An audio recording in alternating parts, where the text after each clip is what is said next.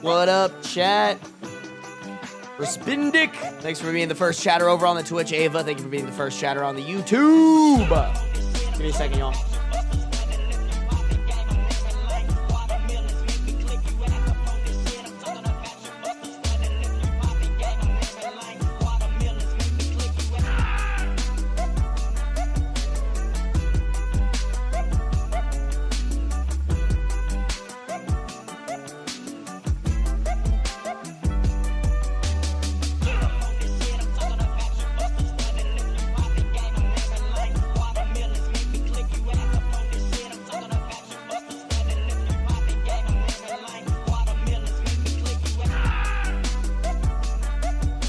Bam! What up, chat? Discord has been notified. Sarby staying dry with all the rain we've been having? Yeah, dude, I've been enjoying it, bro. I'm not gonna lie. I went on a run today at like 11 a.m., like kind of in the middle of the day. And it was hot, but it wasn't like how hot it's been, and it felt so good.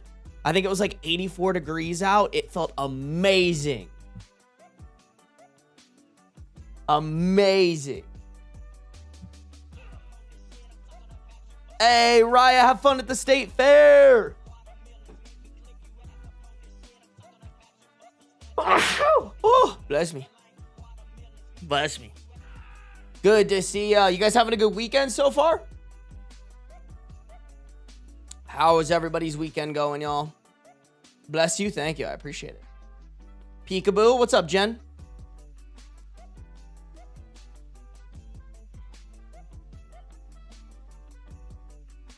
Yeah, I've also been enjoying the thunder. Is it supposed to rain again tonight? I love it, man. I know it's supposed to get hot again next week. I'm like, no, please don't do that. Oh, a tree in my neighborhood fell down. Like a big, thick one. But it fell, like, perfectly. So that it didn't hit any of the buildings. At least the important ones. It hit, like, our mailroom and a little bit of the gym. But mostly the mailroom. That was kind of crazy. I just walked outside and that bitch was falling over. Yeah, apparently it's supposed to start getting hot tomorrow. Damn, that sucks, bro. I need more. I need more. I do love some rain, chat. I do love some rain.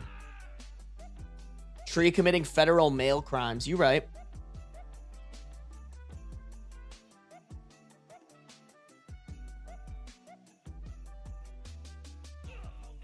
Just got back from my brother's adult softball tournament. That's kind of fun.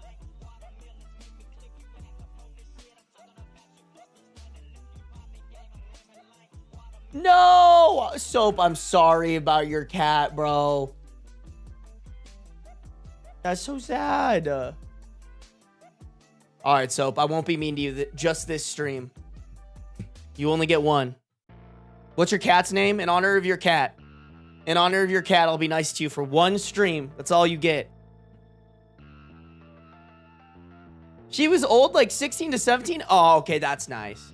You know what? I think, first off, that means you took really good care of that cat, you know? If she lived to 16, 17, that means she got 16, 17 good years, bro. You should be proud. Her name was Nala. Okay, in honor of Nala, I'll be nice to you. Just this one time. Damn, bouncy ball with the 145 streak, baby. Hey, what up, Lord Lele? I'm glad your fiance enjoys the videos. Tell him I said hi. Nala is a beautiful name for a kitty. I agree. Our cat who died last year-ish was 18 to 19. Bro, so what's the fucking secret, bro? That's crazy. Those are such old ages for kibbies. I have to applaud you. Althea, thank you for 19 months at tier 1. Been subscribed for 20. God damn. 20 months is crazy.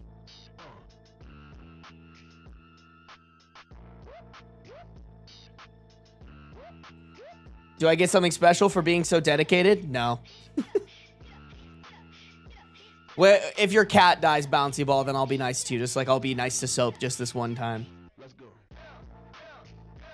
We don't reward good things in this chat.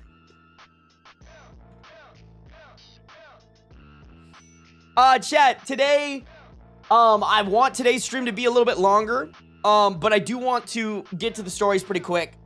We're going to be reading some Reddit stories. I want to take a dent in the 1, 2, 3, 4, 5, 6, 7, 8 updated Reddit stories that I need to finish for the 15 most upvoted Best Redditor Updates video. And I only have, like, well, not only. I have 2 days until I travel. I will be bringing stuff to stream. I'm going to go visit my girlfriend. That being said, I would prefer to not have to record at least this video when I'm out there. But that is a later me issue. I think I can cook through all these stories, honestly, as long as I lock in. We're going to do that. We're going to react to a Tradwife video that my girlfriend sent me. And then we're going to play Subnautica. All right. I want to make a huge dent in my playthrough because I haven't been doing that playthrough. And there is a lot that I want to do in the game.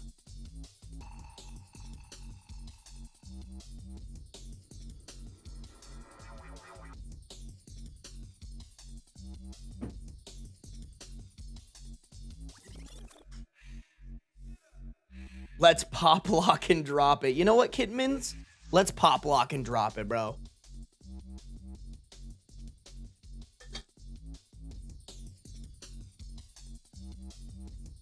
If the stream is long enough, I may be able to catch the tail end of it after I get back from the pool. Oh, hell yeah, Cherry Soap. I hope you have fun at the pool. Tradwife is such a disgusting grift. No, for real. And the fact that there's other women encouraging teenagers to do it is just, like, fucking disgusting.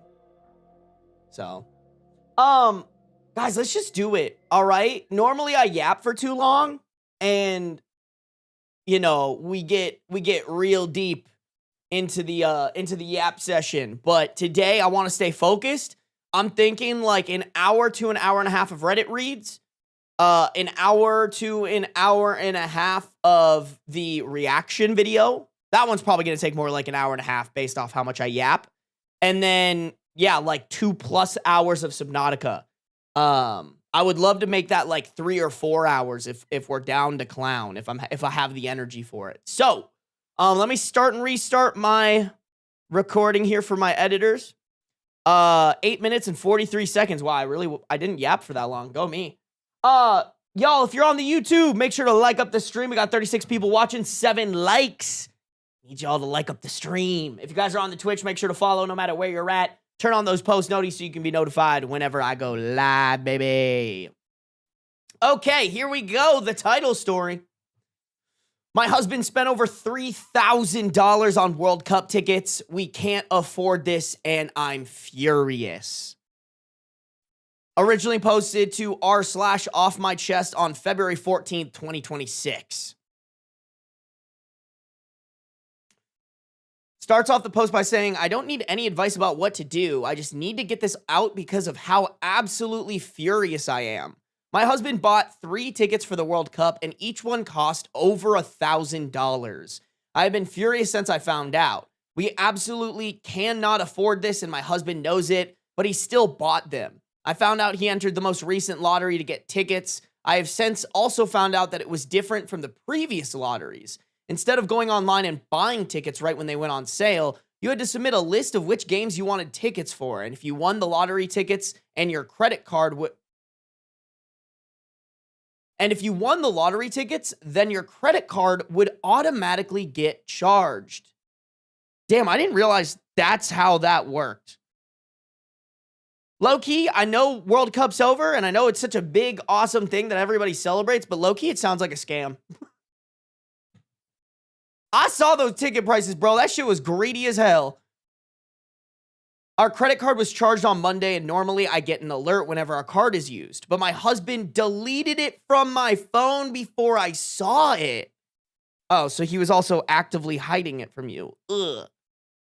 It didn't see the charge until 2 days later, and I thought our card was compromised. I found out what the charge was, and I was still going to dispute it because we absolutely can't afford it. Okay. Don't do that because I think that's low-key illegal. but my husband already paid it and confirmed he made that purchase. He took money from our emergency account. We have less than $100 in our emergency account now. Damn, what a dumbass. Please tell me you don't have kids. Well, he bought three tickets, so I'm guessing there's a kid involved in this, huh? Our emergency fund was low already because 2.5 years ago, my husband lost his job and he was out of work for a year. We had to dip into our emergency savings a bunch of times while he was unemployed. He knows what our financial situation is like, and I can't believe he did this. If I didn't have some overtime shifts scheduled over the next 2 weeks, we would not be able to afford our next mortgage payment. I'm furious, and he says I'm overreacting. He says he's taking his dad and his brother. Wait, you're not even taking OP. You're not even taking OP. Hold on. So you spent $3,000 that you and your partner can't afford to spend, and you're not using the money for her.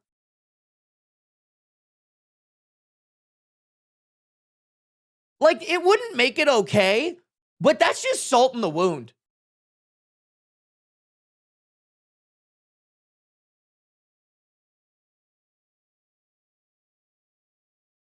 He says he's taking his dad and his brother to the World Cup because both of their birthdays are the same week as the game, but that doesn't mean we can afford to spend over $3,000. My husband said at least the tickets didn't cost $1,500 each, and he also dropped a bomb on me. He applied for the tickets to every game that is being played in our city, and if he won all the games instead of just one, the total cost would have been over $12,000. Yeah, your husband's a dumbass. Or your fiance? Is there still... No, husband. Damn it. I was going to say, is there still a way out of this without divorce? This is divorce worthy to me, bro. There ain't no fucking way I'm going to be married to a dumbass like this. Also, what a stupid fucking way to justify these tickets. Well, at least they weren't $1,500. Is that how we're categorizing, like, things not being bad? Oh, no, honey, I was shot. Oh, well, at least you weren't shot 3 times. Like, it's still bad.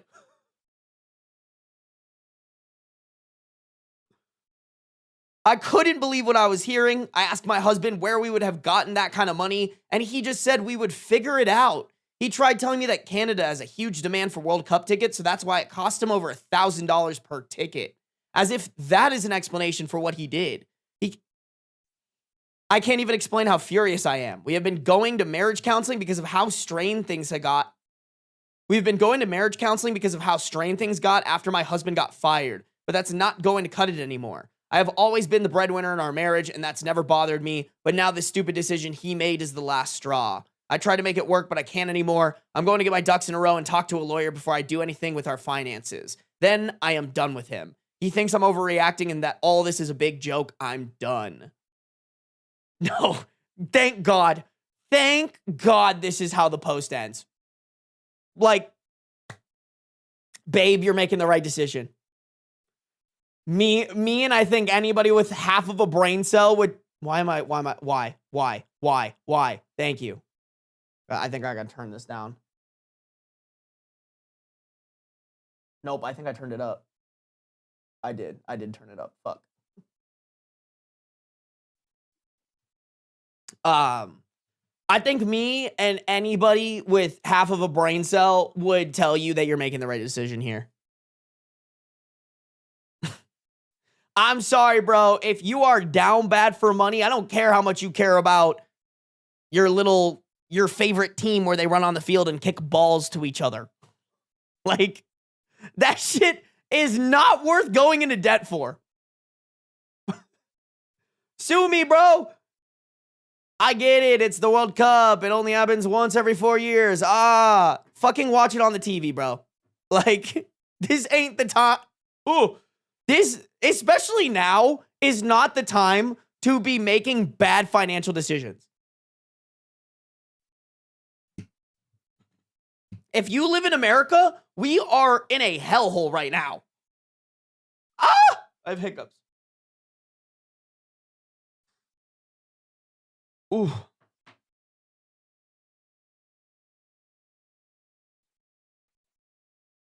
The fact that he didn't even reference that he would make his father and brother pay for their tickets is shocking. Exactly. That is probably the wildest part to me. Is like you used our money that we like. I could maybe understand if my partner talked to me and like was like, "Hey, I really want to do this and we can afford it, but it's like our money. Can we figure out a way that like this makes sense and you approve of it?" Like that is even something where I'm like, okay, we still might not be able to come to a reasonable conclusion here if we can't afford it and buy those tickets. But like, hey, at least you opened up that conversation with me and we talked about it. But in this case, he just spent their money and then went, fuck you, I'm not even taking you. Like, that's crazy.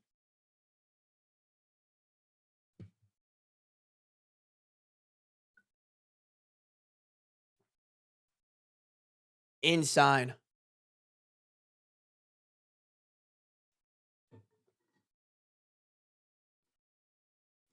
Yeah, she's got a dip, man. I really hope there are no kids involved. Hold on really quick, y'all. What is this? OP also put like a little edit that said, I'm going to turn off chats. I don't need to be called a doormat or other names. I wouldn't even call OP a doormat. What are you talking about? Doormat? Like, I'm not going to marriage counseling anymore and I'm leaving him. I don't need to hear I'm spineless over and over. I get it. How? I didn't really get a part in here that OP was spineless. Like, what do you mean she's spineless? Her husband did something bad behind her back and she left. I don't know, bro. Reddit be Redditing. A couple relevant comments. Someone pointed out what I pointed out. So he's using your money and not even taking you. OP said, I don't watch or follow soccer at all. Even if we could afford tickets, I wouldn't go to a game. I do understand your point, but a ticket would be wasted on me. I would just be bored the entire time. Someone said, so congratulations on your new and separate bank account to which he does not have access. OP said, I won't be doing that or anything related to our finances until I speak with a lawyer. Well, at least I hope your own personal money isn't going to be going into any accounts that he can access. One of my friends went through a divorce and her husband faced consequences in court for separating money and withdrawing financial support, and I do not want that to happen to me. I will only be following advice from my lawyer. Damn. Another person said, sell the tickets on the secondary market, make a loss into a win. Depending on the match, you can make 2 to 3x. OP said, I don't have the tickets. My husband had them, and I have no idea how I could even access them. Now he's telling me he transferred them to either... Now he's telling me he transferred them to either his dad or his brother. He won't say which one because he doesn't want me to be able to ruin this for them. I'm done with him over this. I mean, does his dad or brother know how much of a fucking loser he is? Like, have you told them, hey, I just want you to know you're going to a game paid for with the literal last dollars that we have, even though I told my husband I don't want him to do that.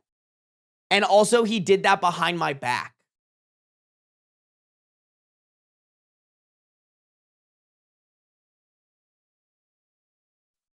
Okay. The next comment basically answers my question. Someone said, tell his father about it. OP replied to that saying his dad doesn't care and neither does his brother. Damn, so he just comes from a family of losers. I guess that kind of makes sense. I'm going to read this whole comment because OP has a reply to it. Another commenter said they can support him now. If it were me... Oh, sorry. The dad and the brother can support him now. If it were me, I'd be locking down finances, freezing credit, closing joint accounts, and stashing money in a new account at a bank or credit union he knows nothing about, and I'll do it all quietly. Then, as soon as he leaves for the game, I'd start packing his stuff so he can move it to his dad's or brother's.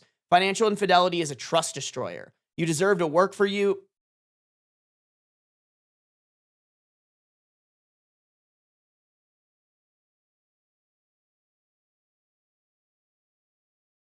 Okay, I think what they meant to say here is you deserve someone who will work for you, not a spongy guy who shows you no respect or appreciation. You're clearly capable. I bet you'll be way better off by this time next year. I agree with that, actually. Like, you don't need this financial anchor weighing you down, girl. OP replied, the World Cup is in June and July. I'm not waiting until then to leave. I'm leaving him now. I'm going to speak to a lawyer and get all my ducks in a row. I want to find out what financial obligations I have towards him before we get divorced. Okay, then she explains the same thing that she explained in a previous comment. I also have to make plans to move because our condo is in both of our names, and I already know I can't force him to leave if he doesn't want to. I will ask the lawyer how to go about that. Damn, that is just a tough situation. Yeah, because there's no way this broke boy loser is going to make this in any way, shape, or form easy for OP.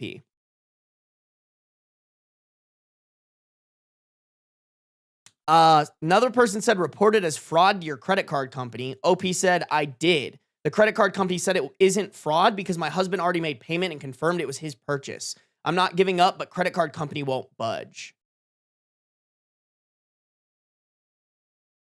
Damn. Just damn. That dude, like, this was all premeditated, chat. That's probably the wildest part. Like, he went out of his way to figure out how he can pull this fuck shit behind her back and make sure that there was nothing that she could do about it. Like, what the fuck are we doing?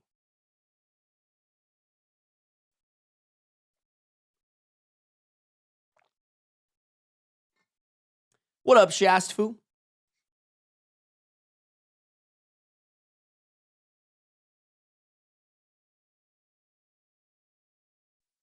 That's so wild, man. I just know Kathy would fucking berate me if I ever pulled some shit like that.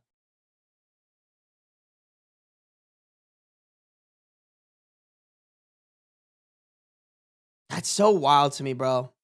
Over a soccer game. I just can't. I just don't understand it, bro. I always come off as an asshole whenever I talk about shit like this because I do it with like cars and fucking everything. But like, I just genuinely don't. I don't understand the obsession. Like, I just don't. I don't understand the obsession to the point of like putting yourself in a financial hole over sports, over cars. Like, it just gives like loser behavior. Like, if you can enjoy the thing without like making bad financial decisions, hell yeah, bro. Do it. Other than that, like, what the fuck are we doing? For what?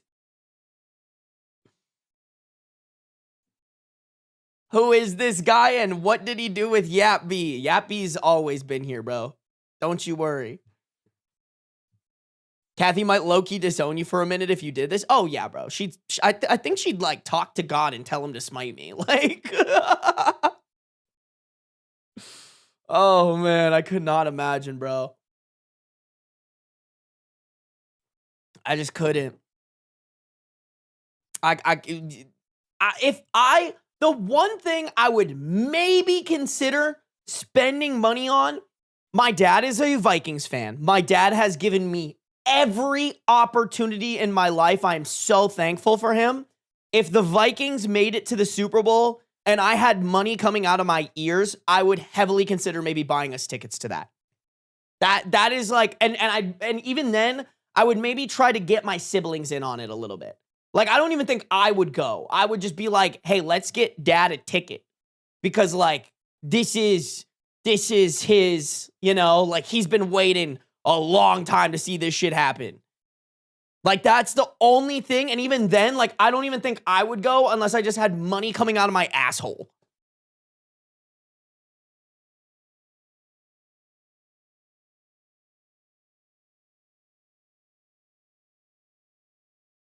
He probably knows that the marriage counseling isn't going well and figures he could financially trap her by doing this. If she can't afford to leave, she won't leave. You know what, Trini girl? That's actually probably good comms. I'm sure that's exactly what he's doing. I also am a little confused because she mentioned that he was unemployed. I think she implied that he is not unemployed anymore, but this is just such unemployed loser moocher husband activity. You know what I'm saying? Like, dude, if you really care that much about going to the World Cup, a year or two before the World Cup, you should have told your wife, hey, babe, I know these tickets are going to be expensive. I want to start saving for this. Can you help me figure out how we can do that?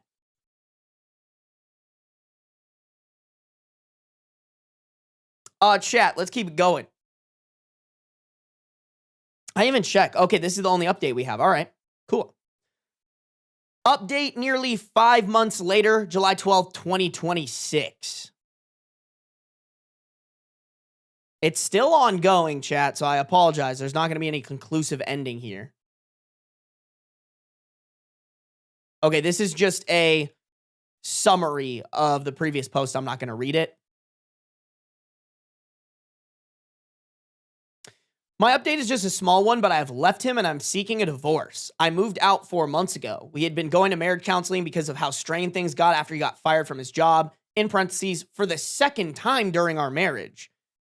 Damn, so he's just... I'm curious what he got fired for. But the World Cup tickets were the nail in the coffin. Before I moved out, he had the gall to complain to me about how we couldn't afford some of his favorites from the grocery store. If it wasn't for me working some overtime, we wouldn't have been able to buy any food at all. I've already hired a lawyer, and since there was no case for a fault divorce...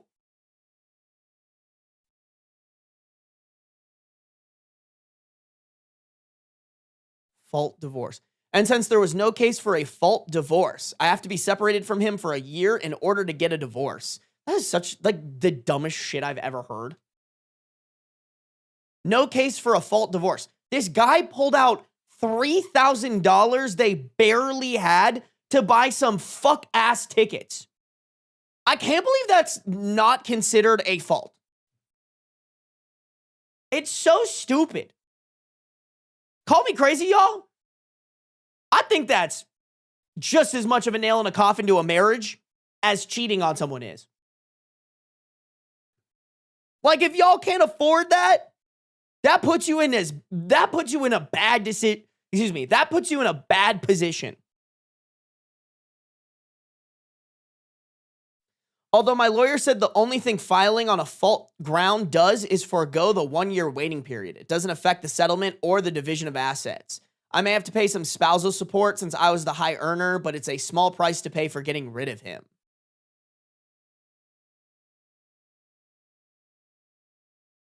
I mean, doesn't it make... I forgot what I read, and maybe this isn't the same case, but I remember there was some girl talking on Instagram about how her husband was, like, dragging on their divorce over years, and the lawyer was like, you're not allowed to date anybody in the entire time that you're in this, like, period of divorce, or else it counts as adultery or whatever. And she was like, fuck that, got a boyfriend, and then they ended up dicking her in court because she technically committed adultery. I don't know, maybe OP's just like locked in and doesn't care about men, but it's just stupid little shit like that where it's like the system is literally built to just be a pain in the ass, especially for women. That sounds like Texas shit. I'm pretty sure it was anti-ableist, if I'm remembering correctly. He doesn't want a divorce. He asked me to stay and continue marriage counseling. He still went to the game, in parentheses, 3 months after I left, while also telling me I should stay. Yeah, fuck that idiot. Also, to address some things from my first post that kept coming up. 1, his dad and brother did not care about him spending our emergency fund on the tickets. His dad, his brother, and his friends thought he was right. What a bunch of fucking losers. 2, we all live in the city where the game was played. No one would have had to get a flight or a hotel. 3, I don't watch soccer, and even if we could have afforded tickets, I wouldn't have gone to the game. My anger was about him draining our emergency fund. It wasn't about me not being invited to the game. 4. Instead of going online and buying tickets right when they went on sale, you had to submit a list of which games you wanted tickets for, and if you won any games you applied for, your credit card would automatically get charged. That sounds so fucking sketchy. Like, that shouldn't be allowed. He applied for tickets to every game that is being played in our city, and if he had won all the games instead of just one, the total cost would have been over $12,000. This was enough to tell me that our marriage was over. I'm following the advice. 5. I am following the advice of my lawyer regarding finances and will not be fully withdrawing financial support, as many comments in my first post suggested. I don't want to face consequences in the divorce proceedings and will follow my lawyer's guidance on how to proceed, no matter how much the comments double down on what I should do. That's just so fucked up, because OP is going to have to pay to basically fund this idiot's lifestyle. As I mentioned in my first... 6, as I mentioned in my first post, I'm leaving my comments off because I don't need more people calling me spineless or to keep telling me I didn't leave him the correct way. That's such a fucked up thing to do.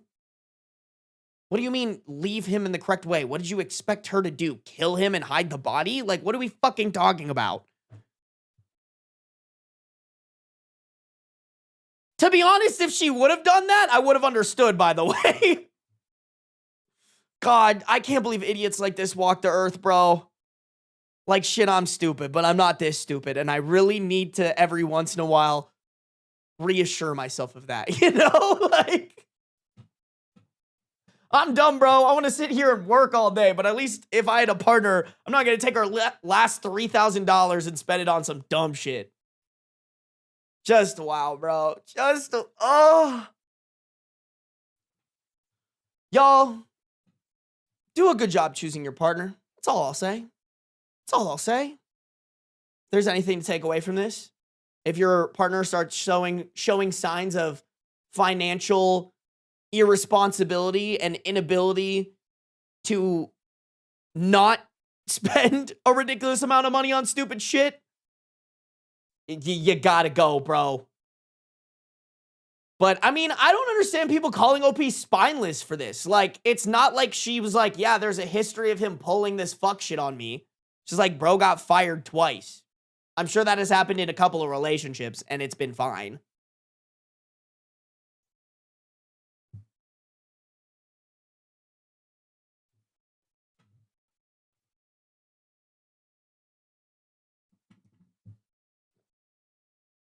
I wonder how long she would have to continue supporting him before she can stop. I'm sure it's a while, bro.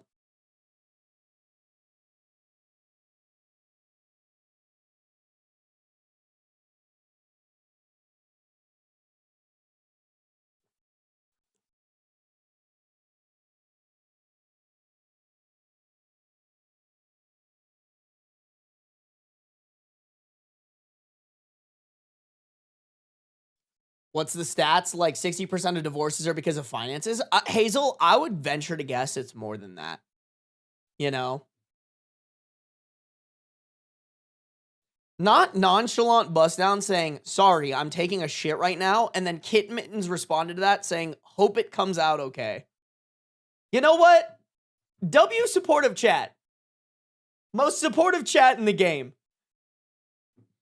If y'all are shitting right now, chat wants you to have a nice, smooth, fiber-filled poop. 3K fuck up sounds like a techno band. Kind of does. I am actually eating. Fuck you, Sarby. Yeah, but you're going to have to poop that out eventually, Soap. Soap, you're making it really hard for me to be nice to you. God damn it, I have to fucking be nice to Soap. Ah! I've never done anything harder in my life, bro. Except for your grandma.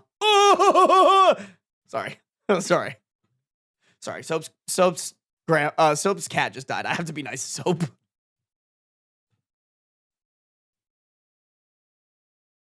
Nah, you don't gotta be nice. Don't worry. Soap, I've committed to this bit. All right? You can't rug pull the bit from underneath me now. Leave my grandma out of this? Why would I do that? Why would I do that, bro? Lame. God, can a guy threaten to fuck his chat's grandma in peace, bro? Come on. Grandmas, plural. You all just have one collective grandma I'm threatening to fuck? Oh, shit. Ads are going to run really quick, chat. Actually, you know what? I might go fill up my water because I'm kind of running low. Low-key, I might switch water bottles too, chat, because there's just not much. This one's kind of small. I kind of fucked up with this. All right. Oh, there's ads in progress right now. Guys, let me go get more water real quick. I'll be right back, and then we'll start on the next story. Don't leave. And YouTube, please like up the stream. We got 70 people watching, 30 likes. I know you guys can do better. All right? Let me be the disappointed dad.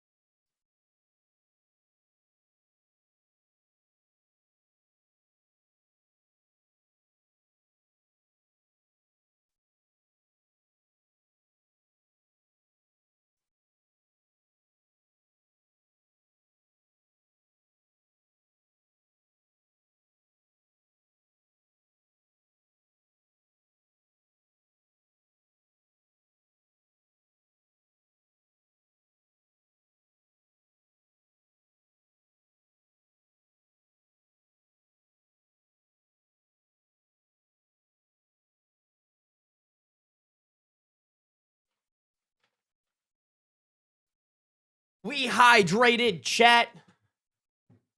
Where all my hydrated chatters at, y'all? Everybody drink your water. Everybody drink your water. Sarby is the annoying little bro I never had. You know what? I'll take that one. I'll take that one. That one actually makes sense. MBEM's having a baking party. Chat, my oven was broken and management couldn't find the part to fix it, so they bought me a whole new oven and it's sick as hell. Bro, MBEM. Sarby, like 4 years ago, wouldn't have given a shit. Sarby now,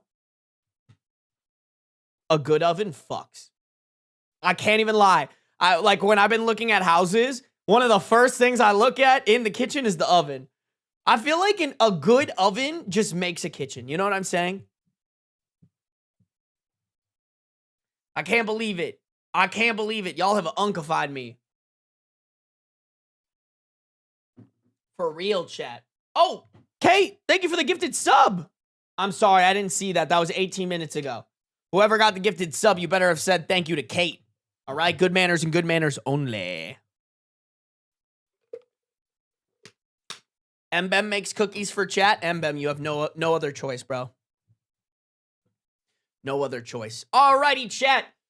Let's keep it rocking and ripping and ripping and rocking, y'all. If you guys are on the YouTube, like up the stream. If you're on the Twitch, make sure to follow. No matter where you're at, turn on the post notice. You can be notified whenever I go live, baby. Here we go.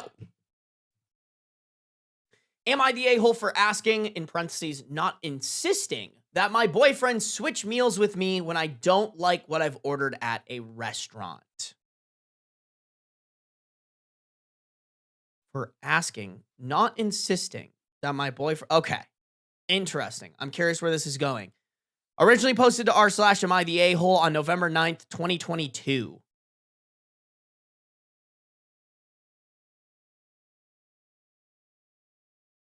Damn, using a throwaway account since I'm a founder and a moderator on my city's subreddit, and my boyfriend could easily see this. Big swinging dick over here. I have been friends with my boyfriend for years, actually together for about 3 months now. He's the sweetest guy, and I know he's been seriously hurt in the past, and so I'm happy that we are finally clicking after being flirt buddies since middle school. We are 25 now. Whenever we go out to eat, he always orders the most basic thing. 99% of the time, it's cheeseburger plain. I'm just going to say a plain cheeseburger. 99% of the time, it's a plain cheeseburger, ketchup on the side with honey mustard to dip his fries. He actually loves exotic food, but he says that menus and making choices stresses him out, so he doesn't want to, but put thought into it, not but thought in it. So he doesn't want to put thought into it. I love trying exotic things, and to me, that's the reason we go out to eat. To me, it's so exciting. My issue is things always look and sound better than they turn out, and I decide that I actually just wanted a burger. So usually I'll ask him if he'll switch with me, and he always does, and he never complains.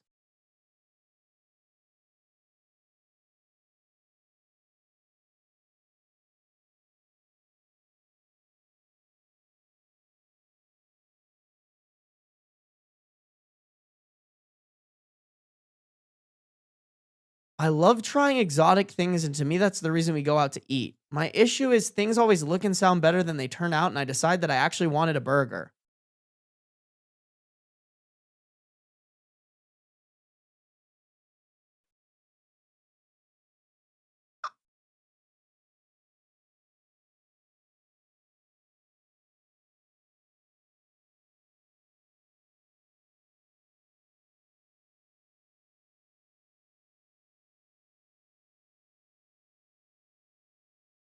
I mean, I guess he does the same thing. He actually loves exotic food, but he says that menus and making choices stresses him out, so he doesn't want to.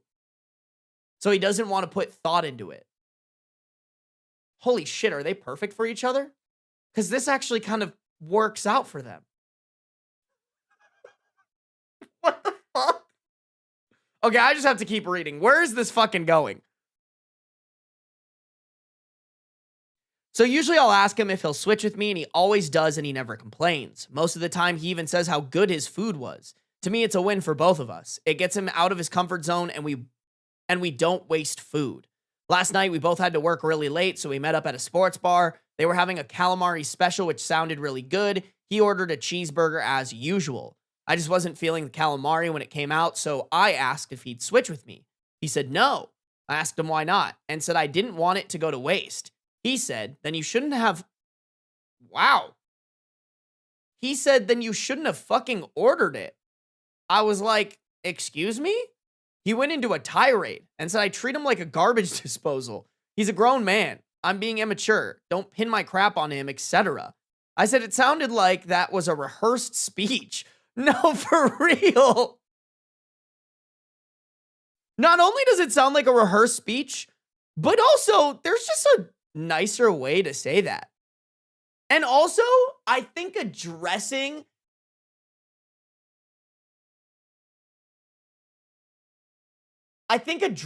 the issue in that moment instead of getting ahead of it is immature in and of itself.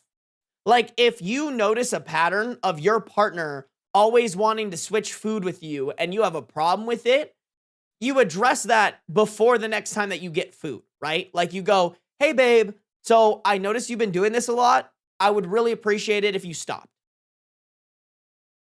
I've been super nice, super reasonable, but it's starting to get a little bit on my nerves, and I would prefer if you just order what you want and stick with it, because then I can eat what I actually want to eat. You don't tell her you shouldn't have fucking ordered it and then go on a tirade in the middle of a sports bar,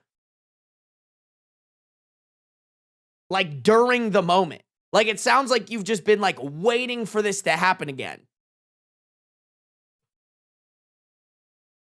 No, Ava, I agree with you. Ava just said, I don't understand switching. That's his food. Just share if you're eating off your partner's plate. No, I agree with you. I think this whole thing is really fucking stupid.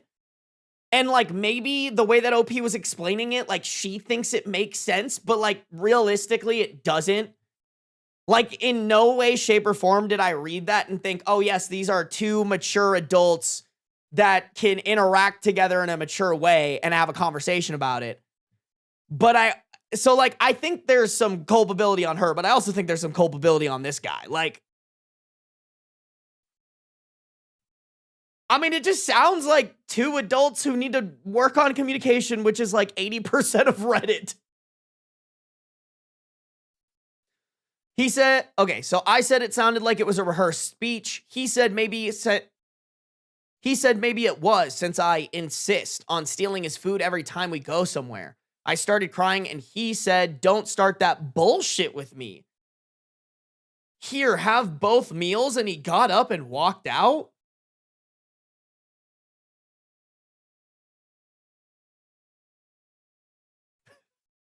I love how at the top he said, I love how at the top OP said he's the sweetest guy, and I know he's been. I love at the top how OP said he's the sweetest guy, and then he does not so sweet guy shit. Like, what is this? Holy fuck. What have we stumbled into, chat? He has not called or texted me, and it's 6 a.m., and I honestly thought he would call to apologize by now. I called my sister a near quote, "You're an a-hole for what?" I called my sister, and she said, and I quote, "You're an a-hole for waking me up at 5:30, and he's going to see you as asking as insisting. That's really crappy of you to put that pressure on him." And she basically hung up. Since she said it, am I the a-hole? And then the verdict on this was a-hole.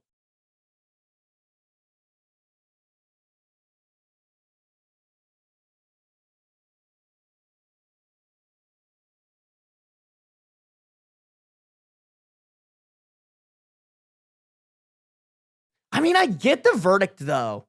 Don't get me wrong. I don't love his reaction, and I think I would change how I reacted there. And I think there is definitely a good argument for, like, that reaction is an a-hole argument. But at the end of the day, like, this weird food thing that OP's doing is the real root of the problem, I'd say. And while I do understand how, like, OP is asking instead of insisting, I think in his head, he's trying to do the gentlemanly thing. And, like, even though you're asking, there is a little bit of pressure to say yes. You know? Like, I think there is this, like, gentlemanly expectation. If your partner says that they don't want your food, if you could switch, that you have to say yes. Like, as a man, I do think that's something that is kind of, like, thrusted upon us. Could he have better communication? Absolutely, but yeah, I don't hate this verdict. I just really want to, like, kind of talk to the boyfriend and be like, "Okay, dude, I think there was a better way."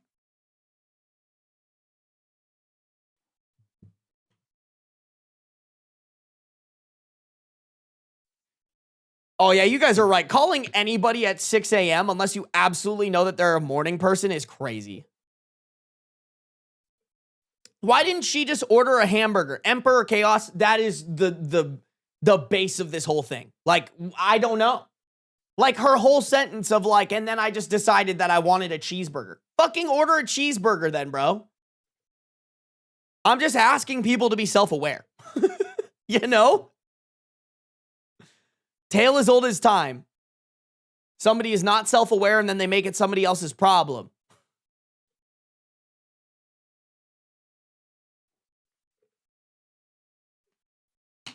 Yeah, I do have to say, you guys are still sticking with everyone sucks here because I think the reaction is weird. Like, I'm trying to think, if my girlfriend did this to me, I think I would look at it poorly upon myself to react the way that this boyfriend did. I think that's just not how, and granted, I guess I forgot how old I am. I guess I'm 3 years older than he is. So, like, maybe you could argue that those 3 years have added the ability to maturely communicate my feelings or whatever. But I don't know. I think 3 years ago, I would have been able to be like, "Hey, babe, let's talk about this." Not in the situation, not in a point where I call you names or you start crying and I say that's bullshit, have my food and walk out of the situation. Yeah, I definitely think there's just a better way to do that.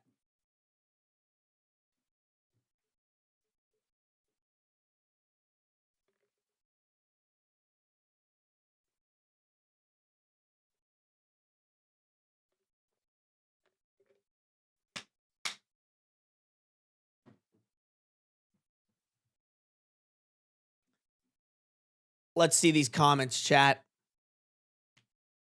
You're the a-hole. It sounds like you go out You're the a-hole. It sounds like you go out, pick out shit you're not sure you'll like, and then ask, in parentheses, which feels to him like an insistence, for him to eat the shit you decided you didn't want. That would drive me nuts, and honestly, your boyfriend did that for way longer than I would have. Also, who calls someone else at 5:30 in the morning to complain about shit? Double, you're the a-hole. Order food you like a grown-up.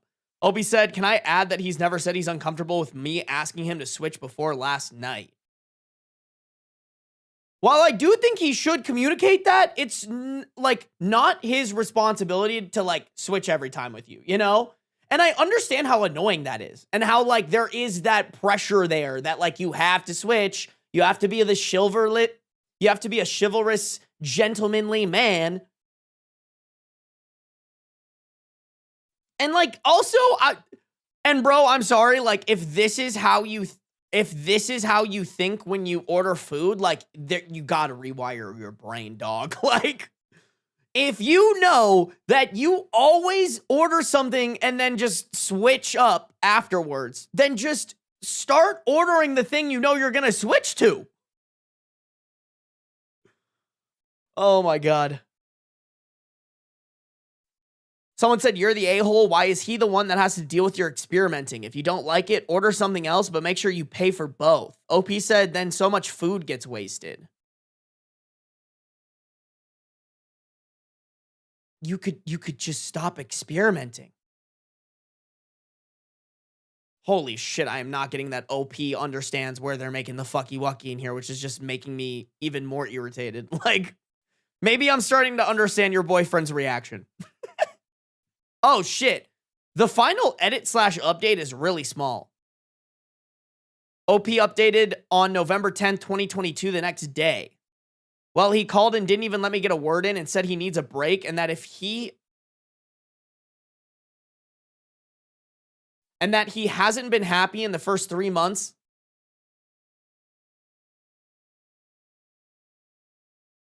I see. Sorry. OP kind of wrote this a little weird. And that if he hasn't been happy in the first 3 months, then the relationship isn't for him. I guess you all are proved correct and I'm an a-hole now. And now a single a-hole.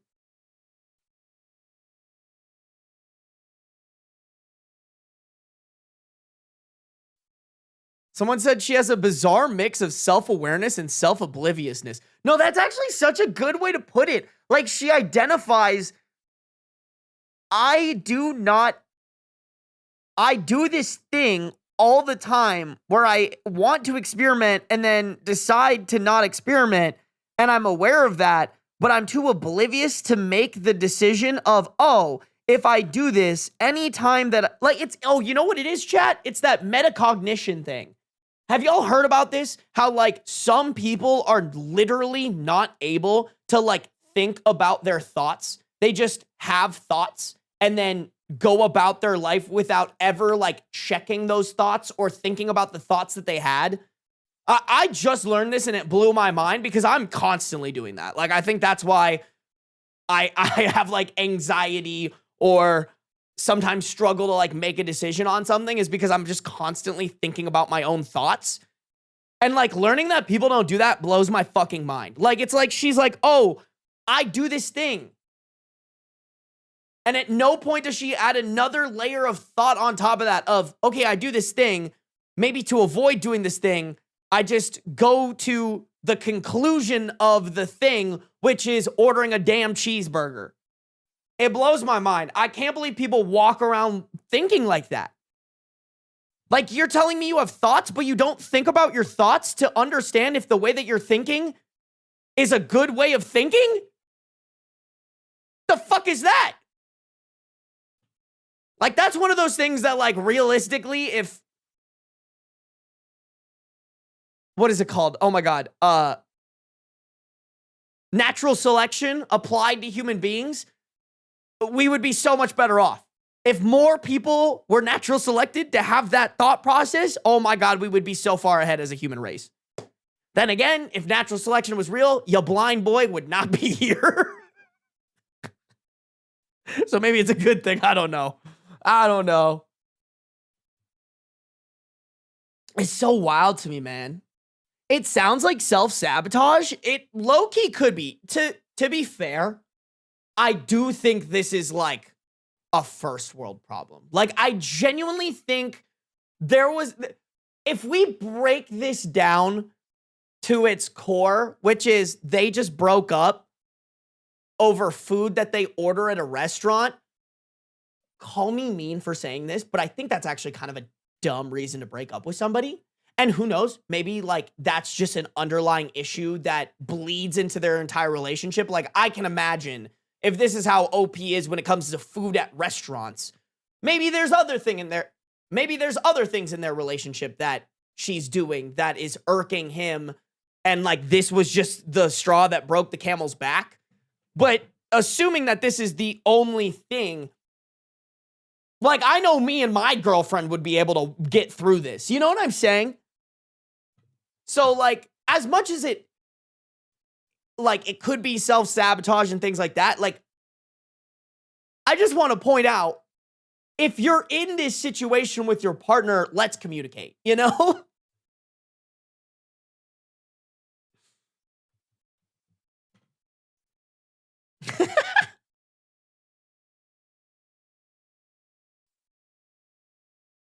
Yeah, why didn't he communicate that before it got to this point? I'm like really stuck on this. Talk to each other, please. That's what I'm saying.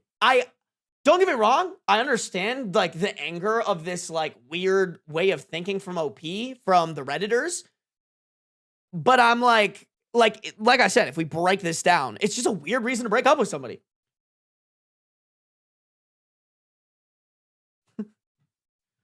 I don't know. I think a healthy relationship would be able to get past this shit and not turn it into like a big issue, you know? How hard is it to say, hey, babe, please order something you're actually going to eat, and then respond, okay, yes, have makeup sex and move on. That's how I feel too.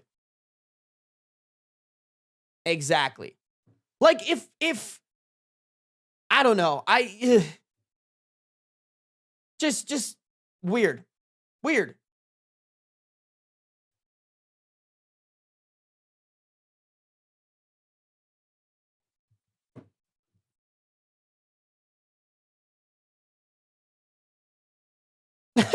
She's unhinged, though, because call me at 5:30 over a burger and I'd break up, too. Keep in mind, she called her sister.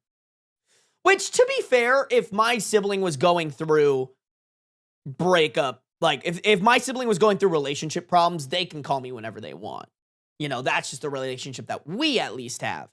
But that being said, if they called me at 5:30 and they were clearly in the wrong, I would be like, hey, sis, I love you. You're wrong, dude. Figure it the fuck out.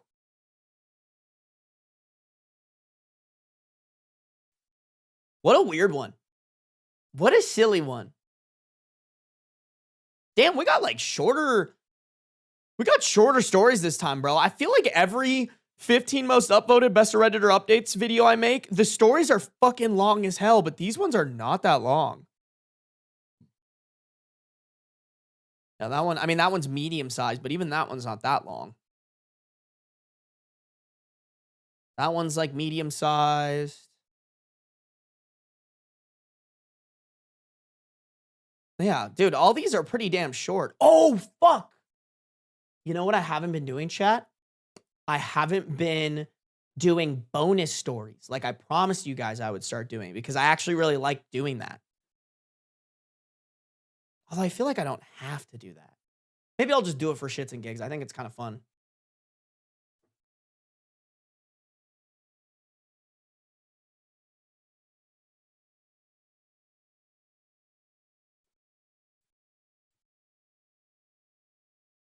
I don't know. I feel like I'm one of those people where I'm like, if I'm like got a good relationship with you, you can call me at any point in time and I'll answer. You know?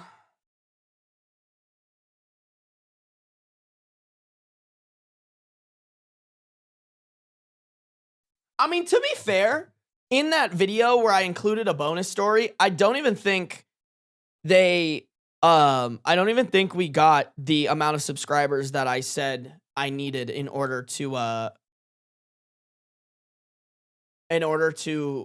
add bonus stories, but that was just kind of a way to get people to subscribe. I can give the people what they want. Yeah, we got 84 subscribers, not 100. I don't know. We're 16 off. Wow, this video actually did really well, though. Holy shit. Holy shit, chat. God damn.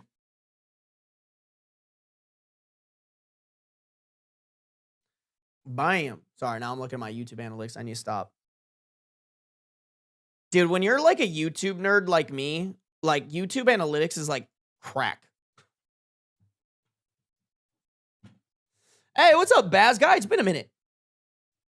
No worries, bro. Have fun with your sister. Thanks for saying hi. Bet he's going to tell YouTube to like the stream next. You right, Shrek. YouTube, like up the stream. We got 77 people watching, 48 likes. I know we get that shit to 55. Easy peasy. Bev girl, thank you for resubscribing with Prime. Guys, make sure to check for your Prime subs, all right? If you have an Amazon Prime account, you have Amazon Prime subscriptions that you can use on any streamer of your choice. If that streamer is me, that'd be greatly appreciated. But seriously, if you don't use it, then Daddy Bezos just pockets the extra profit. We don't want that. You know? That motherfucker tried to sneaky beaky fucking pull some stupid, oh, we're going to automatically opt you into allowing your videos to train our AI so that we can eventually replace you with our own AI-generated streamers and keep all the revenue for ourselves because we're greedy fucking bastards. Stupid Twitch. God, I hope those AI companies go bankrupt. M, thank you for the 5 gifted memberships. Chat, if you guys got a gifted membership from MBEM, y'all better be saying thank you, all right, chat? Good manners and good manners only. Thank you for the 5 gifted MBEM. I appreciate it.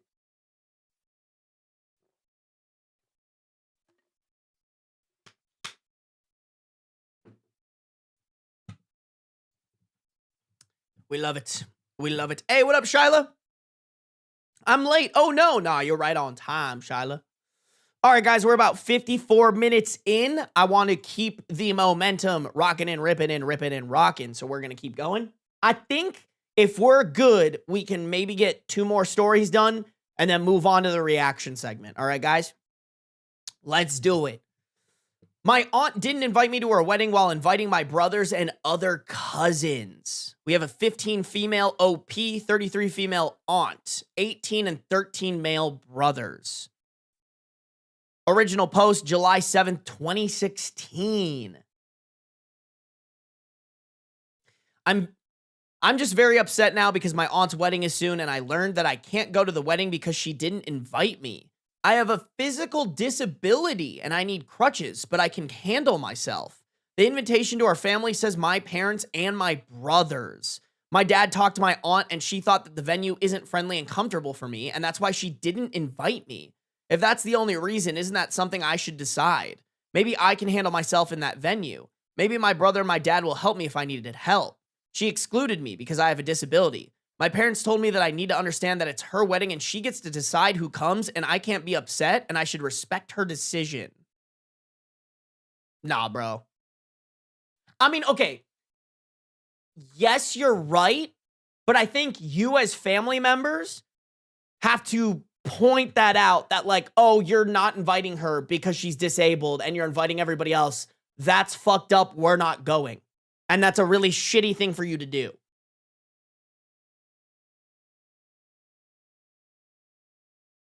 Like, if it's her wedding and she wants to be ableist, I guess she can do that. But you sure as shit as parents better back your disabled daughter the fuck up.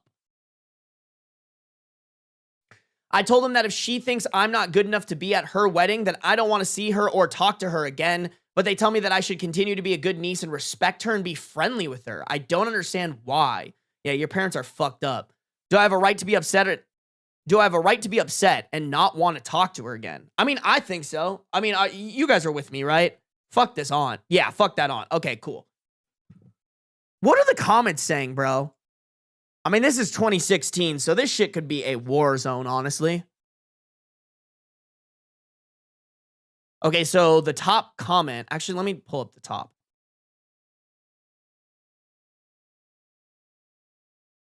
Okay, so the top comment is somebody giving OP a reply to the parents. Mom and Dad, I thought about what you said, and you are absolutely right. This is the aunt's wedding. She gets to decide who comes, and I should respect her decision. But of course, at the same time, this is my life, and I get to decide. And I get to decide who I spend time with and choose to have a relationship with. And you and the aunt must also respect that decision. So since the aunt chose not to invite me to her wedding, and you guys are choosing to go without me and not stick up for me as a member of your family, as well as pressuring my brothers to do the same, you should expect that the consequences of those decisions is that my relationship with both the aunt and you will suffer. Exactly. To be honest, guys, this might be controversial. I'm actually more mad about the parents than about the aunt. Like, fuck the aunt. She sounds like a bitch. But, like, if you're a parent of a disabled child and your disabled child is being excluded for their disability, you're a fucking ass. And you're okay with that? You're a fucking asshole. You are a absolute loser of a parent. And you don't deserve any of your kids, let alone that kid.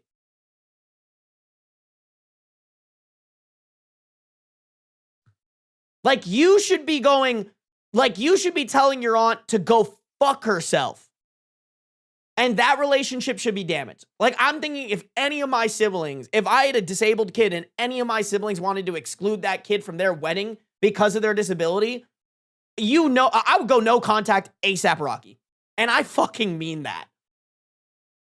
I also know that my siblings are not fucking evil, so they wouldn't do that. Or if I started talking to them about it, they'd talk through it. Like, I just refuse to believe my siblings are that evil at all. Hey, dragging these nuts on your face, what up?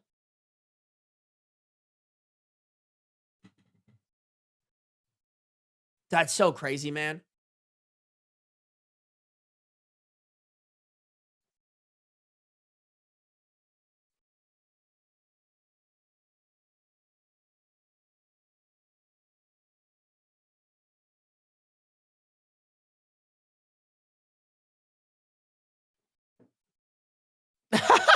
No, not boredom thinking that Shrek for life is for real, bro. That's crazy, because y'all are definitely my more edgy, like, chat trolls, and I mean that in the nicest way possible. Like, both of y'all are always joking about me in some way, shape, or form. Also, wait, guys, really quick. Okay. Okay, guys, I don't need you guys to clip this, and, like, I don't even know if this is true or not. Can y'all chill on the Kai, like, on giving Kai a hard time, please? Like, I know it's funny, and, like, I will do it because, like, I have that relationship with Kai, but I think her chat really needs some more supportive people right now, because she doesn't have the chat that I have. Like, you guys are, at the end of the day, very supportive. You will joke about some whatever about me here and there, but, like, her chat low-key kind of evil sometimes. So, like, because boredom, I know you do it, and I know you don't mean, like, you know, evil shit by it. And, like, I know it's fun to joke like that, but at the end of the day, I think sometimes we could be better at reading the room, and I think Kai is having a hard time with her chats right now. Like, so if you guys go to Kai's streams, can you guys please try to be a little bit more positive? Don't get me wrong.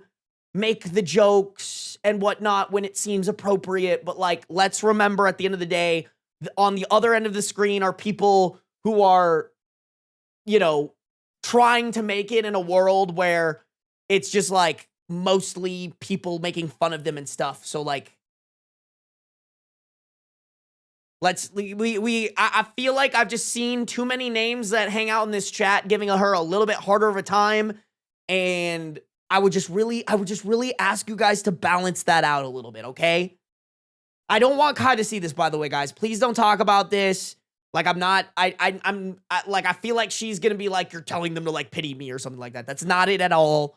Like, I'm just trying to be like, hey, just think about the fact that there's another human being on the other end of that screen, you know? And it's much easier for me, because, like, I have, like, a pretty full chat. Like, it's pretty easy for me to ignore when you guys say mean stuff. Like, whatever. And if somebody's being overboard, but, like, in her chat, sometimes it just stands out a little too much, you know? And that's coming from number one, make fun of Kai person, you know? But I also, like, we talk off stream and I give her a lot of compliments and she knows that it's all jokes. Sometimes it doesn't come across that way when other chatters are doing it. So, all right. Does Kai stream on YouTube? Sometimes she'll multi-stream. Most of the time she streams on Twitch though. Kai's pronouns are they, them, correct? If they are, I don't think they are. Like, I've literally interacted with her in person, and if she didn't correct me by now, I'm pretty sure it's she, her. I'm open to being wrong about that, but I think she would have told me by now.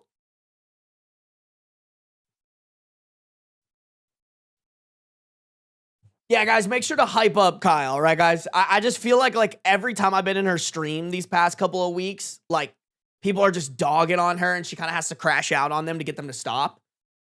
So go over there and be nice, okay, chat? All right? No, guys, please don't send this to Kai, all right? I don't want her to know. Like, I just want to remind you guys mainly, like, and this extends to all Twitch streamers or YouTube streamers, like, it's, and like, I have fun with it. I think we've figured out a good way for us to kind of, like, balance that out. And a lot of it is just because, like, there's a pretty good amount of people in here. So, like, if somebody ever crosses the line, I can kind of just ignore them and it doesn't matter.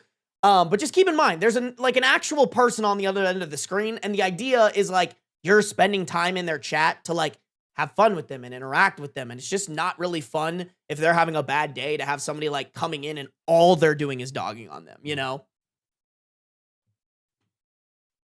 Her Insta bio says she, her. Okay, perfect. I was going to say, bro, I was like, I've been misgendering her for this long and she hasn't corrected me. That's crazy, man.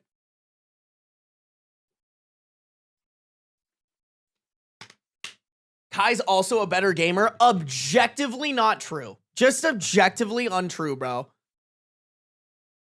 There could never be a more untrue statement. You will only catch me bullying Sarby. Exactly. Exactly. And I can take that, Mbem. It's also easier too, Mbem, because we've built up like a repertoire with each other. So I feel like it's just like we get it, bro. You know?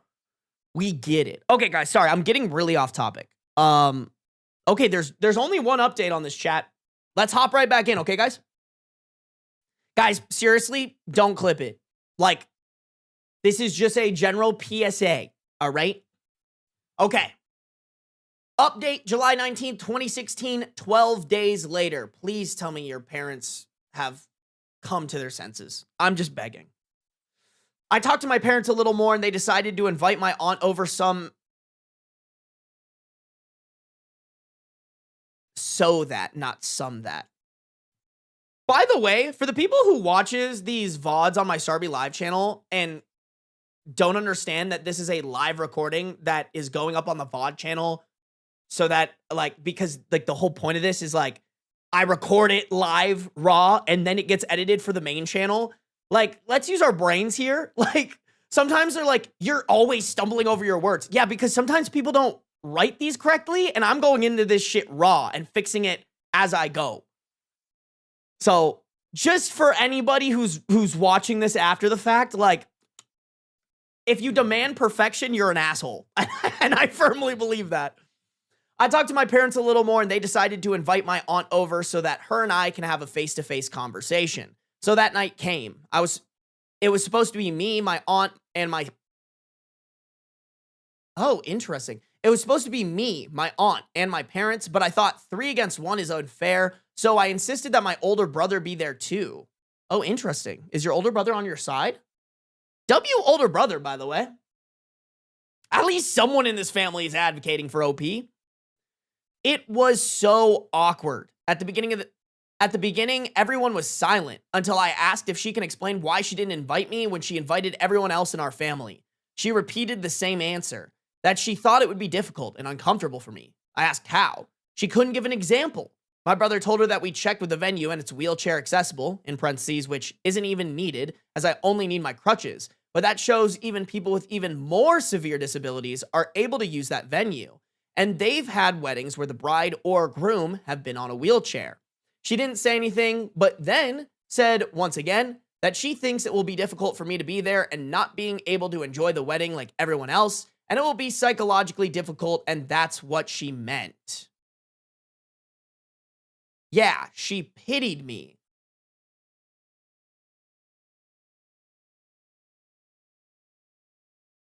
Yeah, I think this is complete and utter bullshit. She's ableist.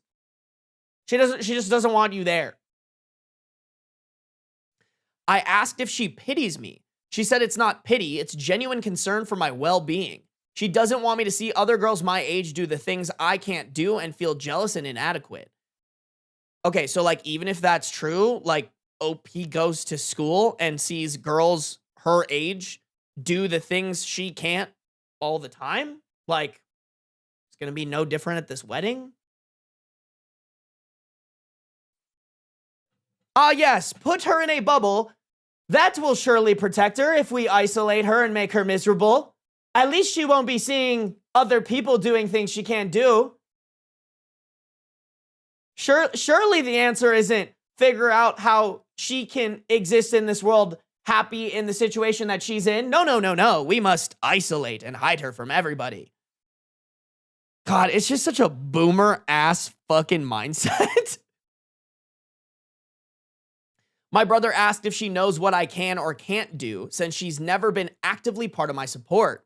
She said she had a good idea. She talked to her husband about it and they made this decision together. At that time, I said, thank you, Mrs., her husband's last name, and left. My brother also followed me with goodbye, Mrs., her husband's last name.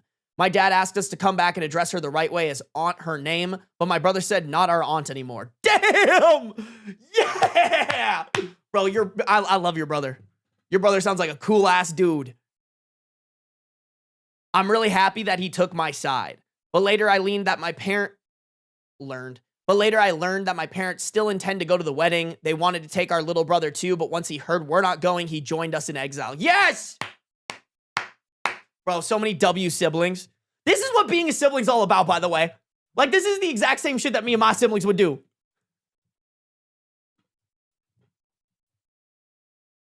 What is the shit? It's like, what is that shit from that movie? Like, no, I'm Spartacus or whatever. You know, what am I trying to quote? What is that? Like this is the sibling shit I rock with. It is Spartacus. Okay, yeah. It is the Spartacus shit. I love it. I love it.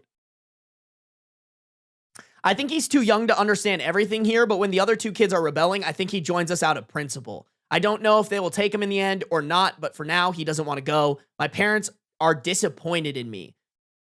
Oh, no, sorry. My parents disappointed me. It feels like a betrayal. I can't see how they can hear what my aunt said to me and not come to my defense.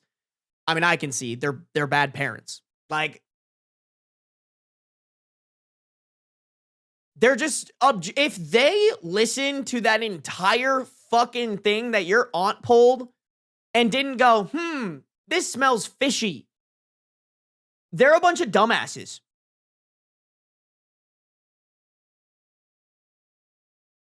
Like, this would genuinely, absolutely hurt my relationship with my family. I would be like, that's so fucked up of you. This generation ain't about that stupid keep the peace bullshit. It's time to make waves, baby. I don't know who is related to this aunt, the mother or the father, but either way, you got to figure out your fuck shit in your family, dog. We do not fuck with that shit in the big old year. Well, I guess this is 2016, but back then we didn't fuck with it, and now in 2026, 10 years later, we don't fuck with it. Crazy, bro. God, I love that. I love the sibling. Like, that's just what being a sibling is about, chat. If you're a youngin' and you're not that close with your siblings, I would strongly urge you to go out of your way to try to build a relationship with your siblings. My close relationship with my 3 siblings, there is nothing that I value more in this world than that. I truly mean that. Like, we're all gonna go hang out with each other in October, and it is like one of the biggest things I'm most excited for upcoming this year. Because, like, that's how much I just love my fucking siblings. They're built-in best friends, bro. Assuming your sibling isn't just an awful person, I really urge you to, like, make connections with your siblings and spend time with them if you have the chance, right? Obviously, if they're a bad person, that's a different story, but especially if you're kids, though, they can grow out of that, you know?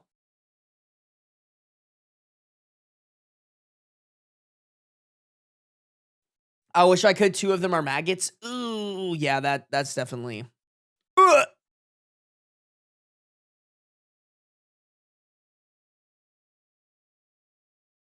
Hey, what up, Shawarma Chicken Sando? I also haven't seen Chicken Sandwich very much. Wait, when the fuck? Who gifted 5 memberships, bro? Who was that? Ray! Is it Ray? Ray the Lupinthrope? Thank you for the 5 gifted memberships over on the YouTube. Guys, if you got a gifted membership from Ray, I need y'all to say thank you, all right, chat? Good manners and good manners only here. No such thing as bad manners in the Sarby chat. All right, guys? Thank you, Ray. I appreciate you. Oh, and Ziz Queen, thank you for the 1-month tier 1 sub, baby. Welcome to the tier 1 sub gang. It's good to have you. Completely forgot you were streaming and thought this was a video. I feel like that's a compliment. My streams are as enjoyable as my videos. We love to hear it, y'all. By the way, guys, you guys, the dedication, I was a little eepy before this because I ran 5 miles and I did a bunch of errands today. So I drank some coffee. It's like 8 p.m. and I'm caffeined up just for you guys.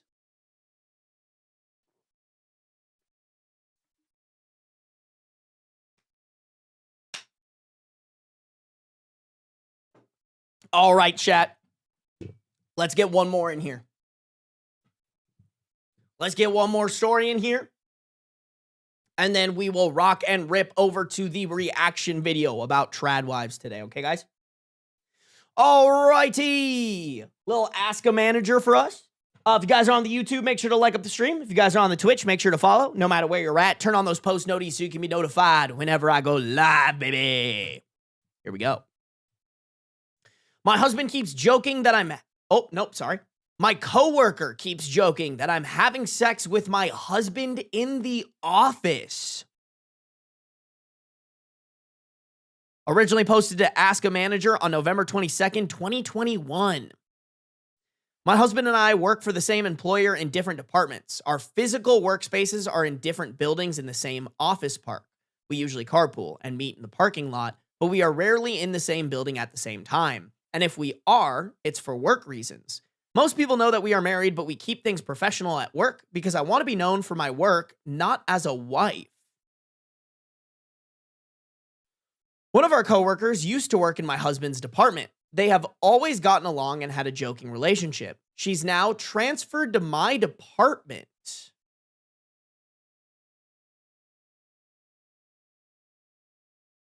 She, you say?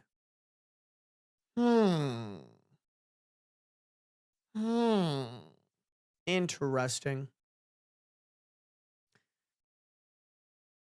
She's now transferred to my department, and she will not stop making jokes about me having sex with my husband at work. If she sees that my office door has been shut, she'll say, "Oh, I assumed you and your husband were having sex on the desk, and I didn't want to bother you." If she sees us parting ways in the morning, she'll make a gag about how we must have been having sex in the car. It happens nearly every time she sees me in private or in front of coworkers. It makes no difference. It is mortifying when she makes comments like this, especially when she does it in front of people 2 or 3 levels above me. Ugh. That's crazy. She'll do it in front of other people? That's so fucking weird. This is not how I want to be thought of at work. Okay, the only thing that I want to know, was she making these same jokes to your husband?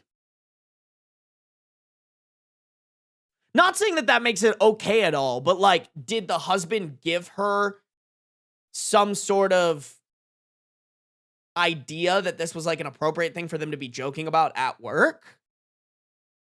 But either way, I think she's probably into OP's husband. Call me crazy, man.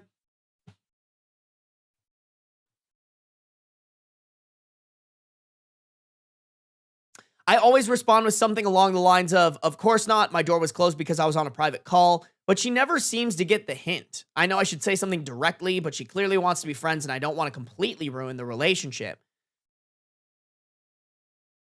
I mean, respectfully, girl, I think her making sex jokes at work and borderline sexually harassing you is more important to address, even if that results in you completely ruining the relationship. Because, I mean, this is the part that gets me, honestly, is like, these jokes in front of your superiors is not helping you with promotions and whatnot. Because maybe they're drawing their own conclusions from it.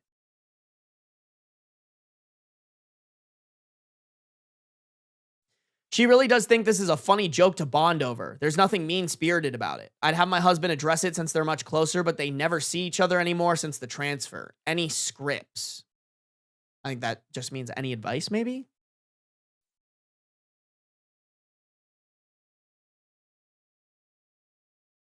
Yeah. No, I kind of, this is how I feel, Linda. My womanly instincts are tingling with just the first part. She's out to get her and make her look bad. Exactly. Like, there's something here. There's something here that is, like, not appropriate that she's doing, and I think it's intentional. I think OP is giving her a little bit too much leeway here. Y'all, I want to see what Allison said. Okay. Alice's response, surrounded by lots and lots of ads. What on earth? Why does she think this is a good way to bond? If it had just happened once, I'd assume it was an awkward joke that she felt mortified by later. But repeatedly, even a good joke would be worn out at this point. And just because he's your husband doesn't make her comments any more appropriate than if she was saying this about any other coworker. I know you're worried about ruining the relationship, but she's constantly joking about your sex life at work. She's the one who should be worried about ruining the relationship, not you for telling her to stop. Clock that shit, Allison. Personally, in your shoes, the next time she did it, I'd visibly stop short, give her a weird look, and say, that's a really weird thing to say at work. Yes, girl. She's putting you in a weird position. She's putting you in a weird position at work. Put her in a weird position at work. The visible reaction is important. You want to reinforce that what she's doing is jarring and not okay. If she has any self-awareness, that alone should put a stop to it. But if it doesn't, or if you want alternate scripts, here are a variety of tones and approaches to pick from depending on what you're comfortable with. Oh, that's what scripts mean. Like, people ask any scripts if they, like, want her to come up with words that they can say to her. Got it. Okay. First one, I know you don't mean it, but please stop joking about my sex life at work. 2, I know you don't mean it, but I'm weirded out every time you say that. Could you stop? 3, that's gotten really old. Could you cut that out? 4, you need to stop saying that. 5, having you continue to talk about sex is really uncomfortable. Can you stop? 6, why do you keep saying that? It's really inappropriate. If your response to these scripts is, I just don't want to make things awkward, they're already awkward. She's made things awkward by constantly talking about you having sex with your husband. Let her feel that awkwardness herself rather than you taking it on yourself each time. And if it helps, consider that you're doing her a favor by shutting this down, because someday she's going to say something inappropriate to someone who's not you, and they might react a lot more harshly than you are. Yeah, I mean, if that's how you have to look at it, but I'm just more sitting here like, that's just some weird shit, bro. And I'm sorry, I'm reading too in between the lines of, like, I think there's some jealousy, or like some of you are talking about, like, maybe she wants to have a threesome with OP and her husband. Like, I don't know. Maybe she's just socially awkward, but it's too fishy. That's all I'll say. That's all I'll say.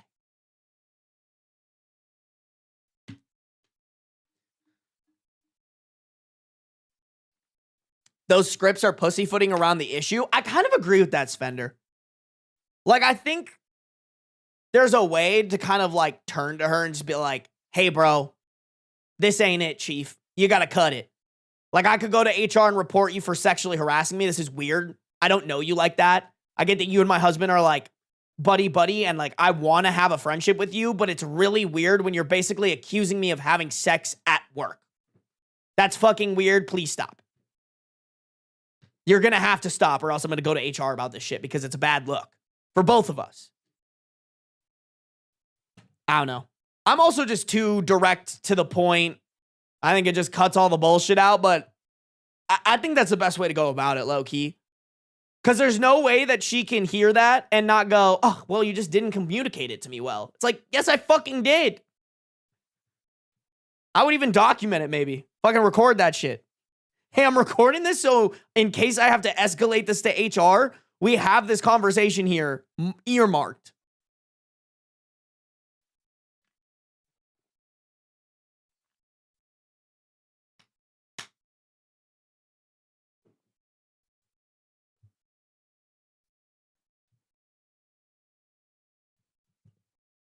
Hey, glad you found the video helpful, Brett. Chad, I'm so curious about this update. I just want to get to it. We gotta hop to the update, bro. I gotta know. How does she handle this? Update December 6th, 2021. Wow. Like 2 weeks after the original post-ish. I would like to address a couple of things that came up in the comments before getting into the update. One, there were a lot of comments about going straight to HR about this. While I get where people are coming from, I wanted to address it directly with my coworker before making a serious complaint. I knew I could always escalate it if it went poorly. 2, lots of comments about how she must have a crush on me or my husband. I know it's easy to extrapolate from letters where you don't have all the information, but that is definitely not the case.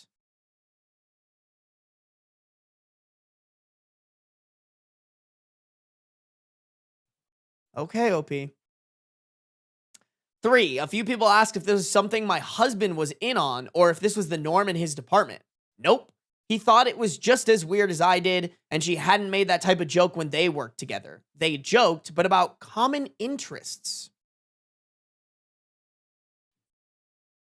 I don't know, maybe there's like a possibility that she wants to be like girl best friends with OP, and that's why she's kind of like crossing this line, but I don't know, man.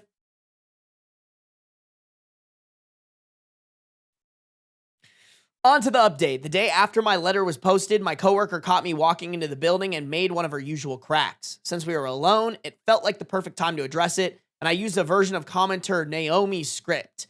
Hey, I know you're just kidding around, but I really worry that someone who doesn't know better will take you seriously. My husband and I try really hard to keep things professional at work, and I really don't want anyone to get the wrong idea. You could see the penny drop. She apologized profusely and even brought me a coffee later in the day to make amends. I've also overheard her a few times since hyping up my work and professionalism to our coworkers, so I know she has taken it to heart. We like different hockey teams, so I've started gently teasing her about that. It's given us common ground, and now we have something to work appropriate to joke about. I know that a lot of commenters were concerned that she wasn't really my friend and that I couldn't see that she was trying to bully me or bring me down professionally. I hope that this update has put that fear to rest. She is a really nice person. I think she was falling back on the one thing she knew about me, in parentheses, my marriage, to try to bond, and she just missed the mark. Okay. Someone in chat just said, so she's dumb. You know what? If that's true, which we went definitely the more pessimistic route with this, that's definitely better that she's dumb than some of the other things that we were surmising. Sometimes that's just the answer. Some people are just dumb, bro.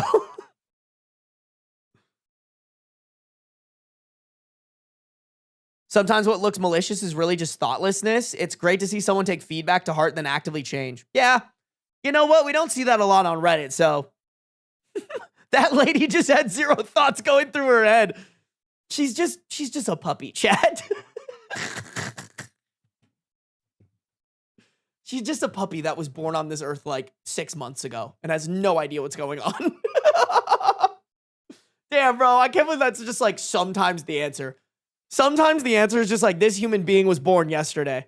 You kind of got to lay everything on the line for them, which, like I said, better than the outcome that we thought this was going to.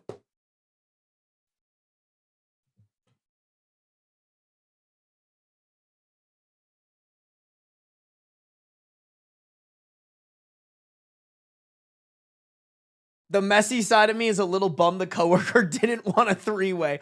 God forbid they don't want a three-way, bro. Oh, man.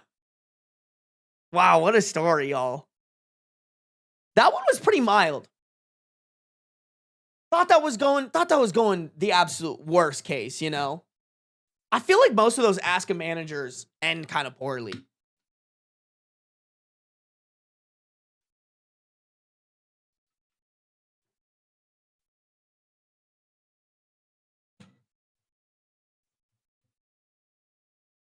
I don't know. I mean, we didn't get another update, chat, so I feel like that just has to be it, right? She was just kind of an idiot. I mean, she could just be, like, not good at picking up on social cues.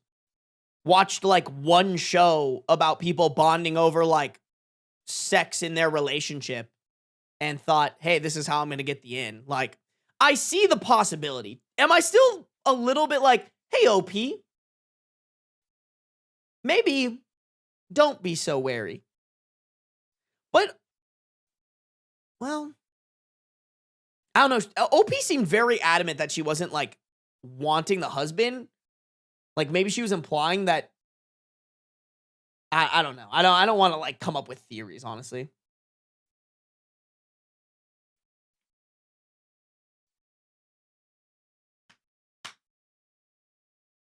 I've been awake for the last 36 hours at a 22.5-hour Harry Potter marathon the movie theater was doing. I am triumphant, but I am also tired.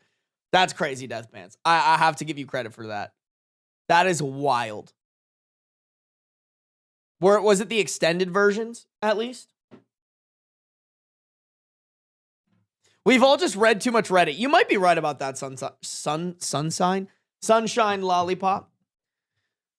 Chat, we are at the reaction portion. If you guys don't know, we are reacting to this video right here. The trad wives found their new recruits, teenagers.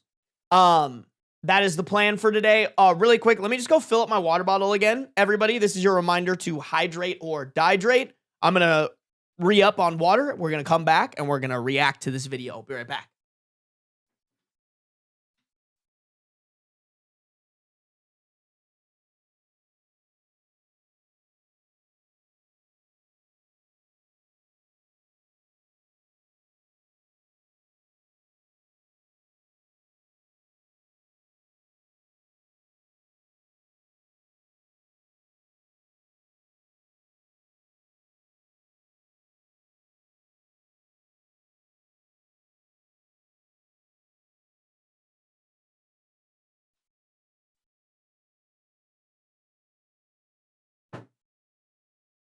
Bam. Shit, now I gotta grab some water. Yeah. Hydrate or die straight? I mean, I think I'm gonna die straight. I don't know. Who knows? Maybe I'll switch up. Who knows, chat? Chat, we aren't locked in any ads, are we? I think we're good. I think we're chilling. Alrighty, y'all, let's do it. Do it. Okay, here's what I'm gonna do. I'm gonna make this screen just a tad bit smaller. And then I do want to switch the chat to just something a little bit. Oh, shit. What did I just do? I want to.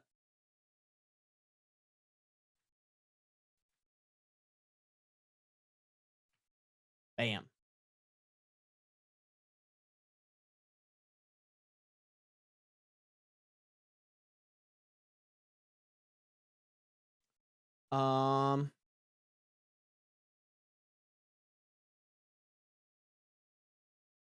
think I'm gonna put you guys down here.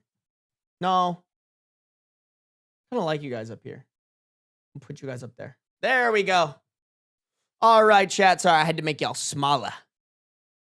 Smaller but baller. I'll make you a little bit bigger. Alrighty, chat. Here we go.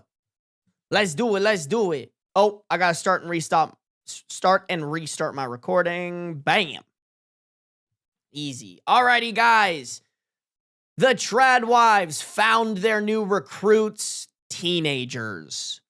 This is another Ashley Embers video. I promise I'm not trying to react to like all of her videos. My girlfriend sent me this video and said that I should react to it. So shout out my girlfriend. As always, guys, original video is going to be linked down below. Go support the original creator. I don't have my headphones in, chat. Give me a second. All right. Guys, what is this epidemic of 19-year-old tradwife content creators? My morning as a 19-year-old what? Get ready with us to go to church with 4 kids as teen moms. I got married at 8. 4 kids as teen moms is insane. What? What?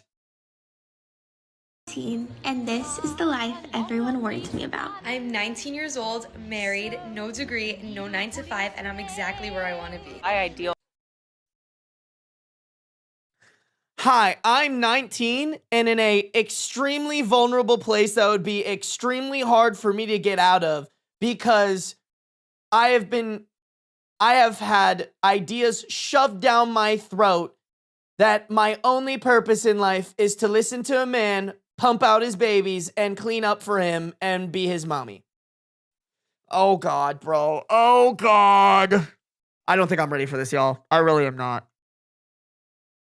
18 years old, married, no degree, no 9 to 5, and I'm exactly where I want to be. My ideal voting system would be a one-family vote, one household, one vote. I was an 18-year-old tradwife who had a baby at the same age, and I'm 36 now, and I'm here to tell you, don't do it.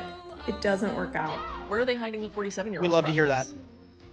I think we know. I've been a stay-at-home mom for the 10 plus years. I have no income. I have no money. 2 weeks ago, he told me that he wants to move forward with divorce. Tradwife content is propaganda, and women who are most at risk for falling for this propaganda are young women and uneducated women. Rita makes the bread from scratch. It's the kind of thing they like the Marthas to do, a return to traditional values. Terrifying. Imagine a life where the more Absolute fucking nightmare fuel, chat. Just holy.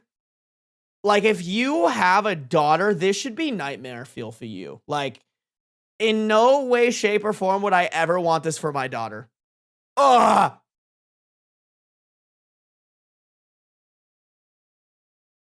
Values. Terrifying.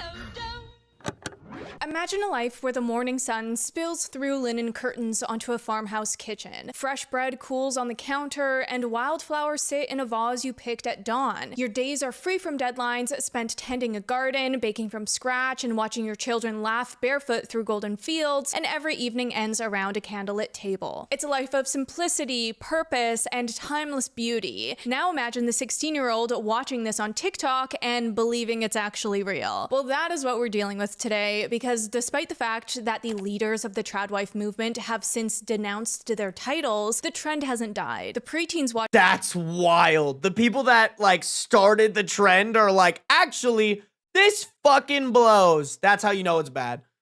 The tradwife movement have since denounced their titles, the trend hasn't died. The preteens watching during this era have been taking note, and as they've come of age, are taking action. That's right, these girls raised on the teat of millennial girl boss CEOs are doing a complete 180 from their mother's generation, turning up their noses at the rat race in exchange for a simple domestic life. The beauty of patriarchy.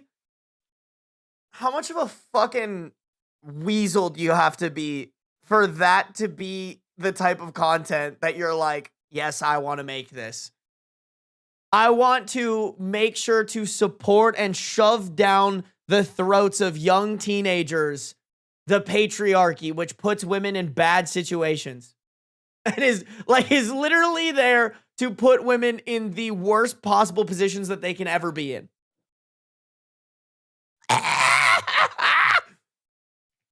Turning up their noses at the rat race in exchange for a simple domestic life. But it's one that comes with real consequences that they can't simply walk away from when they change their mind. So let's get into it, the deeper story of how teenage girls got here and why this seemingly idyllic lifestyle can be far more dangerous than they realize. Stardom young. Ugh.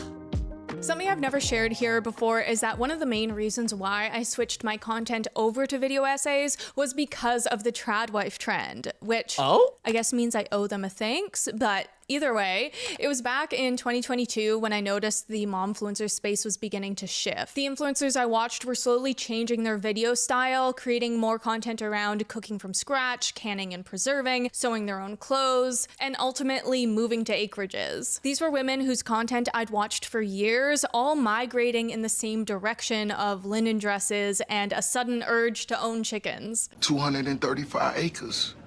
We farming our own chickens, homie. Thousands of chickens, thousands, running around everywhere, quack, quack, quack. It felt like... Okay, so this is really funny to me because that is legitimately the type of shit my girlfriend sends me, but she is like the last woman in the entire world who ever wants to be on that patriarchy shit. Like, she just loves animals and chickens and farmland.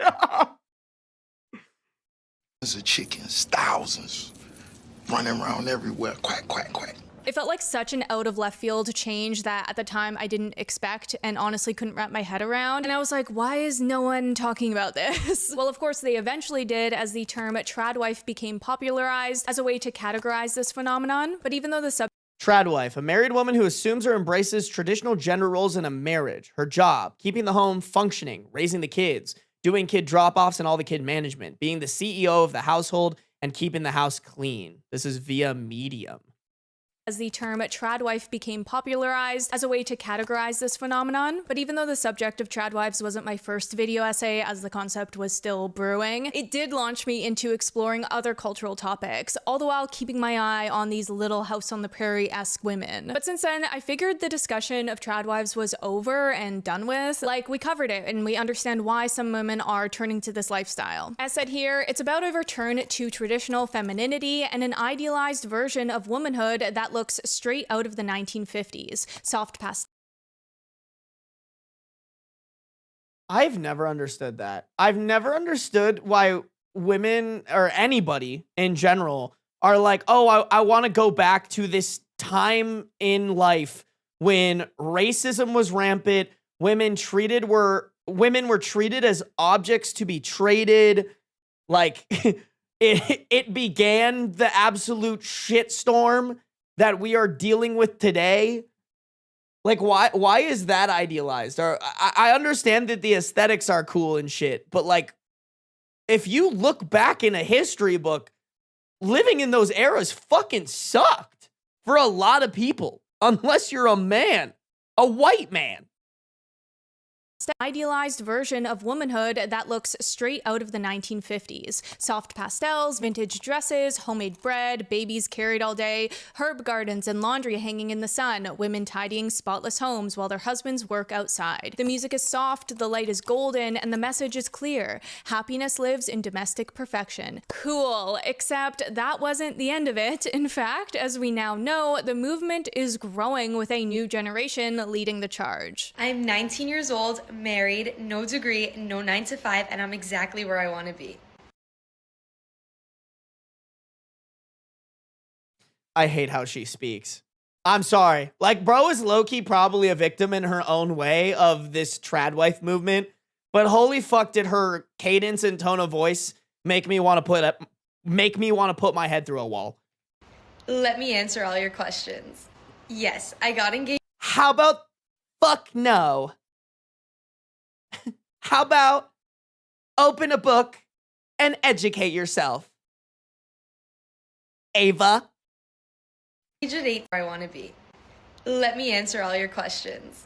Yes, I got engaged at 18, married at 19. I didn't go to college. I don't plan to. I don't have a degree. I don't have a job, and I'm not getting one. I love to cook for my husband. I love to host. I love to run our home. These are things I'm very passionate about. I get asked about this a lot, but me and my husband dated for 6 weeks before getting engaged. Also, yes, me and my husband.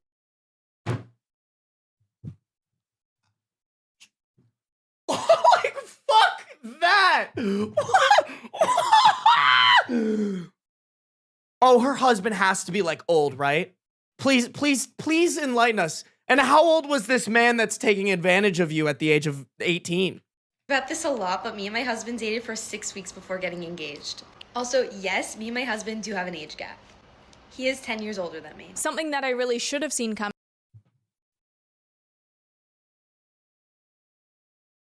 Who would have guessed it?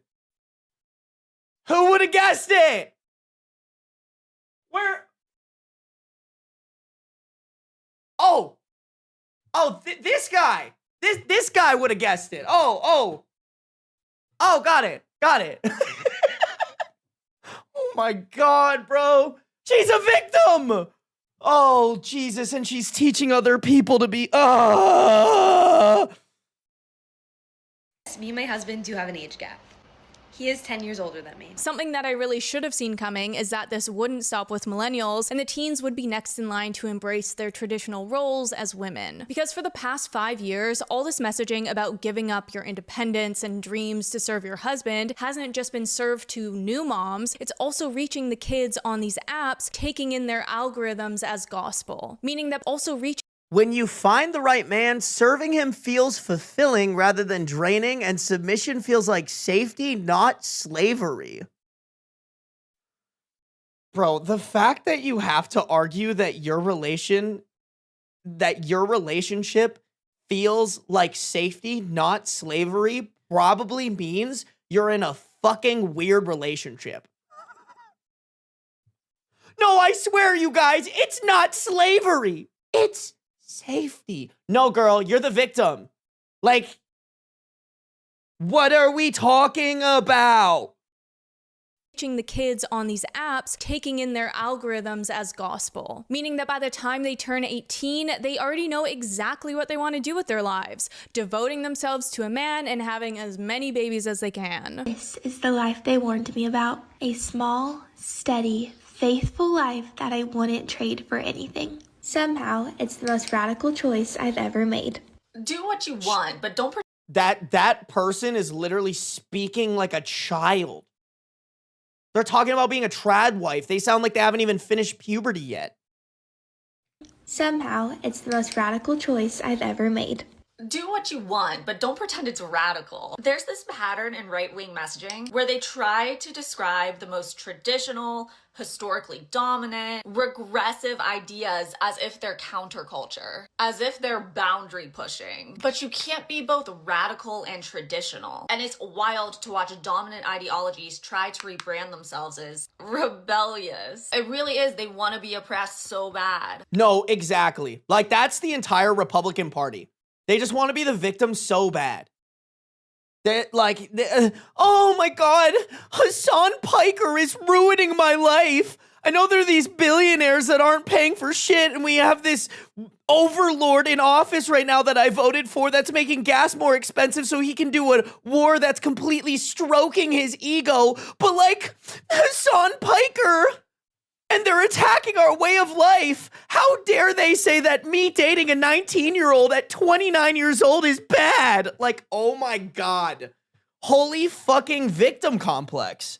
What about, like, it's just such a loser mentality, bro. Brand themselves as rebellious. It really is. They want to be oppressed so bad. It's weird, but it's an intentional rebrand. It's a strategy to try to make these regressive politics feel fresh, appealing to younger audiences. Say whatever talking points you want, but at least be honest about what they are. You're not forging some new radical path. You're participating in one of the most familiar, basic ideologies in America. Now, I do need to clarify that I also do think, like, lazy always wins, no matter in what. And it kind of is, like, this, like, lazy idea. Because I genuinely, and, like, I'm not trying to diminish, like, pregnancy. Like, I know that's hard. And, like, taking care of kids is hard. But that avenue is a lot a lot easier for you to go down than like having to think of like, okay, what do I want to do with my life? Like, what do I actually want out of life? It's easier just to be like, brain off, I'm a baby making machine. I'm a homeowner, I'm a homekeeper. All I do is take care of kids, cook, clean house, and that's it. Like, I think it's also just like a lazy ideology for like, as similar to men falling down the manosphere pipeline, like it's easy to blame your issues on women and then turn to a I hate women mentality. I think it's equally as easy for somebody who's like, I don't want to have to think about my life to go, a woman who's like, I don't want to have to think about what I want to do with my life, to just be like, oh, well, this is a path that is like super pretty and idolized on TikTok, and TikTok will show me only this content until it gets nailed into my brain that this is the only thing for me. This video is in one of the most familiar, basic ideologies in America. Now, I do need to clarify that this video is not an attack against stay-at-home moms. After all, I was one, but it is important to say that staying home with your kids can be a beautiful thing and isn't inherently bad. Like, I myself put my ambitions on pause for 5 years during my childbearing years, and I'm incredibly grateful for that time. I also need to say that getting married young isn't necessarily bad, or even having kids young, though I definitely have more reservations when we're talking about 19-year-olds here. But the problem we are addressing today lies in subscribing to the trad wife ideology and lifestyle at an age where you're locking yourself in before you've even been an adult longer than you've been pregnant. And I think that's the important part, and why I kind of disagree with what she had to say there. Like, I think having kids young and getting married young is one of the worst things that you can do, because there's just like not a reason to rush into that. With how expensive kids are, unless you're just like loaded and you have a good job, odds are before the age of like 24, 25, you are not going to have the money to handle having a kid. Like, to me, it makes more sense to wait to have kids till you're financially able to, rather than a lot of people who are having kids before the age of 24, 25, I would venture to guess are not financially fit to be having kids in a time like right now where everything is so expensive. I just think that puts you and your kid in a bad position. Like, that kid will have certain levels of neglect because they're not financially cared for correctly. And also, it locks you in those relationships. If you have kids young, if you get married young, that is a commitment that you're going to be more locked into than if you didn't have the kids, you didn't have that like connection with your partner.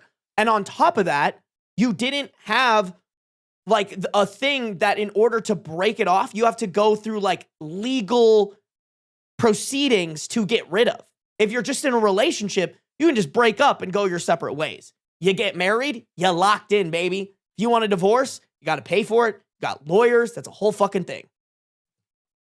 We're talking yourself in before you've even been an adult longer than you've been pregnant. We're talking 18, 19, and 20-year-olds buying into one life path that has no return to sender option. Because when you go #trad life with no previous job experience, education, if that's something you're interested in, or just hard or soft skills besides kneading sourdough, then if anything were to go wrong, you have no backup plan and no way out. So By the way, I really quickly want to clarify in this as well.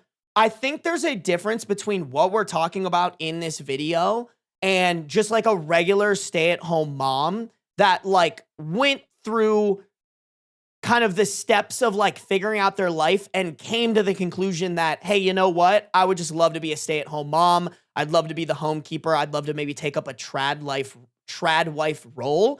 But they did different things to get to that position, and also are putting things in place so that if they ever got in a sticky situation with their partner, they could get out of it. Like, if you went to college, got a job, met your partner, built up your savings, created a healthy relationship, got married, and then you're like, you know what? I'm gonna quit my job, have kids, and this is what I'm gonna do. I want to make it very clear, I'm not shitting on you. I'm not shitting on you. I'm shitting on people who don't go through that step, because I think that's really important. If you don't get a degree, you're putting yourself in a bad position to be taken advantage of if you do become a stay-at-home mom. Like, you just are.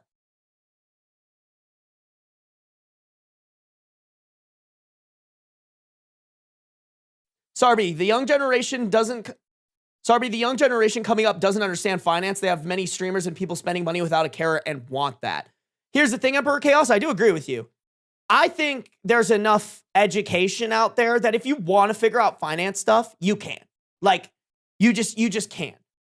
It really is up to your parents to teach you that stuff. I truly believe that. Like, that's a responsibility that parents should have for their kids.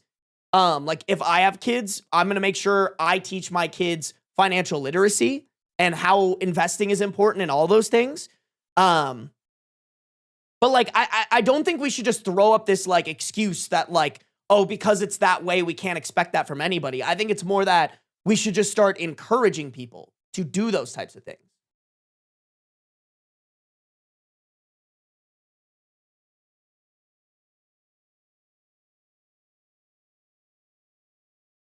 A stay-at-home parent is kid-centered. A trad wife is husband-centered. That's a great way to distinct it, Sunshine Lollipop. Then if that's something you're interested in, or just hard or soft skills besides kneading sourdough, then if anything were to go wrong, you have no backup plan and no way out. So y'all want to know the scariest thing, and it's happening to me now, is being a female, married.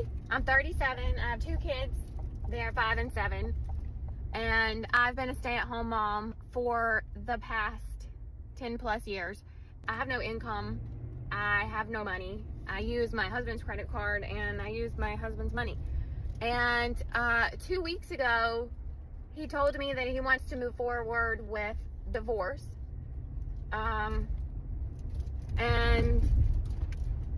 Today, I literally, like, I use an American Express credit card for everything. It's got my name on it, but obviously he pays the bill. He told me he's gonna cut it off, and I gotta like move all the automatic payments and stop using it. And he said, you need to start using your own card now. What card? I don't have a card. That is my card. Terrifying. I mean, I feel like a little girl who needs their mommy because I don't know how to take care of myself. And so this is why I always recommend, like, I'm trying to think, if I have a stay-at-home wife, like, we have to talk about a way that a part of my income goes into a separate account for her specifically. And I encourage her to, like, save her own fund. Like, obviously an evil fucking man isn't going to do that, but there should almost be like laws in place. Hey, if someone's going to be a stay-at-home mom, they need to still have their own money. Like, I truly think that is an important thing if you are a stay-at-home mom that you should talk about with your husband, because like, you never know what's going to happen. And like, it sounds like she wasn't even necessarily like a trad wife, quote unquote. She was just a stay-at-home mom who was committed to giving her children as much attention as she possibly could as a parent, and the husband's just a fuck ass. Who needs their mommy because I don't know how to take care of myself. And so in the name of feminism, I can't just idly sit back and watch these girls hand over their autonomy and their future to a man. Not because they shouldn't have the choice to do what they want if that truly is what they want, but because they've been brainwashed by tradwife influencers who are selling them a fairy tale fallacy. And while we all think my man would never betray me, the reality is that this does happen to a lot of women. Man would never betray me. The reality in 2023, over 1.8 million Americans divorced. Additionally, a third of Americans who have ever been married have also experienced divorce. Is that this does happen to a lot of women. So as an act of sisterhood, we should all be protecting ourselves, knowing that some of us will be the unlucky ones, unfortunately. That doesn't mean don't marry the man and don't have the kids, but have a monetizable skill set, to have a bank account in your name, build your own credit score, have your own retirement account, and have a support system outside of your marriage. All things that are simple enough, but Sorry, I should actually read what that said. This year marks 50 years since women were allowed to open their own bank accounts without a man's permission. If you're a woman that doesn't believe in feminism, close your bank account, give up your phone, and right to vote and quit your job, because these are the things generations of women fought for. No, bro, whenever I see a woman talking some dumb shit about like feminism being stupid and that women are meant to like blah, blah, blah, blah, blah, like, and this is probably bad of me, but I have to like fight the urge. And I'm not like this with any normal woman. I want to clarify this. But I like whenever I see a woman spewing that stupid shit, I'm like, okay, practice what you preach then and get back in the fucking kitchen. Like, by your definition and your standards, you shouldn't be having a platform because you should be at your husband's beck and call at all points in time. Like, what the fuck are you doing with a podcast, with a mic, talking to your phone or whatever the fuck it is you're doing? Like, if you believe that women have to get, if you believe feminism is stupid and we should just bow down to the patriarchy, fine, bro, you're allowed to believe that, but like, shut the fuck up about it and go do it. Like, you can't do this like hypocritical, paradoxical type shit where you're preaching this shit, but you're not actually doing the shit. Me personally, I'm like, girl, get back in the kitchen if you're going to preach that shit. I want to clarify. I would never say that to a regular woman, you know, like that's disrespectful. But to some Republican ass brainwashed motherfucker, shut up. Account and have a support system outside of your marriage. All things that are simple enough, but actually counter the tradwife movement, believe it or not. Because even if you never end up needing it, if we all get on board with this, then nobody gets screwed over. A lot of these tradwives are in my comments talking about, my man loves me, he would never do that to me. Lucifer loved God. He still betrayed him. That's the thing, you can't be like, my man would never, my man would never, my man would never. Check the comments. These men be nevering like a motherfucker. I mean, honestly. That's such a good way to put it. These men be nevering the fuck out of that shit. Check the comments. These men be nevering like a motherfucker. I mean, honestly. And the institution of marriage, I am married. I've been married for 7 years to a wonderful, equal partner who is an amazing guy, an amazing dad. But I'm not stupid enough to not have a job. Because if he left me tomorrow, I don't want to have to rebuild my life. Just saying. I don't want to have to rebuild my life. It's one thing to have confidence in your partner, and I do have a high degree in confidence with my partner and of my partner, but I'm not delusional. And I'm not stupid. Okay, I'm not a fool. I understand that things happen. People change. Life is a constant motion of evolving. People are always evolving. So why would I put my trust in a man? And what these young trad wives don't understand is that you are a choice to that man. And he can make a choice to keep you or he can make a choice to leave you. And the fact that you are willing to gamble your life and your 40s and your 50s and your 60s on being a choice for a man, girl. In the words of God damn. Give her a soapbox, give her a mic, give her access to every speaker on this planet and let her speak her shit, man. Like, I couldn't have said it any better. Why? And also, guys, I'm going to pull in the full screen for this because I preach this a lot in my videos. And some people actually even have a problem with it. The only person that's going to put you first is you. You can't depend on someone to save you. You can't depend on somebody to be fair to you other than you. You got to do that shit. You got to be your number one. Make sure you have your back. Like, you just never know. You hear stories all the time of people who are like, I trusted my partner, I love my partner, they never showed a red flag, and then bam, switched up some shit on me. Like, this goes beyond just women. This is guy or girl. You gotta look out for yourself. Don't get me wrong. Give trust. Give yourself fully to someone, but don't put yourself in a bad position with them. I think that's just one of the worst things you can ever do. If you put your livelihood, your independence, your ability to function in this world on another human being, you might as well just put yourself in the middle of oncoming traffic. It's the same shit. You're putting yourself in a bad situation. This ex-trad, a choice for a man, girl. In the words of this ex-trad, Really quick, shout out Black Belt, babe. I love her. Love her energy. I will take advice from this woman. She's awesome. Oh, I turned off my audio. I was like, where'd the audio go? In your 60s on being a choice for a man, girl. In the words of this ex-trad wife, Olivia, she says, I caution women who are trad wives because their whole lives depend on a man's love. It's all sunshine and daisies in the beginning, but they could end up like me. I wish I had gone to college and made a plan to be independent. When I got divorced, I had nothing. No career, no life skills, and no credit. Y'all know there are no old trad wives, right? I really appreciate this week Jessica Valenti and a bunch of other creators asking the question, where are all the old trad wives? Because they really don't exist. Trad wives age out, usually in their mid to late 30s. They get swapped out with younger models, they get left, they decide to leave, they deconstruct. This is interesting timing because Hannah Nealman just gave an interview in which she wore jeans. She talked about how she doesn't consider herself a trad wife influencer. She uses a staff and she's actually a CEO. This is an important career shift for her. It's very savvy and someone who needs to keep evolving and understanding that her relevance is going to change because she's at that critical age. And you can see the wear and tear if you're looking at trad wife influencers.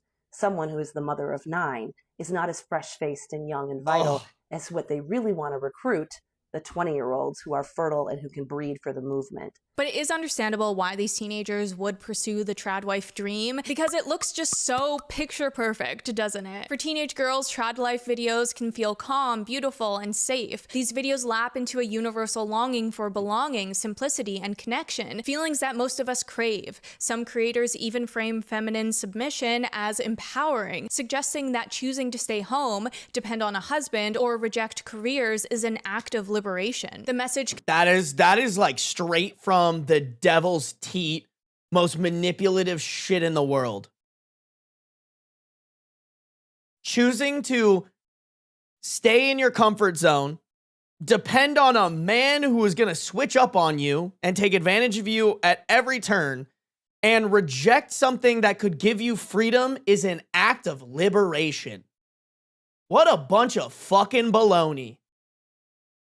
That shit was, that came straight shit from someone's ass, and they put a little bow on it and gave it to trad wives. That's the dream that they're selling. Can sound freeing. A husband or reject careers is an act of liberation. The message can sound freeing, but it blurs the line between choice and pressure. And because TikTok's algorithm feeds users more of what they already watch, just a few curious views can quickly fill a teen's feed with similar content, making it seem as if everyone is living that way or wants to. Job. I don't want to be a corporate girly. I don't want to climb the ladder. I don't want to be a boss babe. I don't want to do any of that. I don't want to be the breadwinner. I do not want to do that. And that's the problem here, is that the lifestyle they're selling is fake, or at least not the whole story. All the slow mornings, sipping coffee, baking bread with a baby on your hip, hanging 100% cotton laundry on the clothesline in your backyard, and cheersing drinks with your toddler at your weekly coffee shop dates is the epitome of the motherhood highlight reel. Because while all those moments in isolation are beautiful, the bigger picture is what always gets left out. The truth is that to take on this role, for the most part, means giving up your autonomy, at least while your kids are young. So today I thought I would share with you my top 3 phrases that helped to get me through those hard days. And remember, you've got this, mama. Phrase number 1, fuck my life. 1 is more under the breath. Phrase number 2, I can't do this. You haven't had your needs met in over, I can't even tell you. Is an excellent time to say, I can't do this. Phrase number 3, and my personal favorite, is a man could never. Be clear, most men can, but there's a certain level of brokenness that only a woman can understand, and it's because of everything we're carrying. When everything is going on all at once, swirling like a cyclone, a man could never. Like, there's a reason the catchphrase for motherhood is the days are long but the years are short, because there's nothing more character building than becoming a mother. I couldn't tell if that was for or against trad wife. Like, was she encouraging everybody? Like, you are a woman, you're the only one that can do this, and this is just what you have to do? Or was she trying to redirect people from becoming mothers because that's your reality? No, and this is the crazy part too, because like I'm sure these guys that go for like trad wives are the same guys complaining like, why don't I come home to my stay-at-home wife who I forced to have 5 kids, who's exhausted from wrangling these motherfuckers in like cats, and she doesn't want to have sex with me and produce another one? What the fuck, bro? Like, guess I gotta change her out for the new model. Like, that is the type of men that they're also dealing with. Is like those idiots that don't understand, like, bro, what she's doing is fucking hard. Motherhood is evil. I agree with that, man. Like, and that's the crazy part, is like, they don't say fatherhood, you know? With fatherhood is usually stuff commenting on like fatherhood is stuff that's like man related. Fatherhood is providing and shit. But the motherhood is the hard shit of like actually having to take care of the damn kid. It's like, no, it should be parenthood.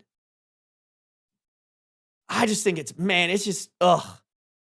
Years are short. Ever. Like, there's a reason the catchphrase for motherhood is the days are long, but the years are short. Because there's nothing more character building than becoming a mother. Every day is a long list of the same tasks on repeat with nothing to really show for it at the end of the day. Same loads of laundry are folded, dirtied, and folded again. The same meals are cooked and cleaned a minimum 3 times a day. The same toys picked up on the same floor 10 times a day, just to be dumped out again when you turn your back. I like to say it's as if you're in fight or flight all day long, just trying to keep the children alive and going from one chaotic moment to the next. And then all of a sudden it's 5 p.m. and the house looks like you haven't put an ounce of effort into keeping it tidy. All the while there's no promotions, no performance reviews, unless you count children screaming at you for opening their yogurt for them because they wanted to open it. There's no paycheck and there's no clocking out. It's just an endless loop of invisible, thankless labor that resets itself every single morning, building to a whole life of nothingness, which... This is good birth control chat, I can't even lie. That resets itself every single morning, building to a whole life of nothingness, which I understand is the most depressing view of it. And I don't mean to frame it that way. I'm just saying that is the other side of it. Being a stay-at-home mom is honestly the closest thing to feeling like you're going insane. It's the same routine every single day, same messes, same tantrums, same tiny arguments over absolutely nothing. You're overstimulated. You're bored at the same time, which should not even be possible. It's wild because people talk about it like it's this peaceful, soft lifestyle. No, it's not. I assure you there are plenty of wonderful moments that make up for all this sacrifice, but I'm just trying to give a better picture that having a child isn't just going about your life as per usual with a sweet pea snuggled in your carrier. It's a never-ending Groundhog's Day where you have to fight for any spare moment for yourself. This is why this might be controversial. I think anybody who glamorizes like having children should immediately be shut down because we all know you're fucking lying. Like, at least the people with brain cells know that y'all are fucking lying, bro. There is no... Every time I see somebody posting about...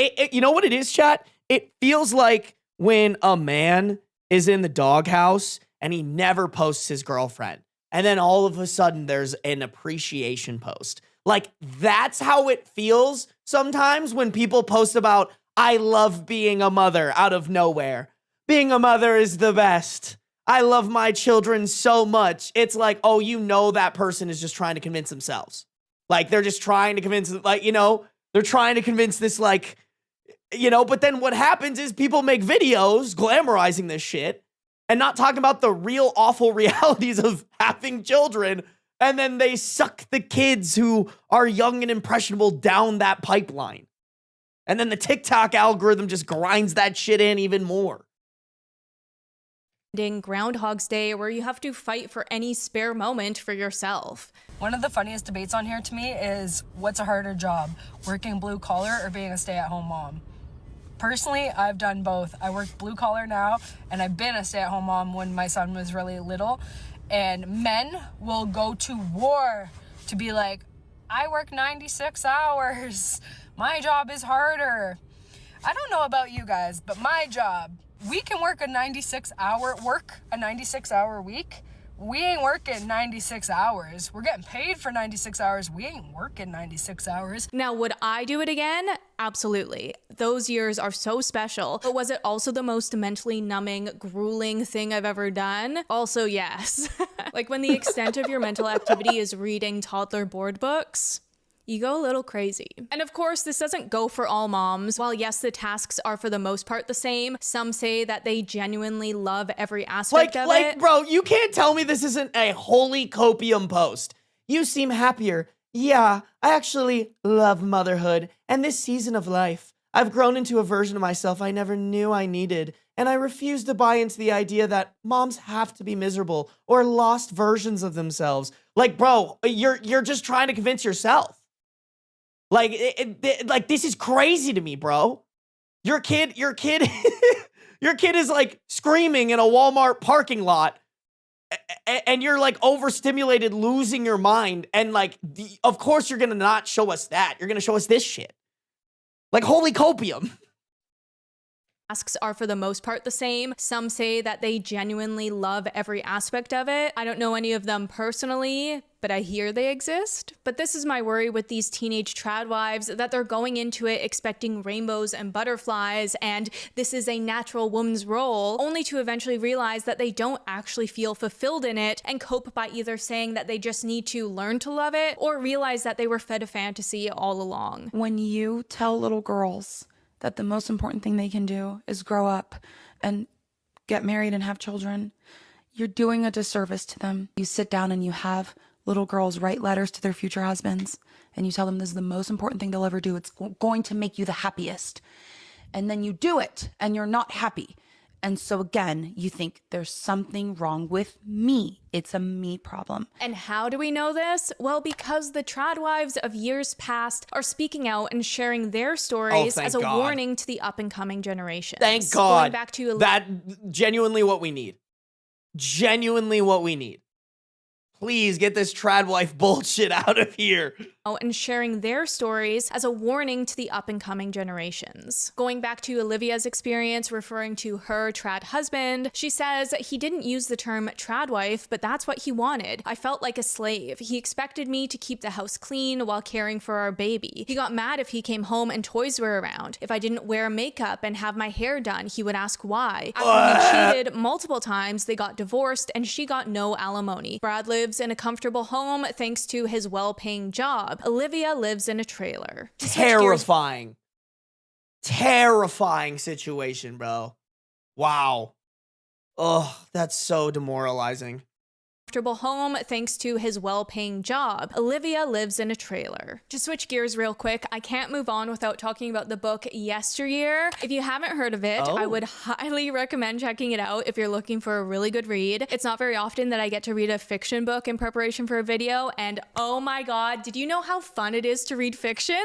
It's so exciting. But if you don't know the premise of Yesteryear, it follows a hugely successful trad wife influencer with a perfect life, a cowboy husband, and smiling children. And then one day she wakes up in 1855 and has to face what a traditional life actually looks like. How riveting, am I right? So obviously I really enjoyed it, but I specifically found a lot of value in the insight of what it's actually like to live in the trad wife world, because even though it is a work of fiction, the book still speaks to real influences behind this corner of the internet, like religious, familial, and social pressures. Like in the way that as much as the main character Natalie is a very unlikable, self-absorbed, hypocritical liar, it shows how many women may get to this point out of desperation, often acting on survival. Wait, I kind of want to read that. What does that say? Point of view, you just finished Yesteryear and you don't know whether to be mad or sad at Natalie. Like, what an absolute psycho, but also so tragedy and high-key Caleb is the real villain. Also, do we think Ballerina Farmina has read this and are the Mormon moms mad? Bro, I kind of want to read this book, chat. Has anybody read it? Should I read it, chat? My goal this year was to read 12 books, and I've read one. I need to lock the fuck in, y'all. I know, okay? Yell at me. Yell at me! Chat, do we do a book club? Yes, Sarby book review? I think that could be fun. I think my girlfriend would read it with me, too.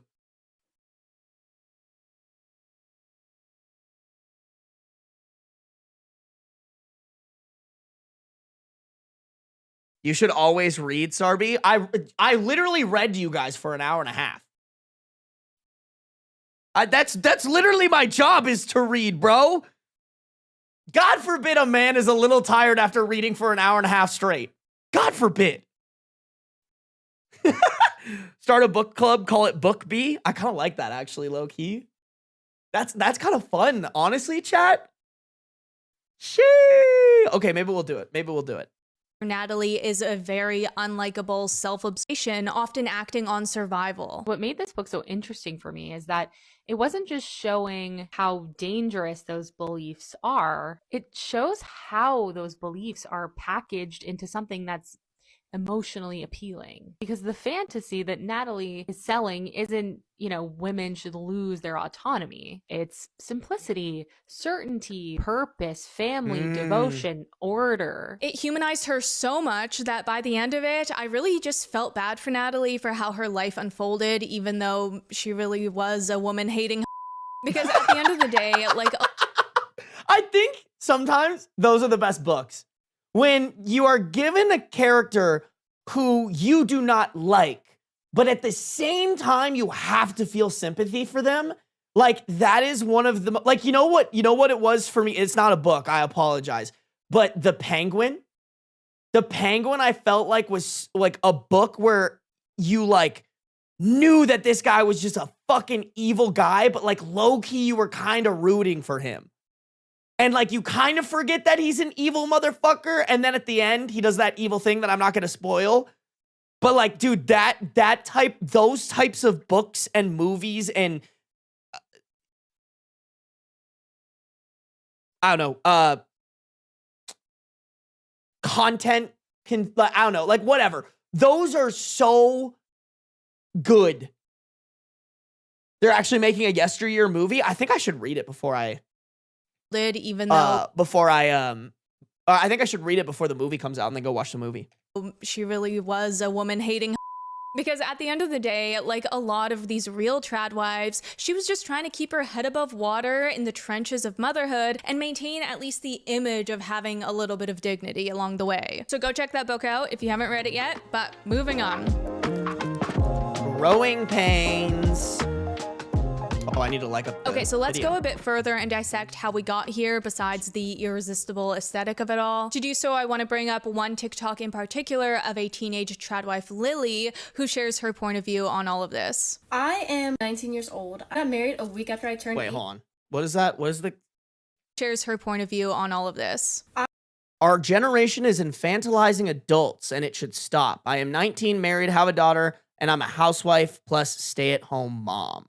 I am 19 years old. I got married a week after I turned 18. I had my baby on my 19th birthday. I've seen people around my age infantilizing themselves. Like, I'm 18 and I can't even cook for myself. And I'm just gonna say it, you should know how to do that. You should know how to cook. You should know how to clean. It has set lower expectations on young adults, and I think that's a problem. Now I want to hone in on...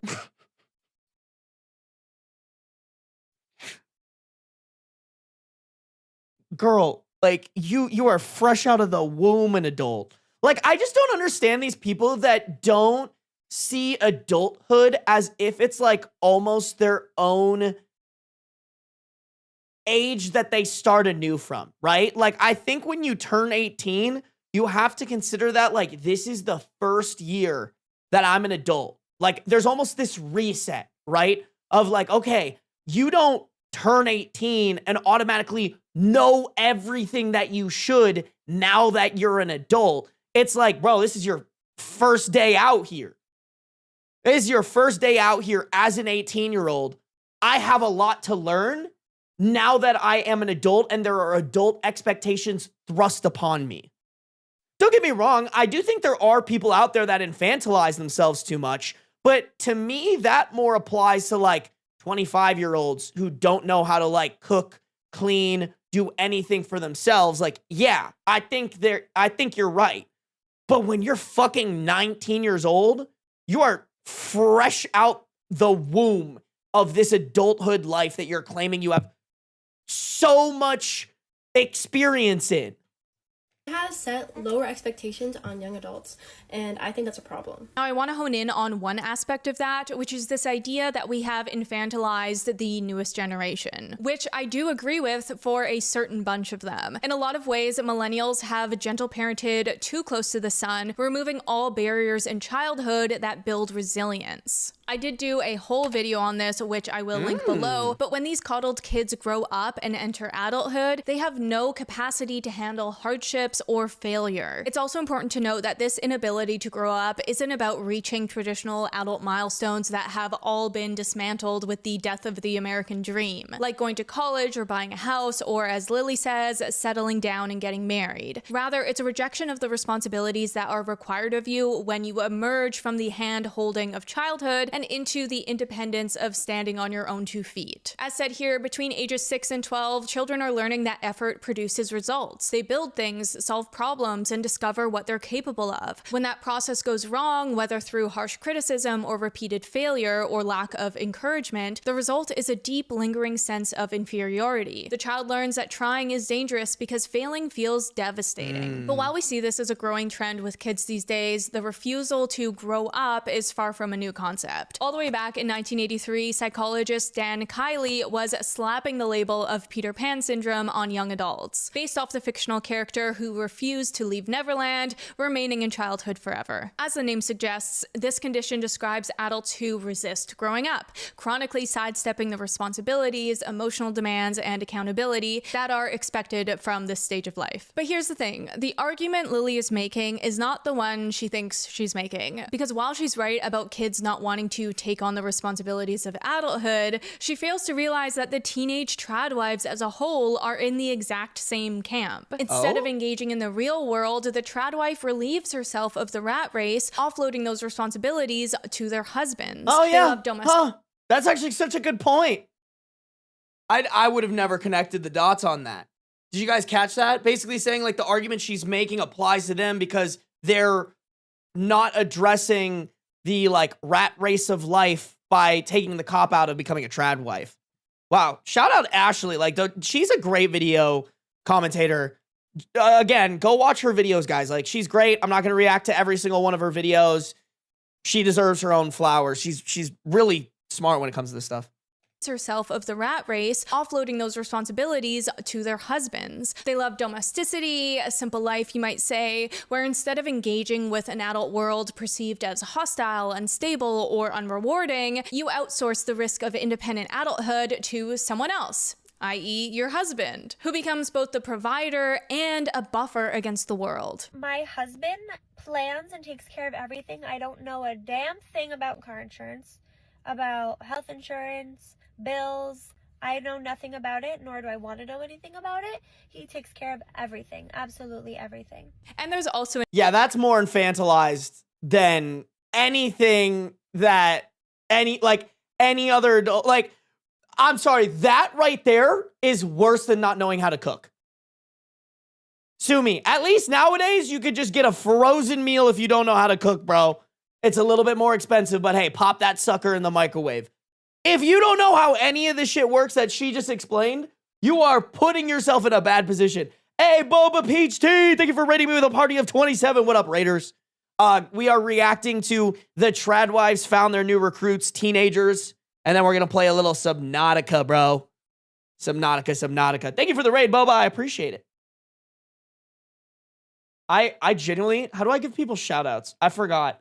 Fuck! Chat, how do I give people shout outs?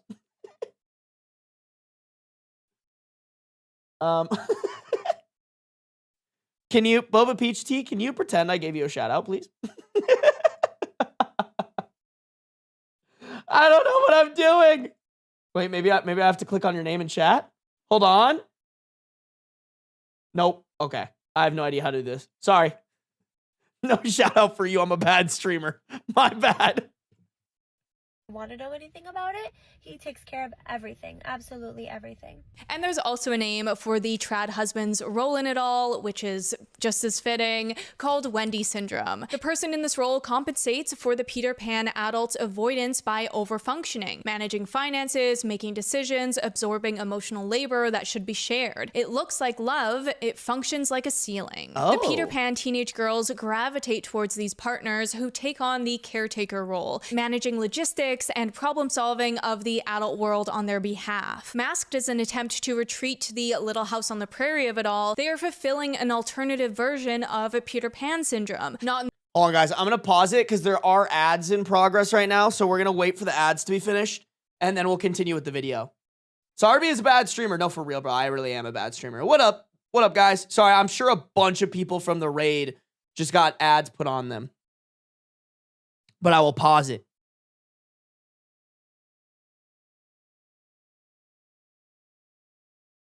How was the stream, by the way? Ad jail, don't perceive me. I got you, Bubba Peach Tea. Don't worry, we paused it. We paused it. I pay more bills than my sis in our apartment, and she cooks and does dishes. Ha ha ha. Yeah, I think what's important, though, is to just teach your sister the bill paying process, right? And I do think there's some things in this world that you can offload to your partner. Like, that's kind of what a partnership is. That being said, to not know anything about that process, I think is a downfall, right? Like, for example, with me and my girlfriend, I would say I'm better with finances than she is.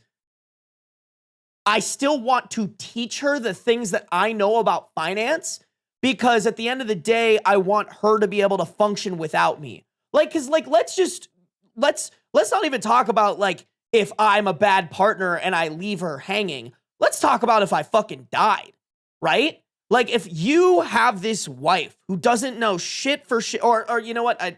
You guys are mostly women in chat. Let's say you have this husband who's fucking helpless, doesn't know shit for shit, and you die. What is he gonna do? He's gonna be fumbling, stumbling around, doesn't know where anything is, doesn't know how to access any of your guys' accounts, doesn't know how to pay your credit card bills. Like, there has to be at least education and knowledge around how it works and how to go about it, because like it's all like, it's all connected. Like, it's all like, you, even if you're not in a sketchy situation, there may come a day where you need to know that stuff. If you have a husband, all right, you know what? I'm lesbian. You know what? Low key, fine. Husband, wife. You know what? From now on, I'm just doing it for examples of me. Fuck chat. God forbid I'm straight. I came out on default settings, bro. Okay. I think everybody's back from ad jail, so we'll continue. On the prairie of the adult world on their behalf. Masked as an attempt to retreat to the Little House on the Prairie of it all, they are fulfilling an alternative version of a Peter Pan syndrome. Not in the way of laziness, as we know being a mom is a lot of work, but through retreating into an imagined, simpler, and safer existence. I've seen a lot of talk about the 18-year-old like trad wives, and I've seen a lot of women, very feminist women, do these takes on it, and I think it's so sweet that so many women care so much to like warn these trad wife women and warn these women that have like literally no safety net at all and are highly likely to be fucked over so hard. But y'all, they don't want to be saved. And so the dependency that they That's probably so true. You can't save someone who doesn't want to be saved. That is just the unfortunate truth. Is like, there are probably people who want to be delusional and want to think that their husband isn't going to drop them for the updated model. And there's like nothing you can do about it. Put hard, but y'all, they don't want to be saved. And so the dependency that they once put on their own parents has just been transferred onto their husbands, allowing them to go through life without developing the typical skill sets of adulthood, like decision-making, financial literacy, global awareness, and the ability to navigate a workplace environment. And as a cherry on top, they're even willing to give up their rights because you don't need them anyway. There's no better example of this than the insane movement of women wanting to give up the right to vote. Seriously, can't believe we're having this conversation in 2026. But if you haven't heard, that's paid propaganda propaganda. That's paid. Hey, Beans. That's paid oh my, fuck me. Beans, you took away my ability to talk. That has to be paid propaganda by either the Republican Party or Israel. Like, you cannot convince me that those influencers haven't been placed on camera and fed into the industry so that they can keep plugging that propaganda. Like, it's just so bad. It's just so bad. Whenever I see those videos, I'm like, oh my fucking bimbo. Oh my fucking shut the hell up and get back in the kitchen if that's what you believe, bitch. Right to vote. Seriously, can't believe we're having this conversation in 2026. But if you haven't heard, women don't want that stressful responsibility of voting anymore when they can just let their husbands take on the tricky decision. Savannah Stone, a relatable 21-year-old conservative trad wife, is the most recent advocate for this. One household, one vote. Even though she's only been old enough to participate in one presidential election so far, she's decided women don't need this. I don't know, I just don't think this is like right for me. I don't want to do it. Like, I can't take the pressure of it. But don't you think any job interview... Which is obviously so unhinged, but That's so good, bro. That's a majority of them. It's like, okay, fine. If you want to believe that, do that, but at least follow in the footsteps and shut the fuck up and get off the internet. Like, you firmly believe that your husband speaks for you? Fine. Shut your bitch ass up. But don't you think any job interview... Which is obviously so unhinged, but I seriously don't know how they think this can be a good idea. Like, I understand where they're coming from in the sense that it's not damaging for women because both the husband and the wife are making the decision together. Like, that's their reasoning. And it's just that the man actually casts the vote. But this is assuming that all men keep their wives' best interest at heart. Like, it's just so unrealistic and just blatantly wrong to think that there won't be a group of men who abuse this power, ignoring their wives' opinions and just vote however they want. Like, you have Trad wives know they're in the cage. They love the cage. Freedom is too scary. Exactly. Like, it's that stupid Republican brain cell of like, well, if I'm good, then why not everybody good? Surely nuance doesn't exist and people can't have a reality completely different than my own. No. Because this works for me and I don't want to have to think about my best interests and outsource that to my fuck-ass husband who's going to replace me in 10 years? Why not everybody? Why can't we just make that for everyone? Surely I am right and I should go on a podcast and talk some stupid shit. Abuse this power, ignoring their wives' opinions and just vote however they want. Like, you have to know that there's still bad people in the world, right? Hello, this is my formal petition to deport all the useless trad of America to Afghanistan. And then in exchange, we allow Afghan women into this country so they can live freely, since the trad wives don't actually freely from their husbands. Let's go give them husbands that will really want them to serve them. I'm fucking here for it. Honestly, this is the most base take I've heard in a while. Yes, get me on board. Fuck it, bro. You get out of here. You live in oppression because that makes you happy. Let's get some people who actually want the opportunity to not be oppressed in this country. I'm down for it. I'm all here for it, bro. You want that life? Fine. Go live that life. You know, and let's go give them husbands that will really want them to serve them, you know? Anyway, I had to rant about that a little bit, but the point of all this is that the ultimate infantilization of young adult women would be to give them the same rights as children as to not worry their pretty little heads with silly things like voting. And you know what? I don't blame these girls for wanting to choose live, laugh, lobotomize over taking the responsibilities of the real world because, same girl. Like, I can also get so overwhelmed trying to balance motherhood and life as it takes a lot to care for an entire household, let alone yourself. And so I've recently chosen to outsource some of that. We're gonna skip that. Bake the bread.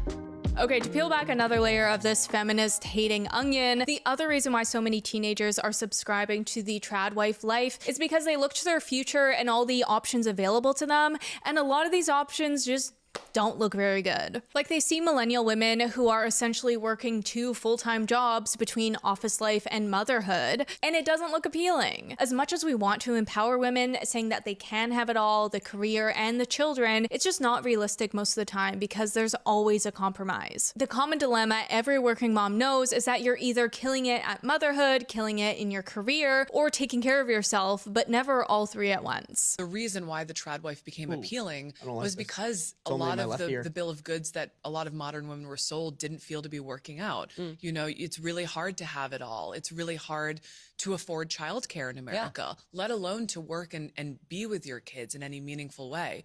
And so I think realizing this pain point that women are so up against it right now, and that the 2 options we've been given are not acceptable.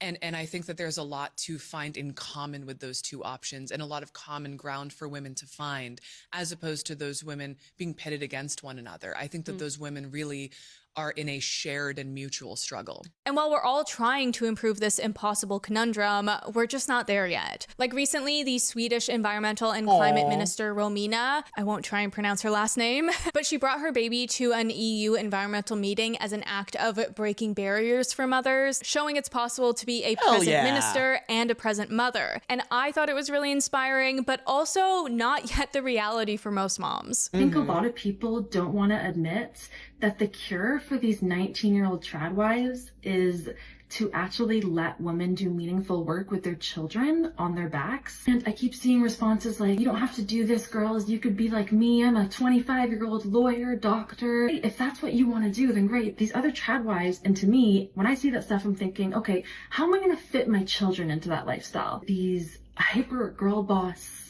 lifestyles, they don't make any room for children. One of the problems. Yeah, I'm trying to think, because I've always said this. If I have kids, I would love to give my wife the opportunity to still pursue her career, and I would take a brunt of the like stay-at-home dad responsibilities, because I do this. I sit here and I stream. And like that wouldn't be something that I would ever do with a child on my chest.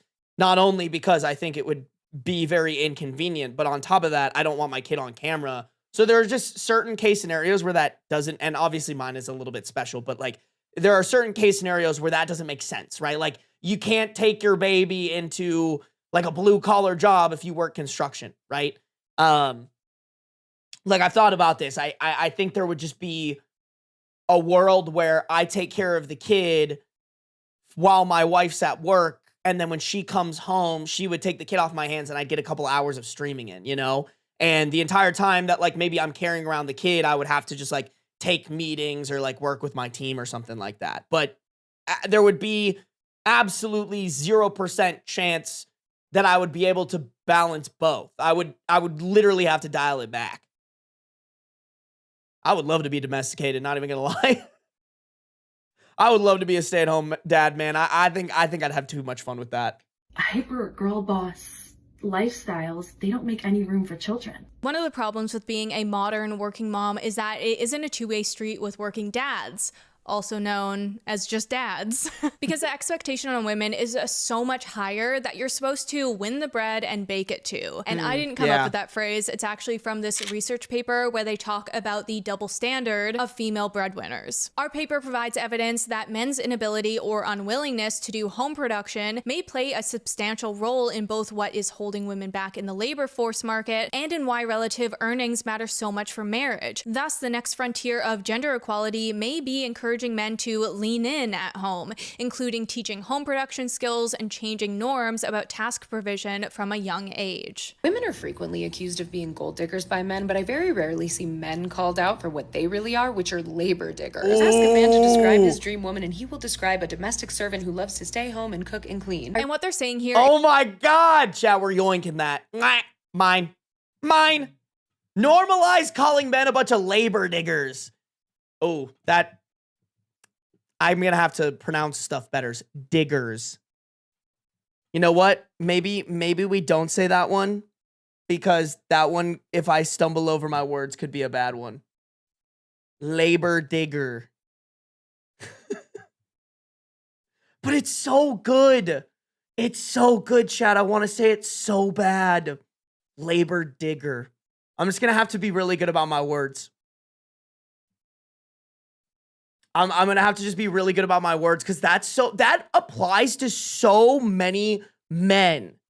Labor wanters? Nah, I think the dig, because everybody says gold digger, you know? That one's easier to say because you can kind of roll the gold into the word. But labor digger is such a good way to describe it because there's so many of them. Like, we see that on Reddit all the time. And usually we refer to it as like, that guy wants the woman to be his mother, but labor, like, I love it. I love it. Stop saying digger, it's bad. Nah, bro. I think it's a good, I don't think we should avoid it because it's like, I think, here's the thing, y'all, because y'all know how I advocate for this. We need to start calling men shit. Like, there needs to, like I feel like when people talk about gold diggers, that only refers to women. Men aren't called gold diggers. Men aren't called sluts or whores. Like, I want more terms that can be used, like, derogatively against men, because that's what we need. There are... Robot,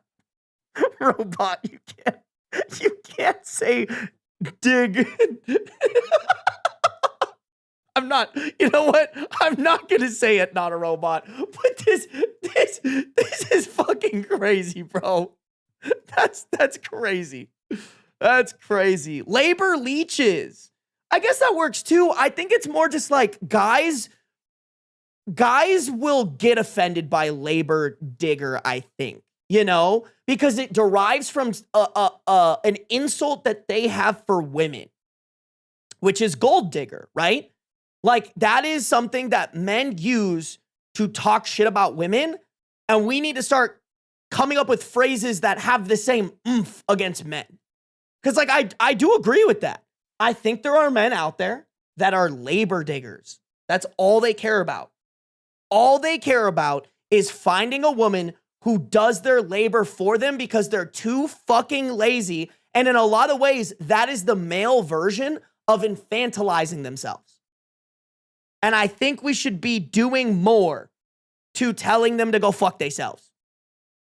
Me personally. Describe his dream woman, and he will describe a domestic servant who loves to stay home and cook and clean. And what they're saying here isn't just that men aren't doing enough chores because they're so busy at work, but that they aren't even playing by their own set of rules as to why women take on so much domestic labor in the first place. Traditionally, the justification for women handling the household was that men worked all day, right? So the domestic labor became her responsibility by default. But now that women are also working all day and sometimes even making more money than their male partners, the women are still expected to carry the majority of the household responsibilities. Men today will be like, just a reminder that he's not supporting you while you take, just a reminder that he's not supporting you while you take on all household and childcare duties for free. He would have to work anyway. You're supporting him to build his career. I think that's important to point out. You know? Like, in that situation, the wife is making more of a sacrifice than the husband is. Still expected to carry the majority of the household responsibilities. men today will be like, I will die for you. I will go to war for you. Like, okay, love that. But will you wash a dish for me? Seen here, 50% of successful married women are primarily responsible for meal preparation, compared to only 9% of their husbands. And 51% take time off from work to care for a sick child, compared to only 9% of their husbands. Career women also contribute an average of 11 hours a week to managing and executing household chores and responsibilities, which constitutes 61% of the total time spent on these weekly chores in their homes. Now, I do also have to say, this is not all men, of course. Like, there are plenty of men who carry their fair share of responsibility, but as we can see in the data, they are the exception to the rule and are far outweighed by the men who don't. I hate it when men complain about shit like this. It's like, yes, okay, when women say all men, like, most of the time they're not, like when my siblings talk shit about men, I know as a man that I am not included in that group of men that they're talking shit about, because I have made an effort to distinguish myself from the stereotypical man that Ashley is talking about in this video, right? Like the 91% of men that aren't taking their time out from their career to like support their wife and their child. I am away from that. And I do not tie my ego to the man part and go, well, not all men. Why are you talking shit about me? Because I know they're not talking shit about me. Because I make a constant effort to not be grouped in with those shitty men. And like, that's what annoys me is like a lot of the times when men are complaining about like not all men, you're kind of a little bit in that bucket. Like if you can't distinguish that like, yes, bro, they're saying all men, but that's just a way to like blanket statement it. Because what they mean is a majority of men, but like, you know, like, do you want nuance in everything? Like you're just trying to find something to bitch about rather than supporting them and being like, yeah, I know you're not talking about me. And like, this is a problem. So with all that, they are the exception to the rule and are far outweighed by the men who don't. So with all that in mind, how I see it is that these teenagers are confronted with two paths ahead of them: one sun-kissed, storybook-inspired, Sound of Music tradwife life, or the drudgeries of girl boss life, filled with missed recitals, forgotten appointments, and a house that is never actually clean, and the constant feeling that you're failing at everything at once. In this light, it's obvious which path they would choose, which brings me to the recent season of The Secret Lives of Mormon Wives. Oh my While God, I I haven't have to watch the this series show. because I don't have Disney Plus. I do keep up with the drama because the premise of the show is so interesting. But last year specifically, a new conflict came to light for these women as the success of the show has given rise to real careers that don't fit neatly into the Mormon mom box that they're supposed to be confined to. And how the husbands in the show responded to this was really telling. In one scene, Whitney Levitt expressed to her husband that she's feeling like a bad mom for pursuing her dreams and not spending enough time with her kids. And this is how her husband responded. I'm feeling like the worst mom. I'm trying to do it all right now, and I feel defeated. I just don't feel like I've been as present and have been showing up for my kids like how I would like to. You don't need to worry about that. I have that covered. I promise. Aww, simultaneously, that's cute. Jen. Oh my God, I was expecting the worst, chat. I'm not gonna lie. That's a rare Mormon W right there. What? That's like a real man to me. It's like, bro, you're stepping in so that your wife can live the best life that she can. Like, that's what a partner does. Worry about that. I have that covered. I promise. Simultaneously, Jen Affleck, in the midst of her success, was confronted by her husband, essentially guilt-tripping her for not being home more. See, I don't want you to feel mom guilt, but like, our kids do miss you.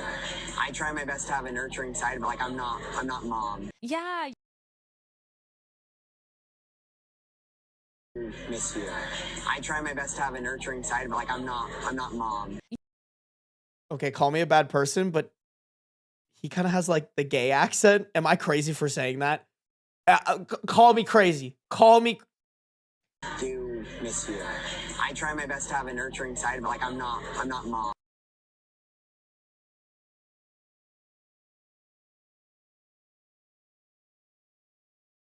Have y'all seen those videos of like the Mormon wives or like the Mormon relationships where everyone's like, girl, your husband's gay?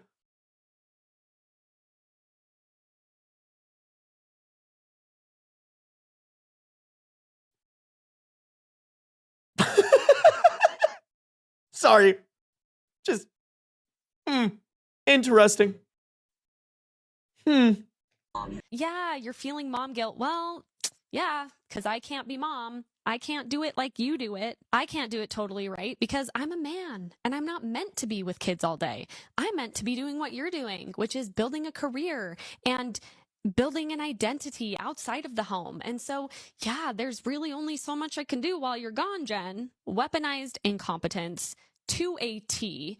I'm trying, but I'm just not that nurturing. Guess what? A lot of women don't feel naturally that nurturing either, Zach. But guess what? We do it. Suffice to say, I was so angry by this, but it goes to show the double standard for many women trying to make a name for themselves or just find purpose in work outside of the home. Because no matter what you do, it will never be enough unless you're embracing your homemaker role wholeheartedly, with a smile on your face and the smell of fresh bread in the air. This is the world teenage girls are faced with, one that doesn't appreciate the work that they do either way, so you might as well lobotomize yourself cosplaying as Anne of Green Gables and frolic off into the sunset. Know your place. Okay, so the last thing I want to do real quick is completely dismantle the whole traditional household hierarchy, or at least I'm gonna try. So whenever a trad wife talks about their role in the household, it always comes down to a man's role is to lead and the woman's role is to serve, right? Like the whole idea.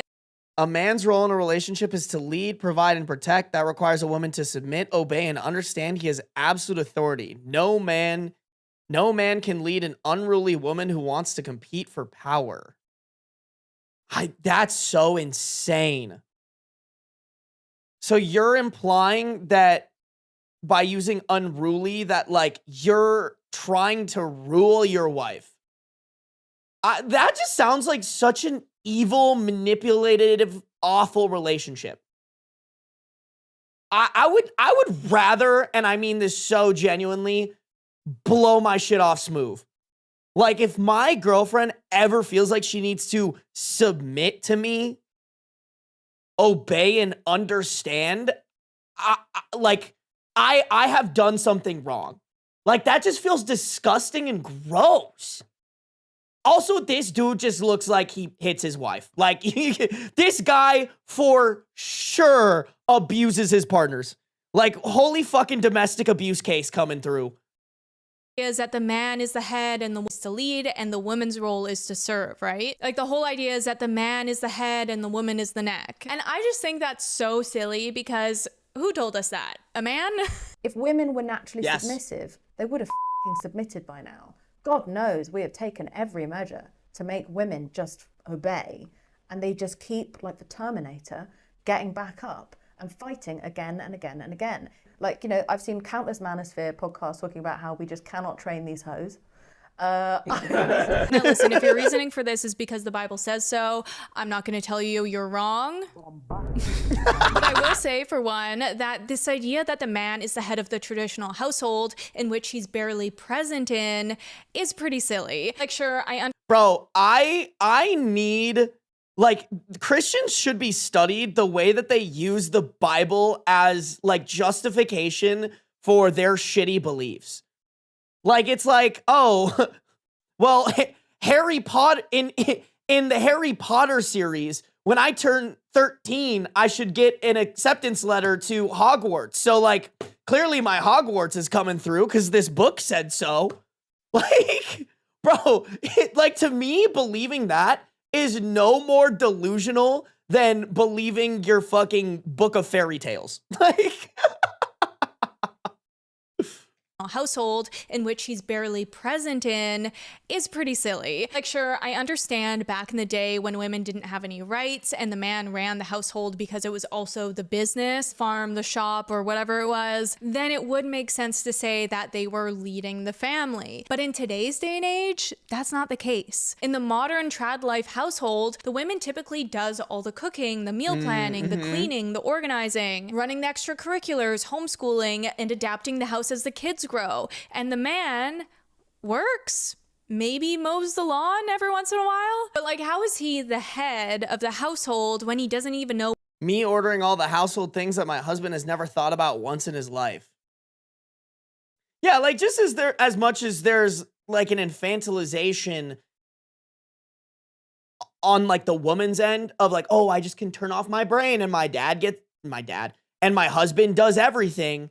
There's also the husband's aspect of like, oh, I turn off my brain. I have no idea where the mop is. I have no idea where the vacuum is. I have no idea how to cook, clean, take care of my child, change a diaper. Like, that is also an infantilization what the F is for once in a while. But like, how is he the head of the household when he doesn't even know what the F is going on in the house, you know? Like, I swear, ask one of these men what size shoes their kids wear, and that will tell you real quick who's actually running the show here. I just really want a husband that's gonna like lead me and lead our household. So real. Like, I don't want to plan the meals. You can make them. Oh, no, that's not what I mean. That's my job. I just want him to like lead the household. Oh, like plan events and like manage the kids and like that kind of thing. No, that's management. That falls to me. He leads. What is he leading? I'm lost. That is why I think it's so silly to offload all the family decision making to the man who has the final say in the matter when he doesn't know what the family. Freud would be proud, Sarby. You right, my bad. I probably said that. I said that, and it probably wasn't a Freudian slip, but like it was probably accurate as fuck. The family decision making to the man who has the final say in the matter when he doesn't know what the family needs. Like, you're really gonna let Tyler pick what house you're gonna buy when he isn't aware of the day-to-day logistics of the household, like which rooms get used the most and need to be prioritized in the layout, how much extra storage you need, which neighborhood offers the amenities you frequent most, or even where you'll need to put up baby gates. Like, yeah, you can tell him, but that's my point. Women are running the household, and yet the men get the credit for leading it. If you ever find yourself scrolling through tradwife TikTok, one thing you'll notice really quickly is tradwives never refer to their husbands by name. It's always the husband, my husband, or hubby, but they don't even mention their husband's first names. And after a quick thought experiment, I've realized why they do this.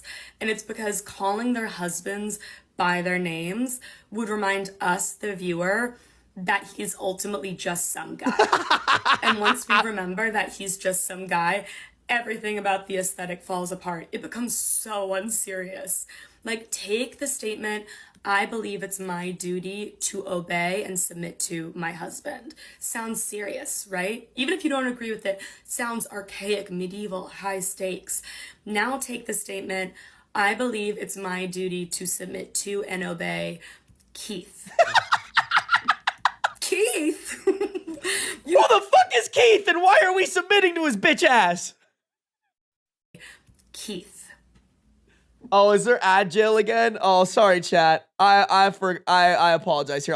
I'll pause it a little bit.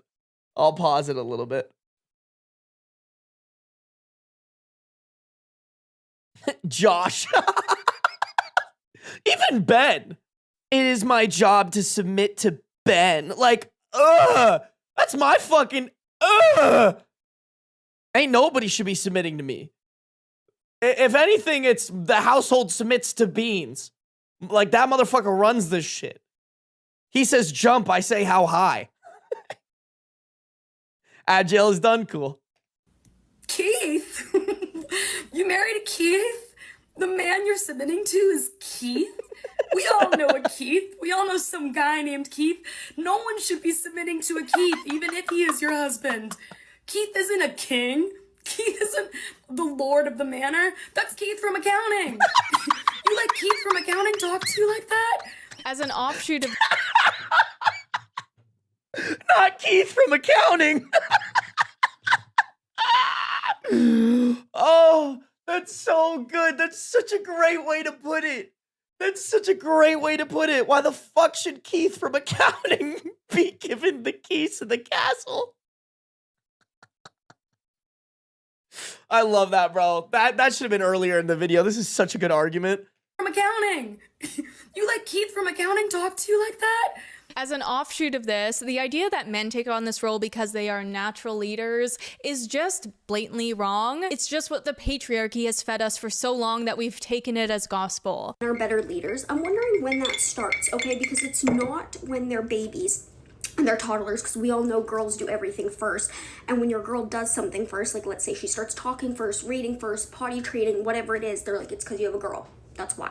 Okay, then we get into elementary school and boys are misbehaving way more than girls, and everyone's like, boys will be boys, like it's because they're young boys. Okay, so they're obviously not the best leaders at that age. Then we get to high school. I don't know if anyone remembers No boys ever helped with group projects. I did them all. So I wouldn't really say they were leading the group projects either. And then when you get your license, boys' insurance is way higher because they have way more dangerous driving incidents, reckless driving, drinking and driving, all of the things. So I wouldn't really say like they're leading that either. And then when you get to university, it's been shown that women are better with money, they're better at budgeting, they're better at tracking their finances, all of the things. So I'm just wondering, when do they take that leap? But I have yet to find one time in a man's life that they're shown to be better leaders than women. Because it's not when they're infants, it's not when they're elementary school age, it's not when they're in high school, it's not college. So when is it? Is it like as soon as they graduate, it's just like, oh, they're good leaders now? Like, and it doesn't take. Yeah, I think leadership isn't something that is bestowed upon you naturally. And even if it is, it's more from a egotistical narcissist tendency than like a natural ability. I don't think it comes from gender. I don't think it comes from race. I think it comes from personality and then also practice. So I would actually argue I'm a really good leader, but I haven't been a great leader in the past. Like it wasn't something that I was just innately born with. I think I'm just good at it now because my confidence has gotten a lot better, and running a business, you have to be a leader. And I've run enough businesses where I hire contractors and have to lead them on like how to do things, how to edit, how to like support me to the point where like I can't afford to be a bad leader. But I was a bad leader. I think everybody innately is a bad leader unless they practice it and flex it. And like the good leaders in the world, like let's throw out Elon Musk. Like I don't think Elon Musk is a good leader. I think he's just a delusional narcissist. I just think he's a delusional narcissist with ego, and he leads because he brute force leads. He doesn't actually do a good job at leading. Good example is the fact that he can't hold a marriage for the life of him, and his kids fucking hate him. Like, as much as everyone likes to claim that he's a good leader, he's fucking not. Elon Musk is a goddamn loser.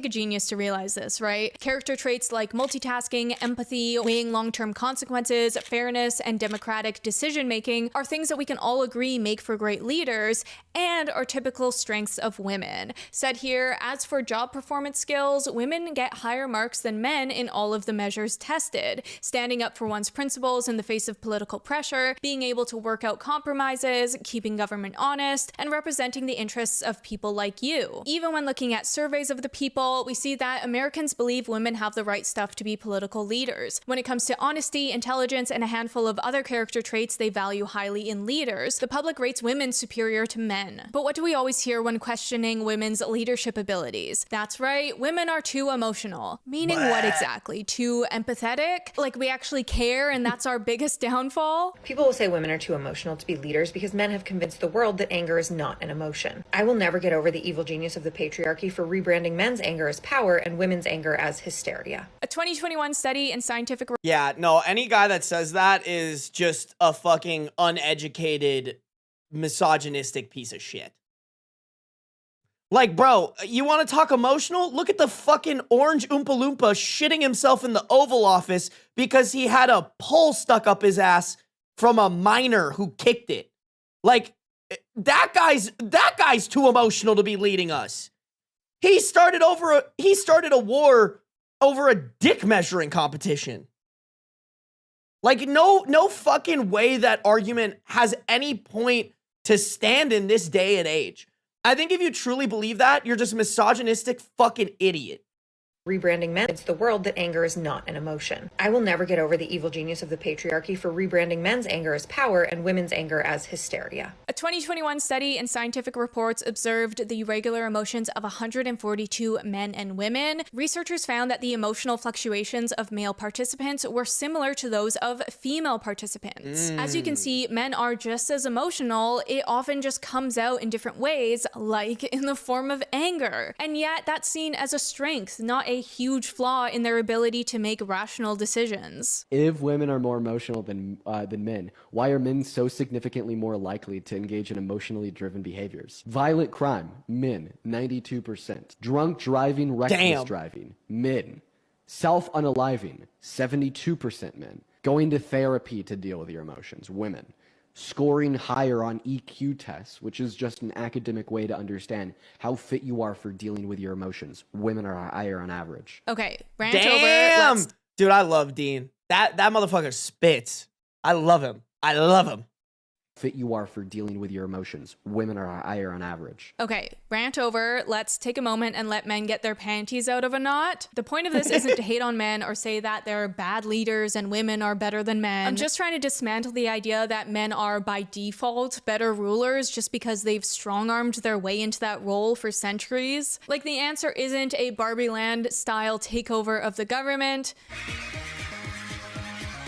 Though I wouldn't complain, but that both men and women bring different strengths to the table, and the best outcome is if we have a balance of both genders in leadership roles. Like, obviously, why isn't that obvious? But the same goes for how to run a household. In my opinion, everyone should just be playing to their strengths. That means the husband leading where he's best and the woman leading where she's best, calling Agreed. it what it is without watering it down by saying you're serving your husband.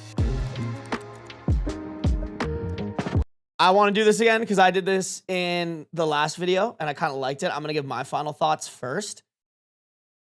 I think it just all in all is more dangerous for women to empower them to pursue trad wife and to have these ideas that men need to lead.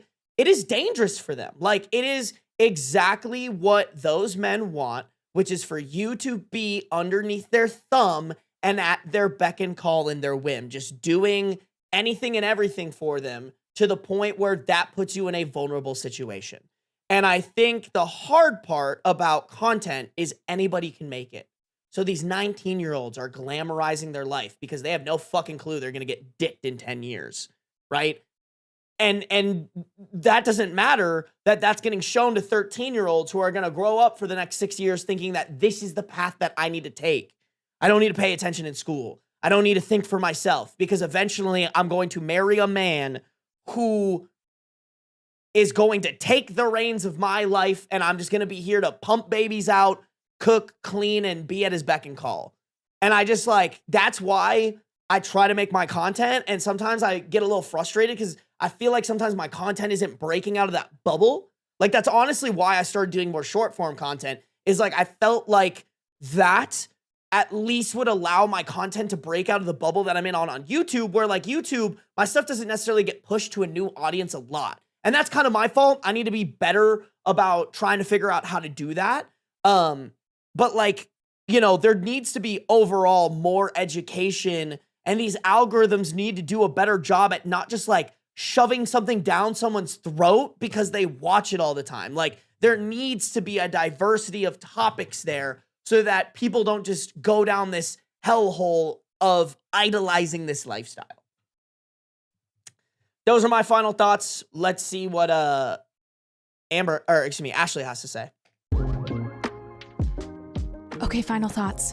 So I do get pretty riled up about topics like this. I'll have you know that I do love men. I just hate bad men. They grind my gears. I saw a TikTok recently. It was saying that women who hate men the most have the best husbands. And I feel like I fall in that camp. I don't hate men the most, but I do have the best husband. So what does that say about me?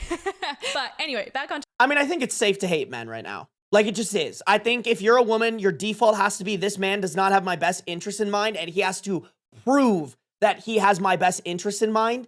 And there just needs to be a lot more encouragement of men, first and foremost, to be better men by further separating themselves from the bad men that women talk about whenever they talk about hating men. That being said, I do think we also need to do more education with younger women to be not so trusting of men. Because at the end of the day, like, there is still this underlying boys will be boys way of like treating men that I think will keep being perpetuated in the future. And like women always are the ones suffering from it. So like, honestly, women who are taught the all men are bad, they find the best men because they don't actually mean all men are bad. It's a majority of men are bad, and men have to prove, individual men have to prove to me that they're not bad. And that's why they end up with the best husband. Topic. These girls have the best husband. So what does that say about me? But anyway, back on topic. These girls, these teenage trad wives are just doing their best with the information given to them. So we can't blame them for anything. Like there's so much trad wife propaganda in their feeds. If you look for it, you will find it real quick. My feed is now all trad wife propaganda because I've been researching for this. And it honestly would be so beautiful if that was really what a traditional life looked like. Like I would also love to frolic in the fields, but that's just not the reality. So the most important thing we can do is try and warn them and hope for the best. That is all I have for you today. Make sure you subscribe. Yeah, that is unfortunately sometimes the answer of like, I think someone in this video said it, like you can't save people who don't want to be saved. You can't magically install in these women's hardware in their brain of like, this is bad for you. It's going to end poorly. Like some people just have to learn through like some people just have to learn by touching the stove. You can tell them that the stove is hot. You can tell them that the stone is going to hurt You can tell them that the stove is going to hurt them. But at the end of the day, some people just need to learn by touching the stove enough to the point where they're burnt. And that sucks. That sucks. And I think a lot of it has to do with better parenting. But unfortunately, as we've learned, parents don't be parenting their children. They really don't. Or they have parents who are telling them, yes, daughter, go and depend on a man. Because I was never taught any better. And therefore, why would I teach you any better? Insane, man. That's why I do love the social media shit, man. I really do. It makes me happy that I actually know for a fact, like, people have seen my videos and it's gotten them out of shitty situations because I've encouraged them to get out of those shitty situations. And, like, that's all I can ask for, man. That's really all I can do is just hopefully come out with so much content that at some point, someone who's struggling will come across it and get out of a shitty situation because not only just me, but chat encourages them get out of that situation. Some leopards have to eat a few more faces. Unfortunately, yes, bro. Unfortunately, sometimes the leopards gotta eat the faces, and that's just how that shit works. It sucks. It really sucks.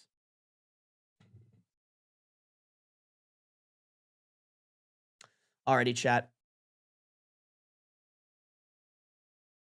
Actually, do I need to record this?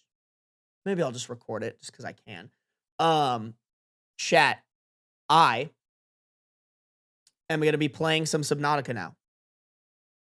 Just a nice little wind down to the night. All right, guys.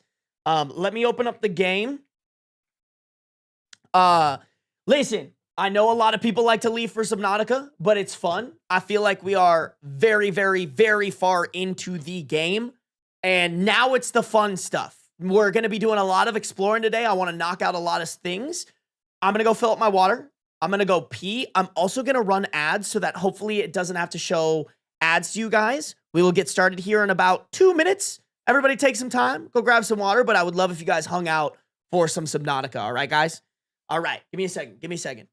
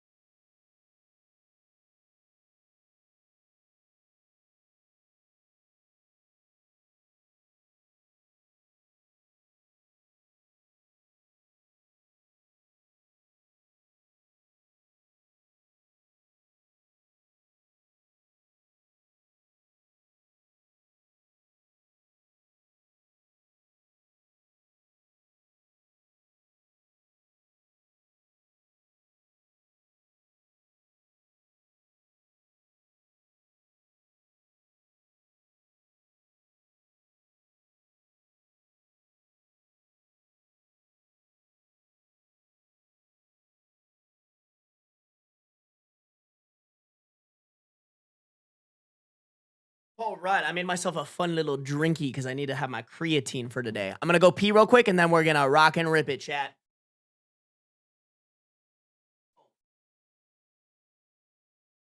I'm gonna check my phone to see if my sweet girl texted me.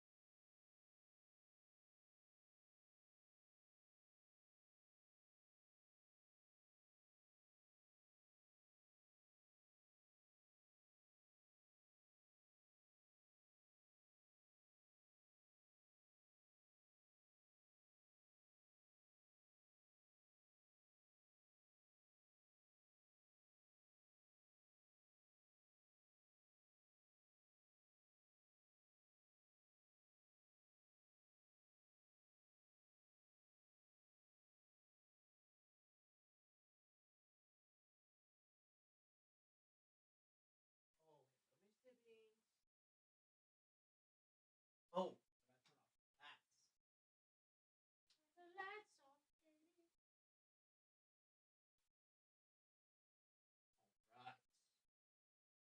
All right, chat. Gotta set the mood a little bit.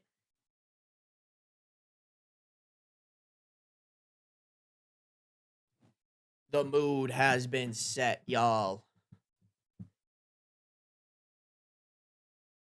Hey, thank you, Spider-Man. No worries. No worries. You can always catch the VOD if you need to. No stress. I hope you sleep well. 1 a.m. is pretty late. Alrighty, chat. Y'all know the drill. Oh, you know what? I need to plug in my controller.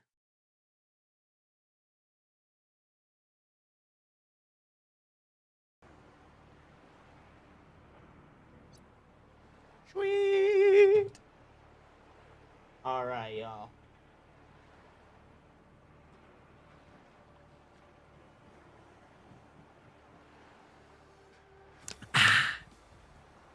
Alrighty, chat.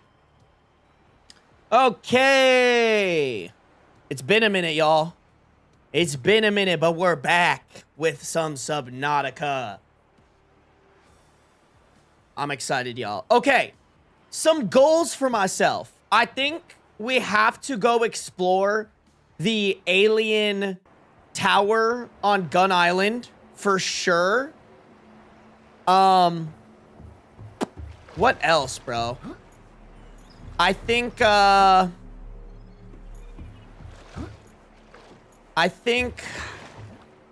do we go and explore the super, what is it?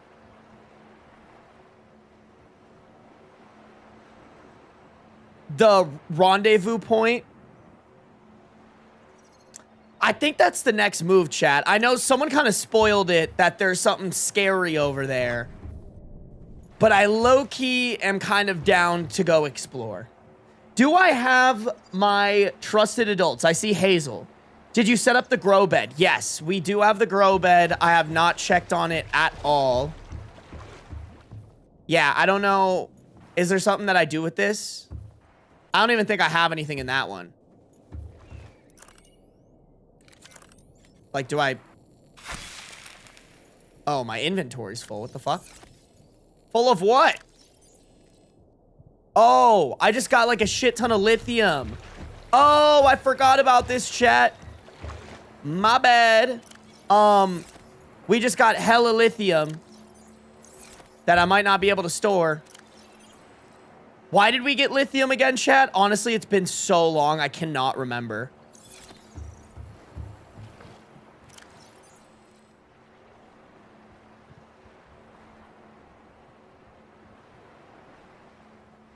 What's this game about? You're on like an alien planet that is majority water.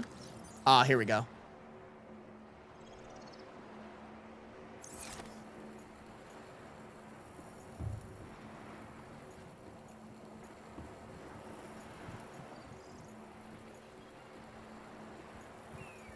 Cut it? Okay, let me cut it. You need to cut it. Cut it. Cut it.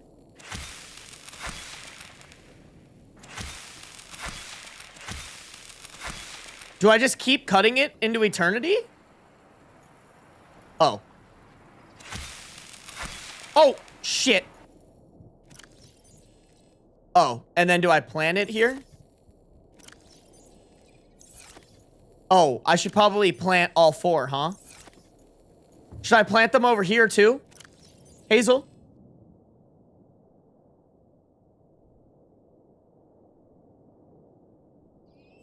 Plant them all? Okay, bet. Boom! All right, and then what do I do with this? Do I eat it?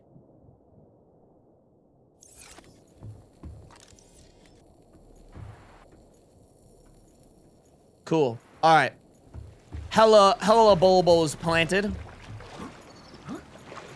4 is usually enough. All right, I'll cut it down after I eat it. Okay, what was I doing, chat? I remember there was like a whole objective to me getting all that lithium, but why?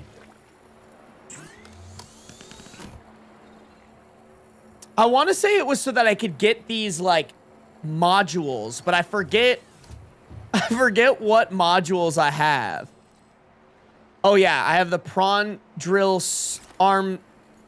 I have the suit arm for the prawn drill. I think I was like making a bunch of shit, right?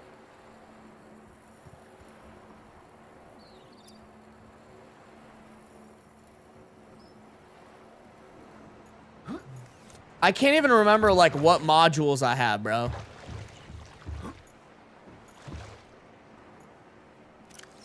Okay, right now I have the storage module and the Seamoth depth module. Enhances safe driving depth considerably. Should I try to get MK3? MK1? MK3's over here, right? Storage module is a good early one. I feel like I have that. Okay, there's the MK2. Should I get the MK3? How do you make play steel again? I think all the things that I needed is on my screen actually right now. Always max out with your depth when you can. Okay, bet. I can do that. I need titanium ingots and lithium. Okay, I'm pretty sure that's why I went and got it. Did I have titanium ingots though?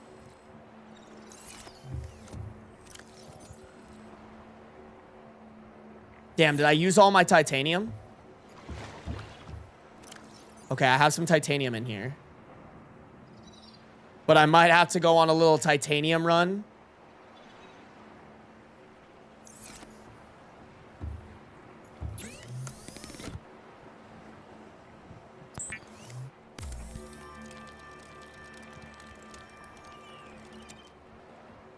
Okay, wait, what do I have on here? Seek fluid intake. Oh my god. I need water. Water.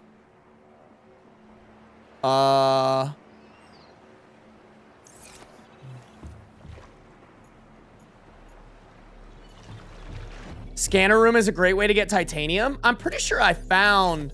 Oh, fuck. I'm gonna have to go get bladderfish. Blech. Wait, how do I make bleach again?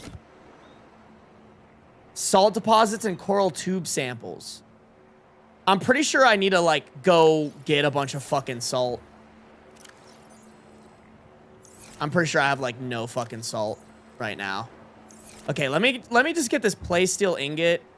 Actually, you know what? I probably shouldn't fuck around with it too much. Let me get some bladderfish. Come here, bitch. You're mine. Give me more. You're mine.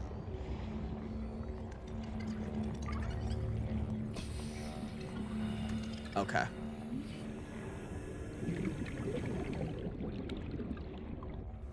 Welcome aboard, Captain. Oh my god, I'm stuck. Please. No! Thank you.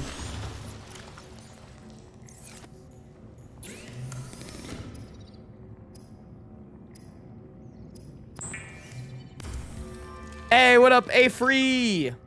Don't you have a water filtration system? Yeah, but it's slow as balls. Like, I just checked it. You can eat the bulbo for water? Really? Actually?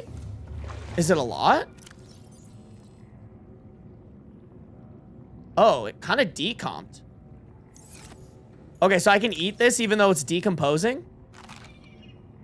Oh. Okay, well that didn't do much, but it's better than nothing.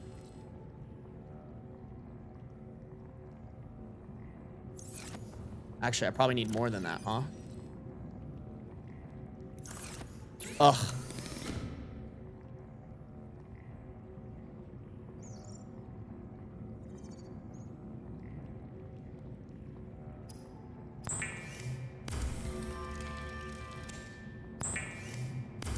Not a little, but you have infinite bulbo. You can eat like 10 bulbos to get max water level. Oh. Okay, bet. I think in the meantime, I should go on like a salt trip. Vital signs stabilizing. I think too. I think I should take... Wait, can I go to the scanner room and find salt? Yeah. Chat, will this... Because, like, I have the drill arm now. Will this find me, like, a big salt deposit so I can drill it with my prawn suit? Like, that would be the fastest way, right? Like, is this going to show me... Okay, I see one little dot right here. Like, literally right outside.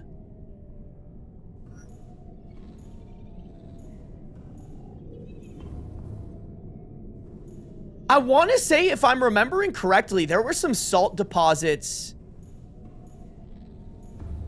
Okay, I'm going to turn it off.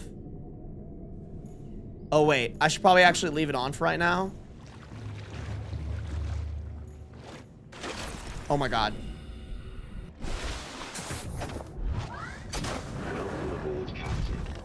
I'm pretty sure resource deposits are their own item to scan on the scanner. Got it. I think there are salt deposits down here because I remember seeing them.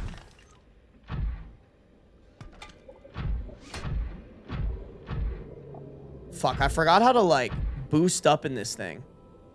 I'm forgetting the controls. Oh, that's not at all how I...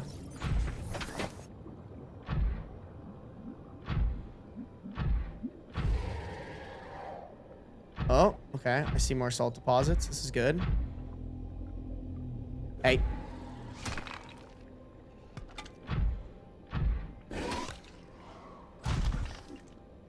Don't hurt me, please. I could have sworn I, like, fell down a hole. Oh, my God. Please? Oh, my God. Please! Crashing out a little bit. Oh. Oh, I found it. Okay. The whale. Ooh, okay. Plenty of salt over here, at least.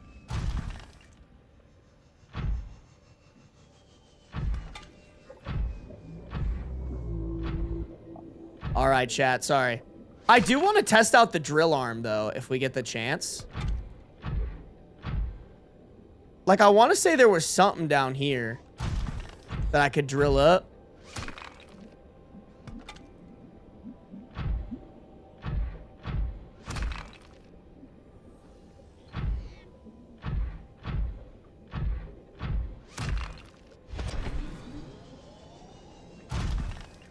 Oh.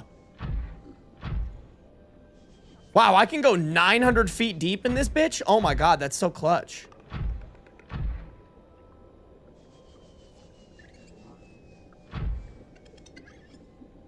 North of here?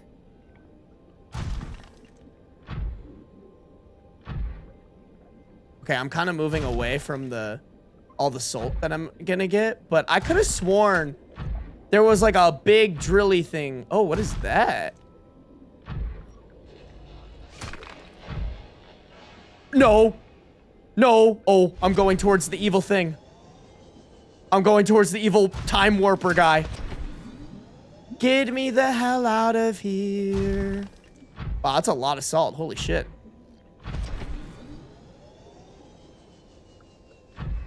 Is that salt? Hey, why did that not get scanned? Whee! Oh, I'm gonna run out of boost.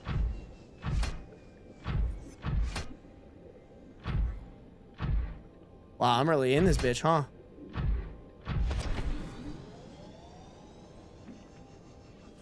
Bam.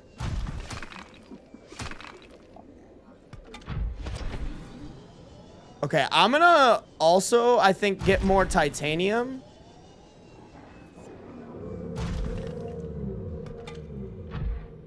All right, we're not gonna go that way.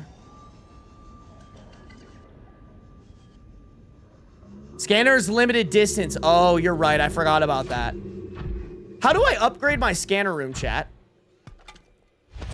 By the way, Hazel, is there anything that you recommend that I do that can really help me? Oh, I forgot I added a storage module on this. Oh my God, that's gonna be so helpful, chat.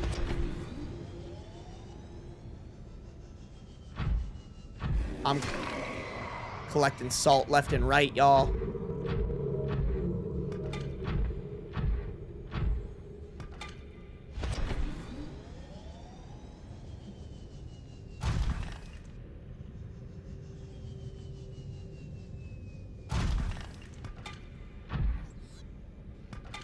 Sorry, guys. I just don't want to have to, like, go... Get out of here. Where's the metal, bruh?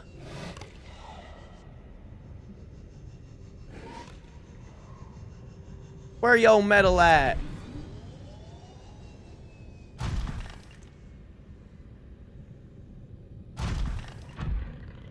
Exploring blood kelp zone? I could do that. That would get you the next materials? Okay. I'm down. Oh my God, please. Okay, I need to start... I think I have enough salt. I think I need to start gathering metal and whatnot. Oh, here we go. Oh, my inventory is full? Oh, I have to, like, jump out of this.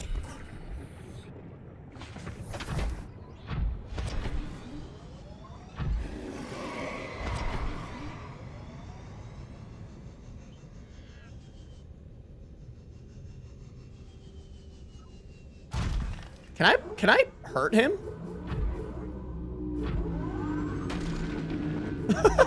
Oh, I never built the torpedo arm. Oh! That scared the fuck out of me, bro. All right, we out. We out of here. We've got plenty. Do you not have the grippy grapple thing? I do not. But that's kind of why I was collecting titanium, so I think I can start building some of that stuff now. Okay, wait. There it is. I was like, which way am I trying to fucking go right now, chat?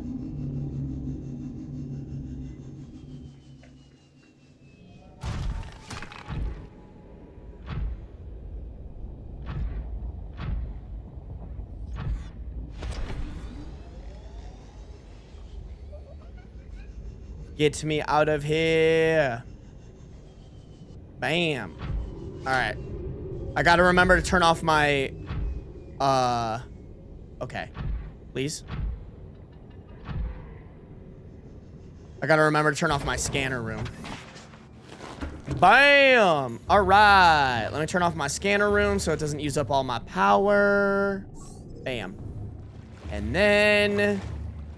we're going to make all this into titanium real quick.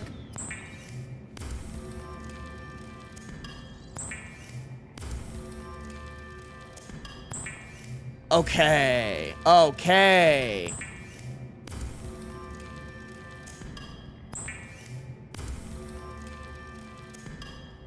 All right. Cool beans. Cool beans. Okay. Let me focus in here, chat. Let me lock in. Okay, that is way less titanium than I thought I would have. Which is a little devastating, I can't lie.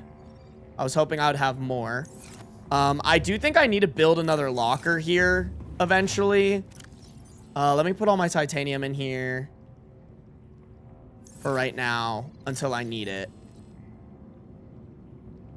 Okay, I know for a fact I'm going to need that table coral for my water. Okay. Wait, I thought I turned off the scanner. Oh. Oh, I thought if I turned off the scanner, those things would disappear automatically. Oh, they just disappeared. Okay.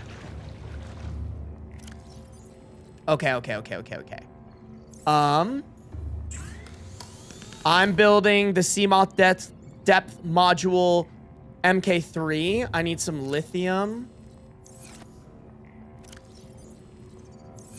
Where'd I put all my lithium, bro? There it is. Oh, I put away my titanium ingot. Okay. And then I need ruby.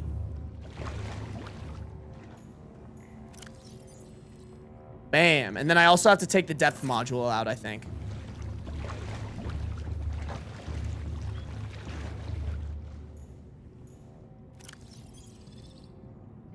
Perfect. Okay. Okay.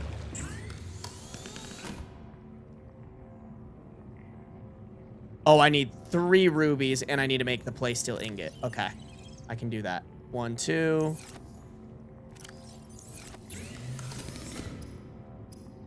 Bam! Okay. Okay. Hazel, what else should I get? What else should I get? Perfect. We now have a level 3 depth module for the Seamoth. And that, my friends, is a big ol' fat W-wubby, baby. Okay. I think...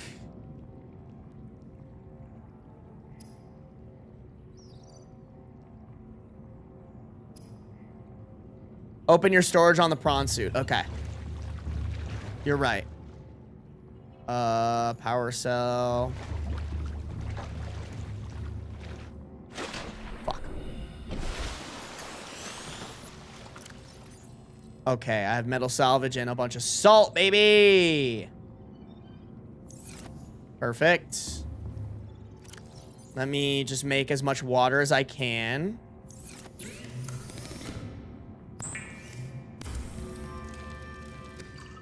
If you can make a grapple arm, you should get it. Let me check that. I'm just gonna make as much water as bleach water as I can. Chat, does anybody else recommend I do anything? So right now we have the blood kelp zone. I can definitely do that. What else are we thinking, chat?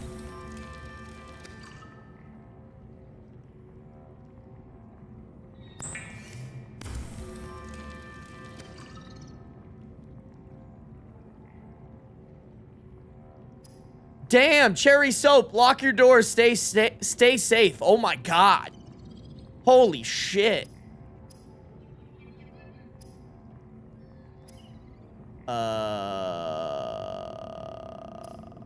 There we go. I was like, how do I make water again? Cherry soap, have you heard gunshots in your apartment?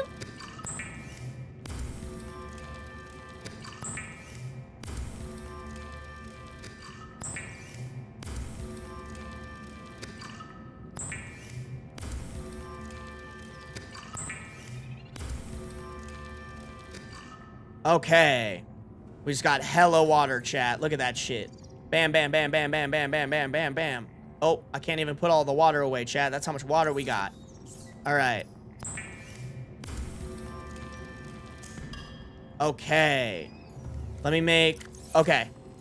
So you think I should get the grappling arm? I genuinely don't know if I've gotten the grappling arm. We have the torpedo arm. Nope, here's the grappling arm. But I've never made benzene. How do you make benzene? And I've also never made an advanced wiring kit. Okay, let me check this out. Let me check this out. Oh my god. Vital signs stabilizing. I don't even think I know how to make benzene yet, chat.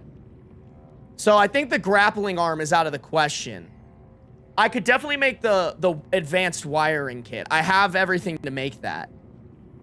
Blood kelp. Okay, cool. So we'll go to the blood kelp area. Should I make the other one? I see it right up there. I just need titanium, lithium, and aerogel. Which aerogel is made from these things, right? I might as well just make it, right?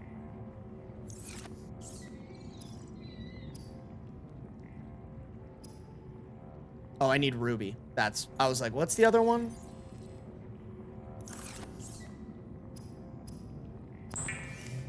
Might as well make it. Okay, bet. We'll just make that real quick. I need some titanium. That's not where I keep the titanium. Whoops. I am titanium.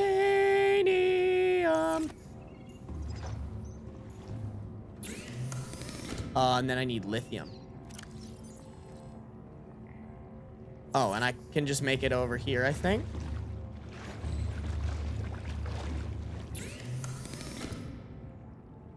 Prawn suit torpedo arm. Yes, I do. But I have to make torpedoes for it, right? Vortex torpedo. Generates a localized gravity distortion. Load this to a vehicle torpedo bay. Gas torpedo. Releases a cloud of toxic gas. Load this to a vehicle torpedo bay. Torpedo gay. How do I... Should I get the gas torpedoes? I've never seen a gas pod. How do I get gas pods, chat? Is there a better torpedo that I should rock with? Oh, fuck. Oh, fuck. No, please. Let me in. Thank you. Throw that bitch on there. Sorry to bring the mood down. No worries, Cherry Soap. Just stay safe. I like the Vortex one better. Okay. Well, we can make the Vortex one. So why not? I forgot how to make it, though. Titanium and magnetite. I think I got a bunch of magnetite. So... how many should I make? Is there a good reason to make like an abundance of them?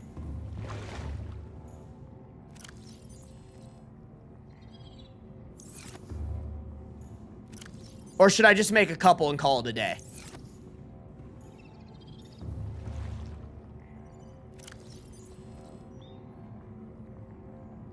Whoops.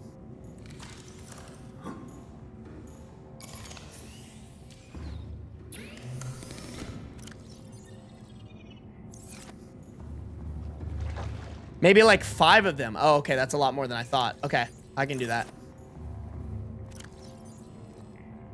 Where the fuck did I put all my lithium, bro? There it is.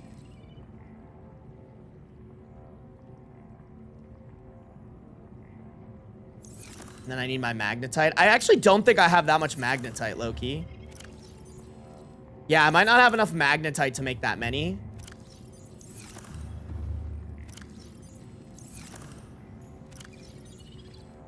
Yeah, that might be a quest for later. I need to collect more magnetite. But we can definitely make a couple of them. Is it worth using all my magnetite for that, do you think?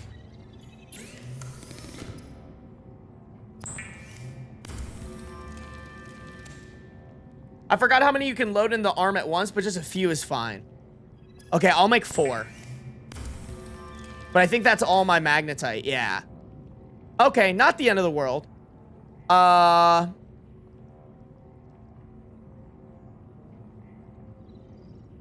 Should I make an engine efficiency model module or a hull reinforcement module. I feel like out of any of them, a hull reinforcement module would be good.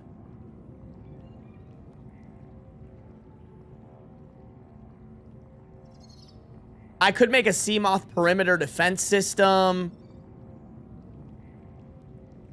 Oh, fuck. A Seamoth sonar would have been really good. Oh, I can make a Seamoth torpedo system. Should I do that as well?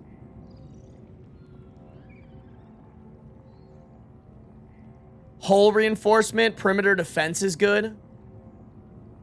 Oh, I don't know if I have polyaniline, though. Should I make the torpedo system for the Seamoth, do you think?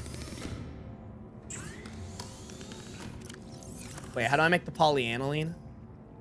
Gold and hydrochloric acid. Hydrochloric acid comes from deep shrooms. I remember I was supposed to go find that.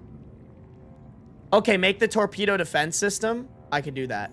I need aerogel.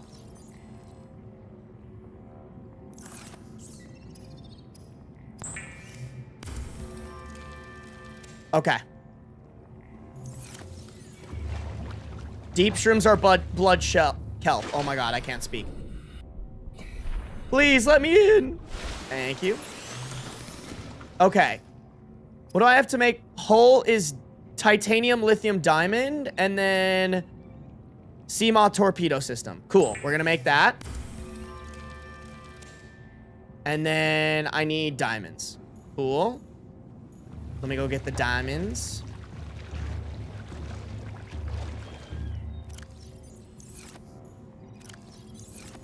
Oh, there's one diamond.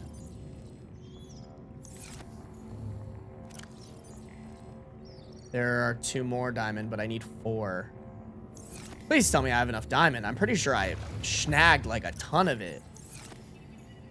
There we go. Okay. I was like, please. I beg.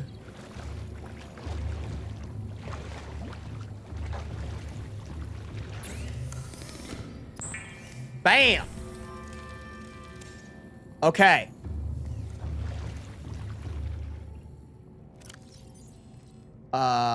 Bam. Torpedo. Okay, how do I install the torpedoes? Oh, torpedo bay. Duh. Okay, I think I should take my Seamoth to the I should take my Seamoth to the blood kelp, right? So I should just load this with the torpedoes. Tell me if I'm wrong for that, but I think that's the move.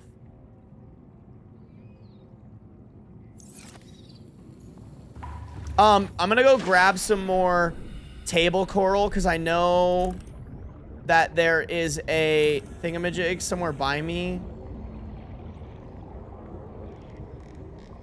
I know there's table coral somewhere around here. Yeah, right here.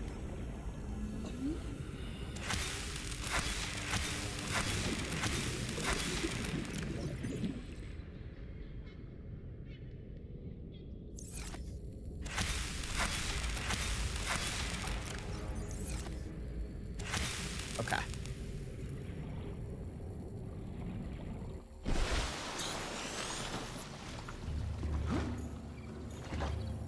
You'll want the faster speed of the Seamoth. Thank you. Okay, sorry, guys. I'm just going to make all the rest of the bleach so I can just have hella water and not have to worry about it.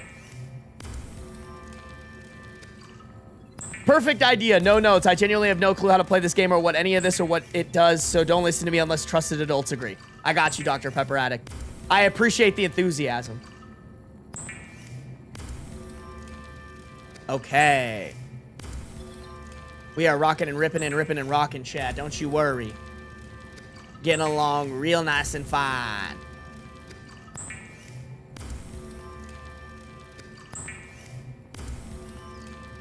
Damn, what up, Lee? What you doing just waking up now?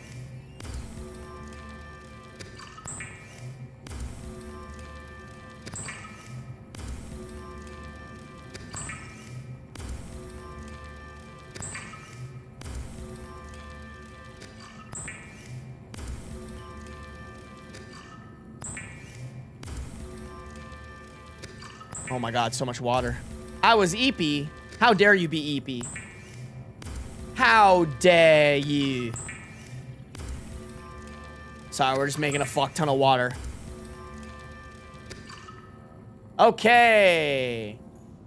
Oh, when did Sarby die 10 times? I didn't. That was a different game. I forgot which game we were playing.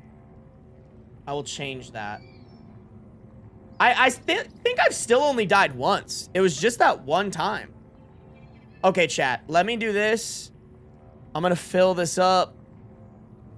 Chat, why did I get the creep vine?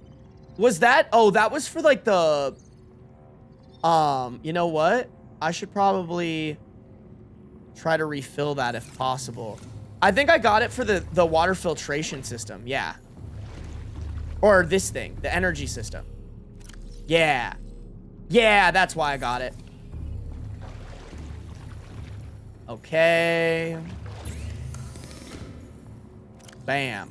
I don't think those belong in there, so I'm gonna take those out. Wow, I have a ton of water now. Let me put all my lithium in here. I'm so happy. Because today... I'm gonna take my sea moth again. I'm guessing I'm gonna need that. Put the gel sacks back.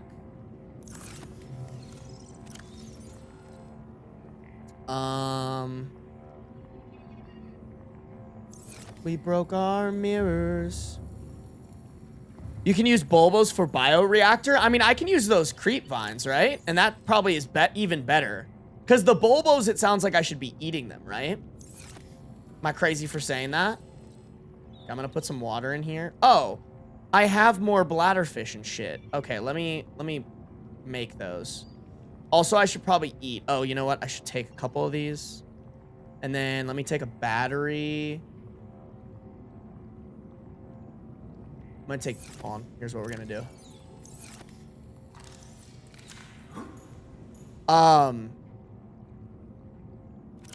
Whoops. Can somebody tell me if I am gonna need the laser cutter? You know what? I should probably just take it with me just in case.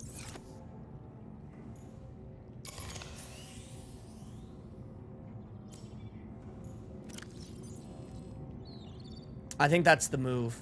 Okay, let me put this purple tablet away. I don't need this shit. Yeah, but you have like infinite bulbo farm now. Oh, you're totally right. Okay, so I could like take this out in theory and just drop it. I might do that. Cause I don't think I need, you know what? Should I make that into silicone or whatever? Yeah, I might as well. Fuck it, right? Oh, I can make med kits with that, right? Fuck it, I'm just gonna do it. And then... Yeah. I'm just gonna make first aid kits, bro. Fuck it. Hey, no worries, Ace Piece. If you want, you can go back in the VOD. Not the end of the world.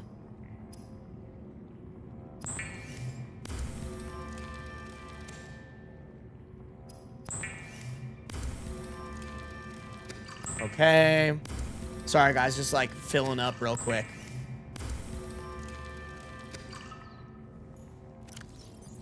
But that's okay, 'cause so are you. We broke our mirrors. Sunday morning is every day. Come here. Sorry, guys. Let me collect my shit. Stock up. Honestly, once the bulbo trees are bulbo treeing, I won't have to do this as much anymore.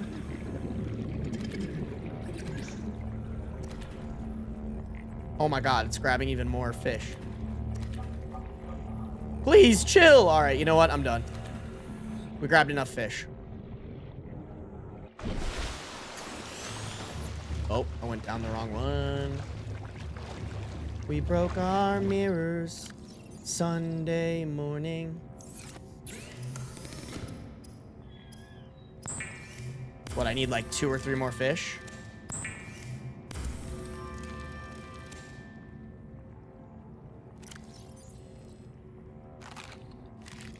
Perfect. And then now we drink some water. Perfect. I'm going to throw this stuff in here. All right. I don't need... I'll take 2 first aid kits. 2 first aid kits, 2 waters. Knife. I think we're good, chat. I think we're on our way. Let me unpin some of these things real quick.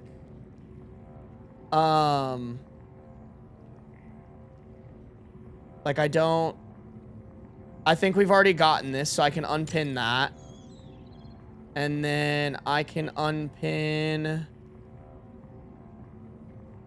Oh, I think I just unpinned everything. Fuck. All right, whatever. Okay. Am I forgetting anything? Sorry, I haven't played this game in so long. I'm like, what am I missing? I think we're good, right, chat? I got an extra battery. In case anything dies, I have an extra power cell.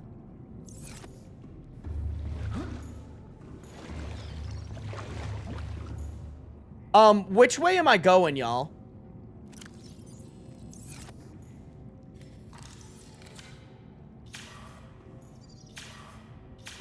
Okay. Can I... Hello?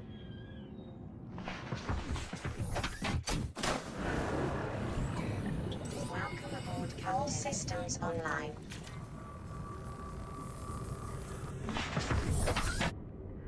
Which way to the kelp forest? Follow life pod 2. I can do that. Life pod 2.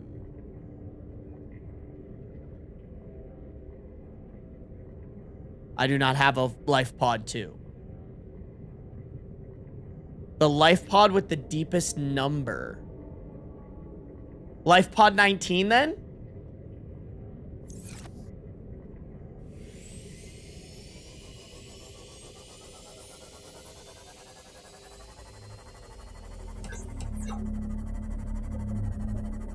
Wait, how do I shoot the torpedoes? Oh!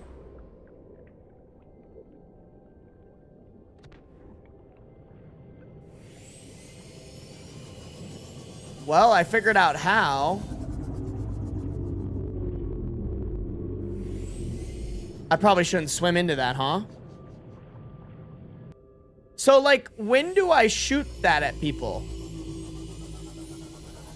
I don't remember this guy being so close to my base.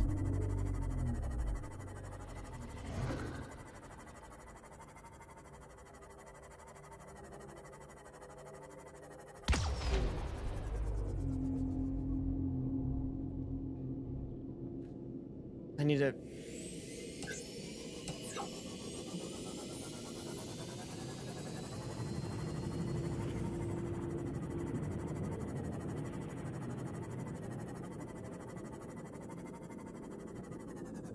Okay.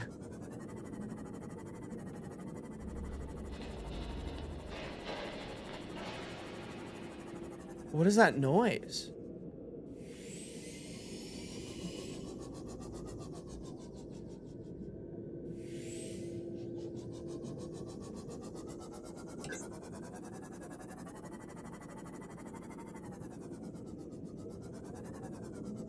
Oh, I've been here before.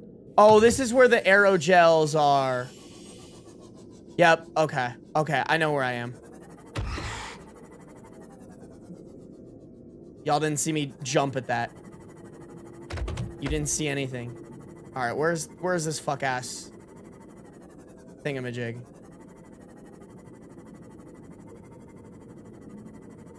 This way, okay. Hazel, I'm gonna need... Once you hit Life Pod 19 area, take a right and head deep.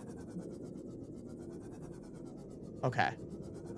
So it's down there. So this way?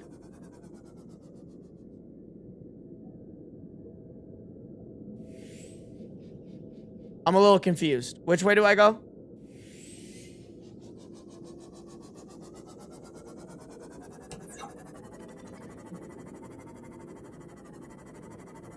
Oh, go down. Okay. Okay. Okay. I see.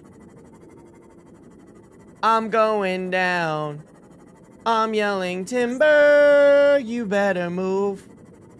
You better dance. Okay. So we've gone down.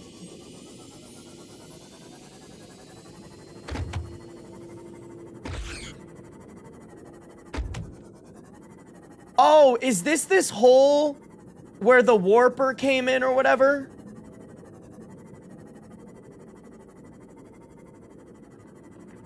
Okay, yeah, there's the alien vent.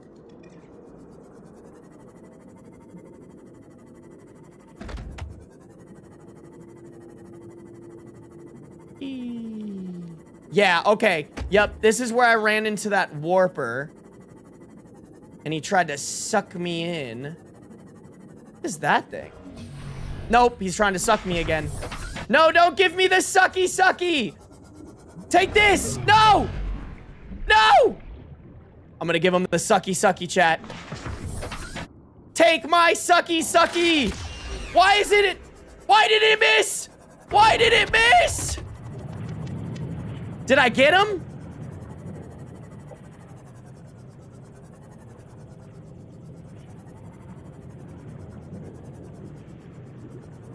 Did I get his ass? Did I give him the sucky sucky 9000?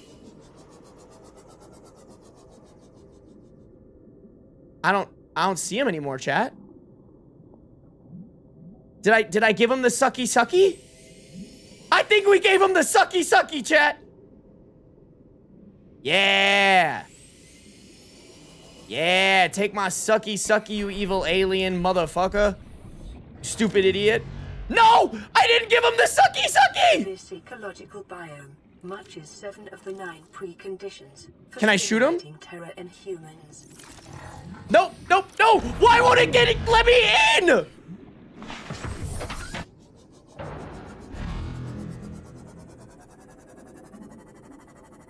Should I...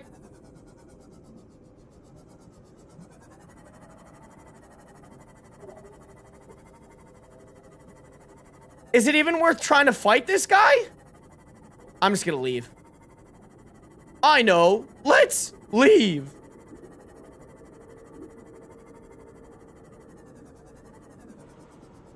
Is this the blood kelp forest? I don't know, bro. I'm just going deep.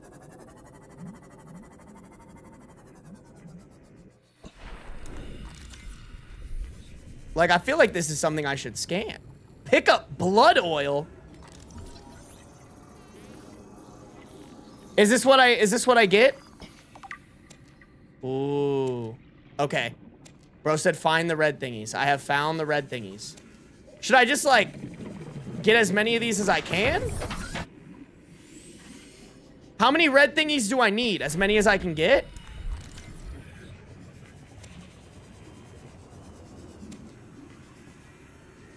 Oh, my inventory's full? Oh, they take up a lot of space. Oh, where's my storage? Oh, there's like no space in there. Get a bunch of deep shrooms. I could do that.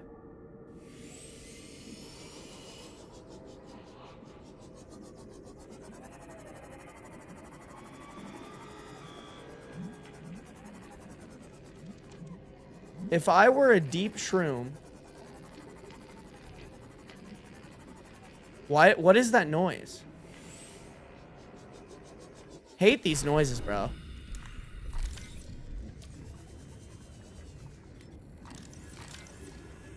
Oh. Okay. So that's unimportant.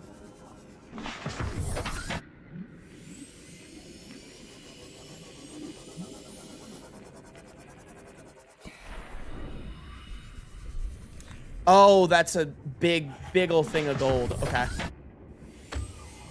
I'm looking for some deep shrooms.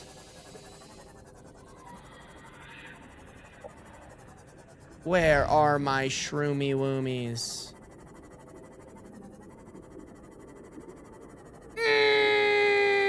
Please leave me alone.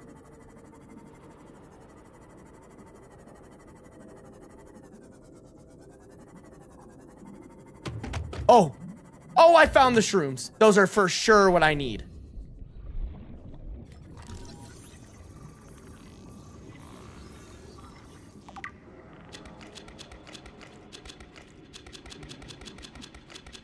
We're collecting shrooms. Okay. Okay, chat, we did it. Is there any reason for me to, like, keep exploring? Oh my god, that's so fucking deep, bro.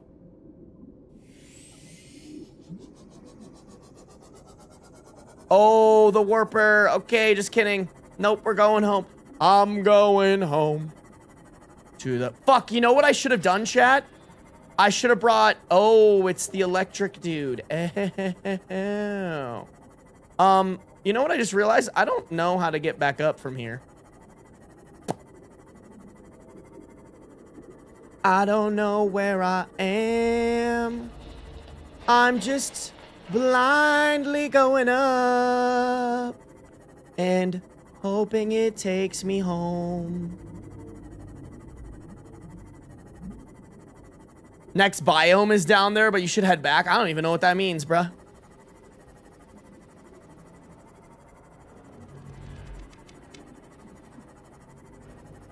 I also really need to repair my ship. Let me do that real quick. Quick repair. Bam! Oh. Welcome aboard, Captain.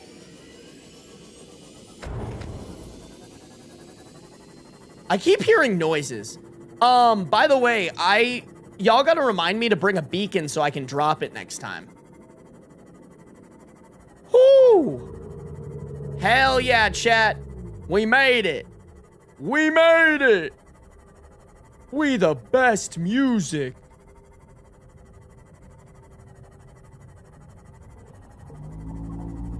I'm kind of annoyed that I fucked up the torpedo. Like, I wasted like 3 torpedoes. Can I torpedo the warper, or is that just a waste of torpedoes? Who needs beacons when you have life pod signals? Me, bro. I have no idea where I'm going. Okay. So, what does the blood oil do? Oh, it makes benzenes. Okay. Oh, I see why you said to get so many of them. Because now...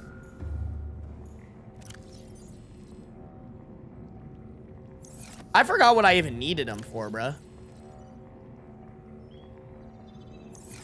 Let me go get the...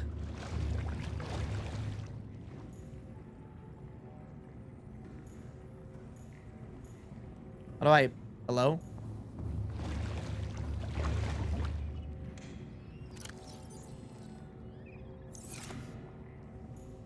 What did I need it for again?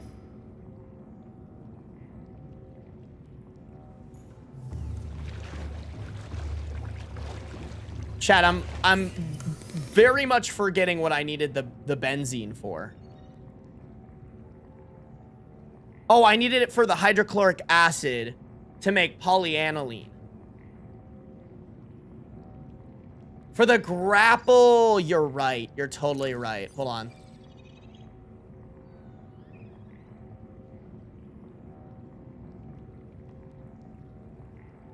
You're right. And now I need the advanced wiring kit, titanium, and lithium.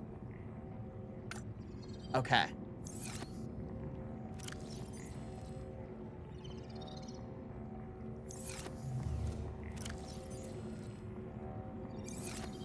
How do I make an advanced wiring kit again? I need to make like a regular wiring kit. Wiring kit with silver ore and then gold and a computer chip. Gold, copper wire, table coral sample. Okay, I have a lot of these things. There's one table coral sample. There's some silver. There's some gold. And some copper wire. Oh. Okay, I can make this wiring kit. I need one more table coral sample. I don't know if I have enough of that. Fuck, am I gonna have to go searching for this shit. Wait, is that it? No, that was gold. Fuck. I'm gonna have to go grab some table coral samples real quick.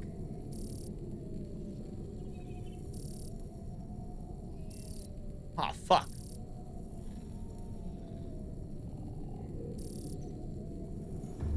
Chat, where do I... Hello? Where do I go really quick for some table coral samples?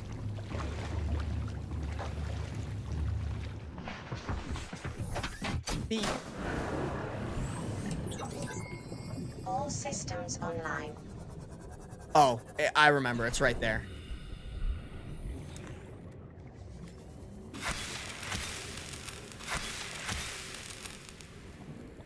I'm just gonna grab as much as I can real quick.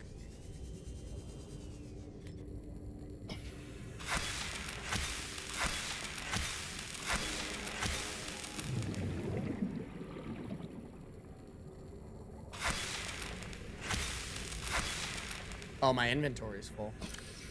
Okay, that should be enough.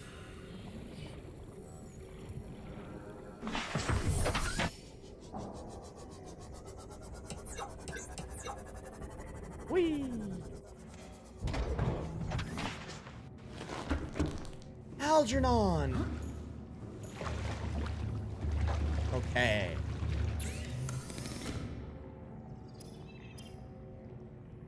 Computer chip. Bam. I need more gold, which I have.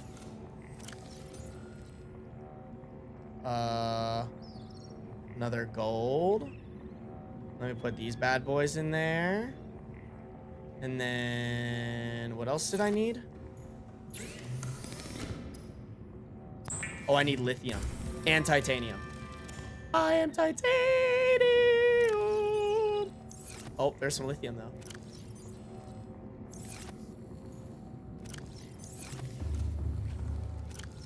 Damn, bro. All right. All right, y'all. We're making progress. Okay, wait. Chat, why am I making the grappling arm? Like, why is this helpful? Okay, we have it.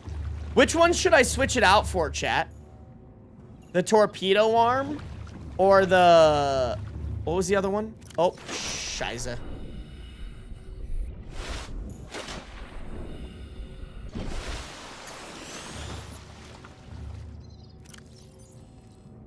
Drill arm or maneuverability depends on if you're going mining or exploring. Oh. Okay, crazy comms. Can I put the arms in the storage of the prawn suit? I know I'll have less storage overall.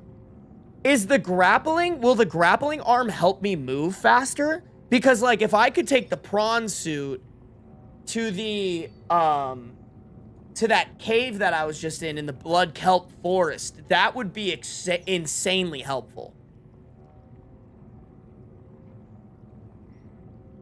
Grappling arm is necessary for deep exploration.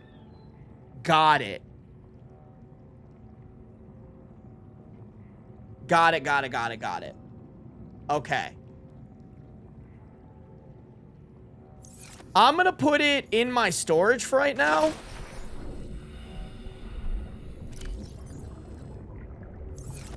That way I just have it, you know? Oh my god, please. Okay. And then...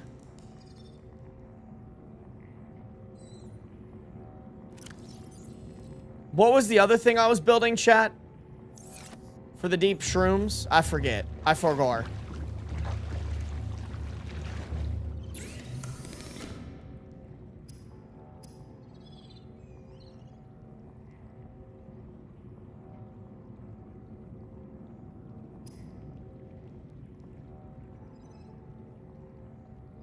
Seamoth perimeter defense system, is that what I was trying to make? How close are you to making the Cyclops you should be near? That's a great question, actually.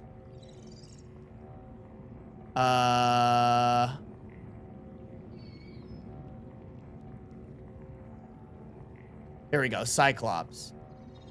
I can make the Cyclops hull, the bridge. I need to find the engine and the actual Cyclops.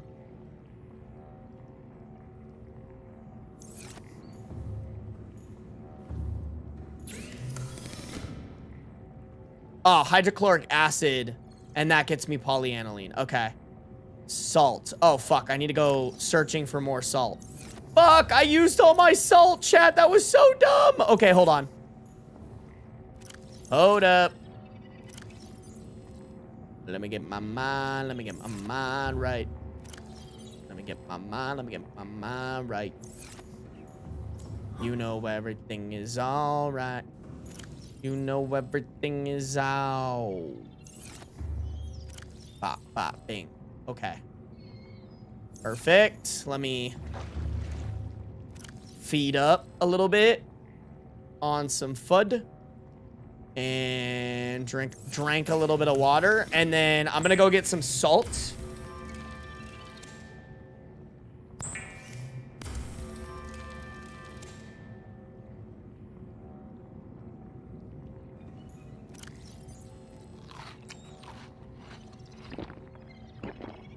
Cool.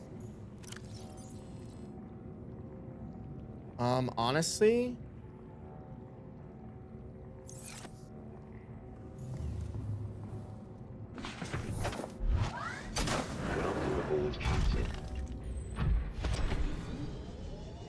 oh, fuck. Can I not? Oh, I did it. Oh, shit. I meant to put on... God damn it. Hold on.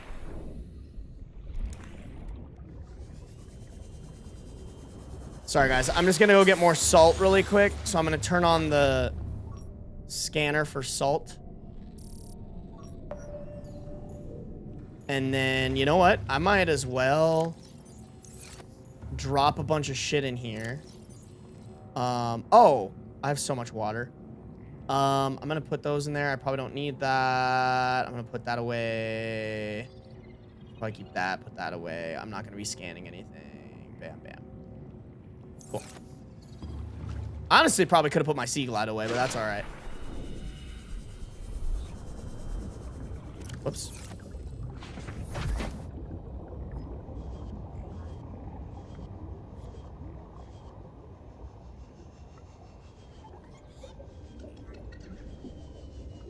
Loot session. Hello? Oh.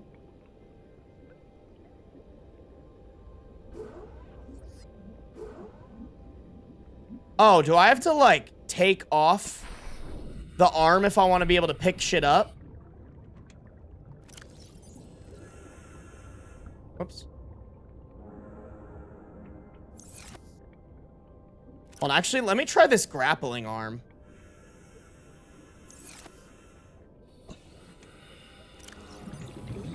I'm not gonna be drilling.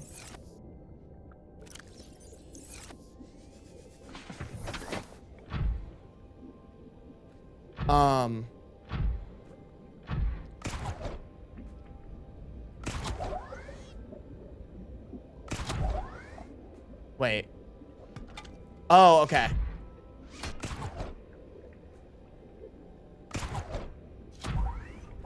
Oh.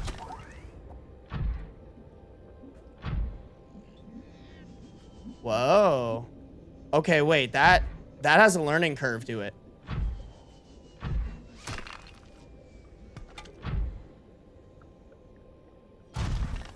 A little bit of a learning curve, chat. Okay. But I'm picking up what I'm putting down.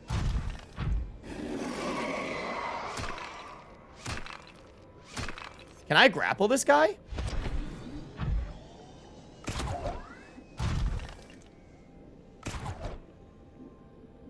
I can't grapple him? Oh, I can grapple him! I got bro! Oh my god, this is crazy! Oh, I'm like stuck. Okay. That's kind of cool though. Okay, wait. Okay. Okay. I'm like struggling. I think it makes sense to put the grappling arm on the right side. Oh my.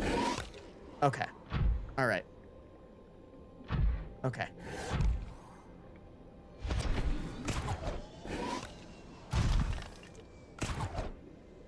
I'm really bad with this thing.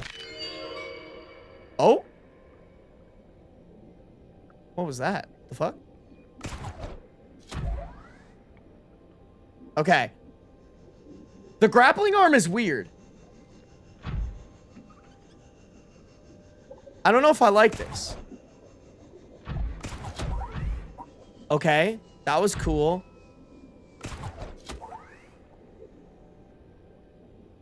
It, like, almost doesn't feel, like, powerful enough. Okay. Like, hello?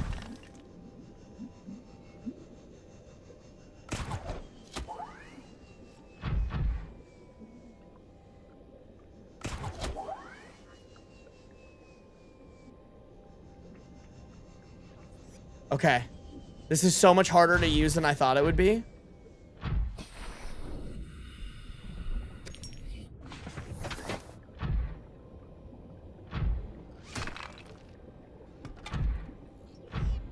Okay.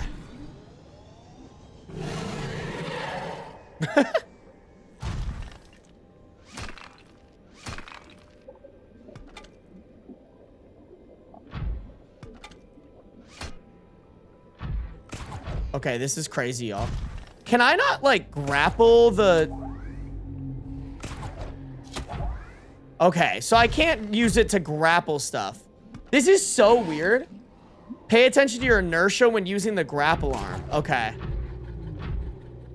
I think I just genuinely need to practice it. Let me grapple you. Okay, and then I can, like... Okay, so it's like something that you need to use in tandem with your boost. Very interesting. I'm not sure if I fuck with it yet. I gotta figure this out. Whoops.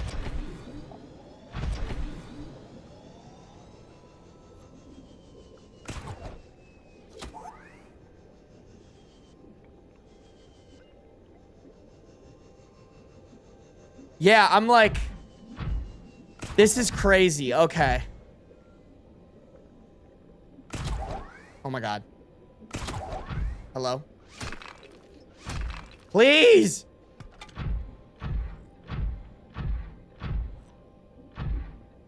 This is not easy.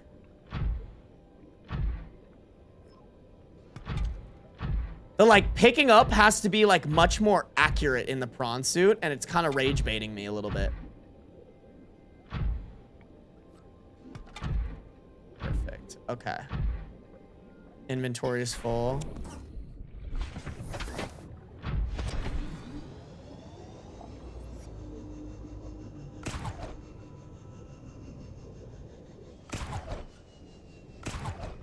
Oops.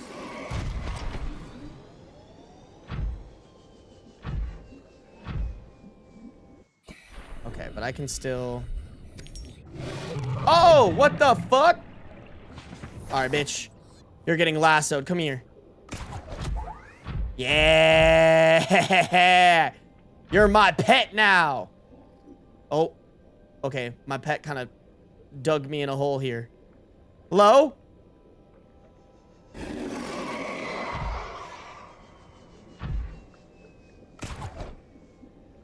Okay, so it doesn't go very far.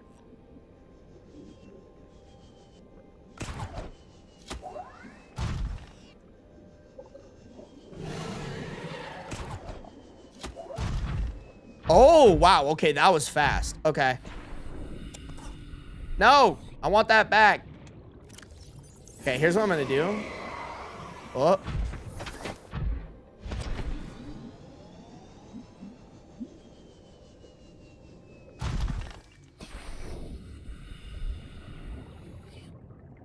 Bro, will you get off of my dick?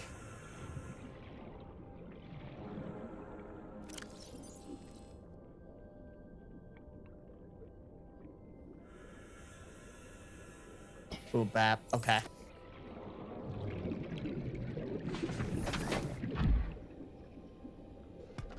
Sorry, y'all. I'm just grabbing more salt. I'm trying to get titanium too when I can.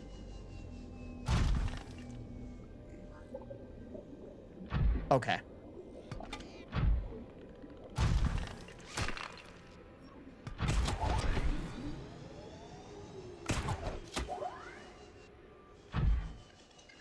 I gotta fuck around with the physics of this, low-key.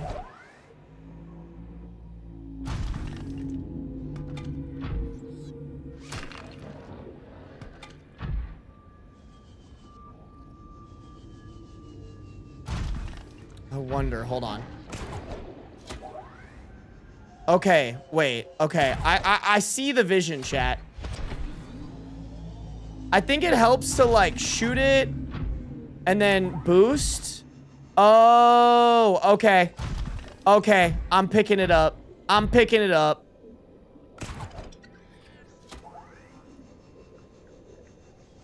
Got it. Got it. Okay, well.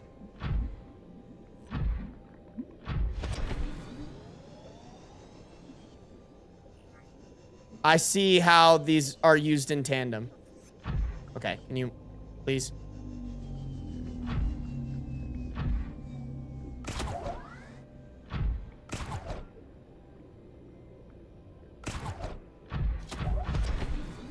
Okay, I see.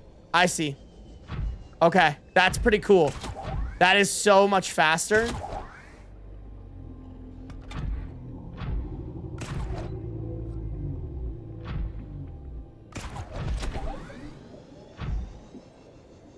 Oh, and then it can just launch me this way. Ah, I see. Oh my god, I just murked that guy. Did y'all see that? Gave him a little Falco punch action. Give me your metal salvage. This is my salvage now, bitch. Yeah. Oh. Yeah, we're not going down that way.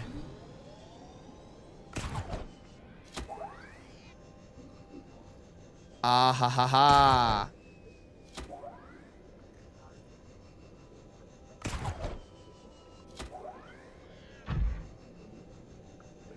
Oh, I didn't let go fast enough.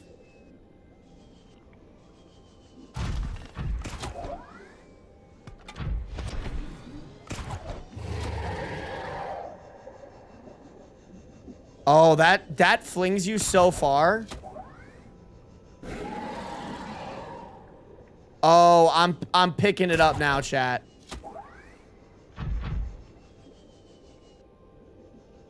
Ooh, I like it. Oh, that's so much faster.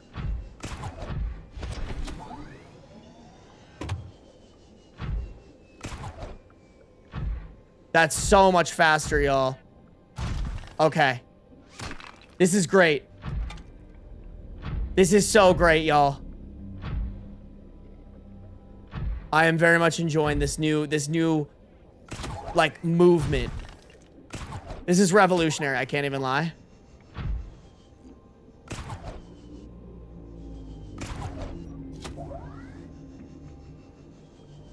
Okay, I definitely have to like let go of it a little bit earlier.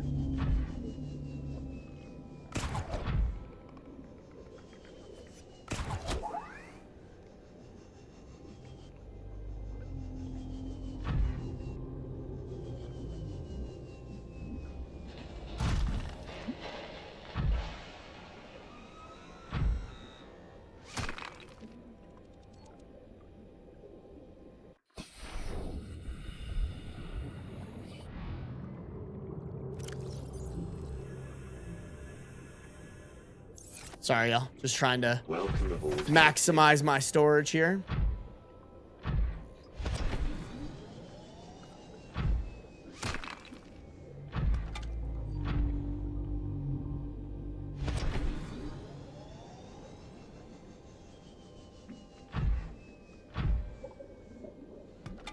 Ooh. Alright, I should probably get back. Ooh. Okay, let me practice this.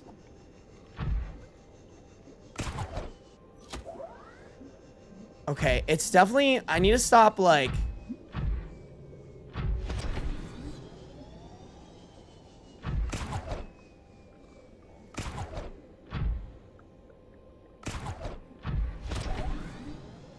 okay, there we go. Okay. All right, I'm beginning to understand how this works. Okay.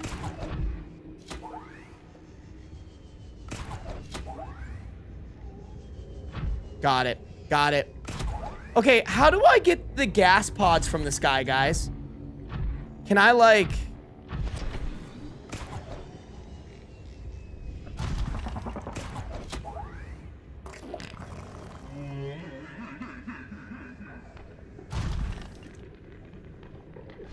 How do I have to like pick them up before they explode, chat?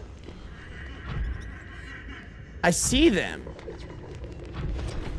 How do I collect them? Do I just keep rage baiting this guy?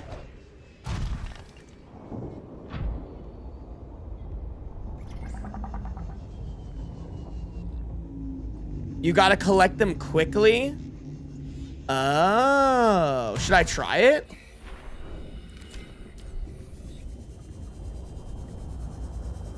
Oh wait, I don't have any free inventory space to collect them. That could have been bad. Okay, I'll collect that later. I'll collect that later, chat.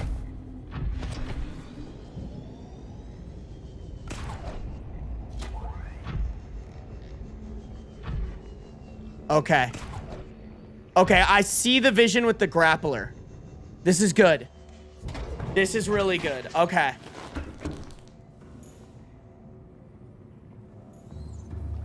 Okay, incredible. Incredible, chat. Okay, I'm gonna make more titanium. I honestly think the vortex torpedoes are way better. They stop the enemies while gas pods just damage them. I mean, so can you kill people in this game? Or, I guess, animals or whatever? Or the beasts?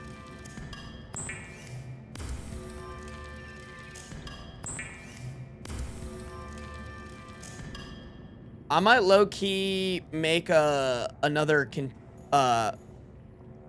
container thing real quick. I'm gonna grab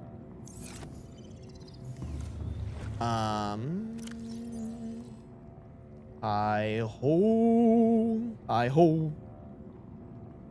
Oh wait, where'd I put my habitat builder weapon? There it is.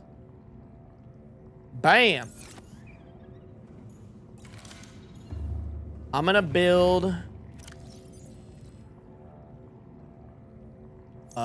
one more.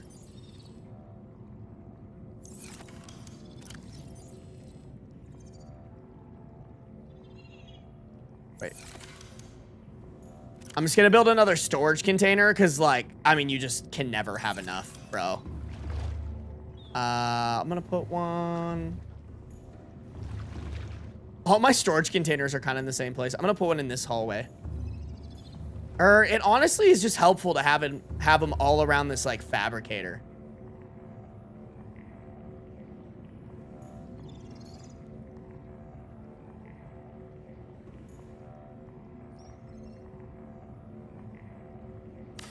Bam. Check on bulba farm and water filter. Not a bad idea. Let me drop all my shit in here.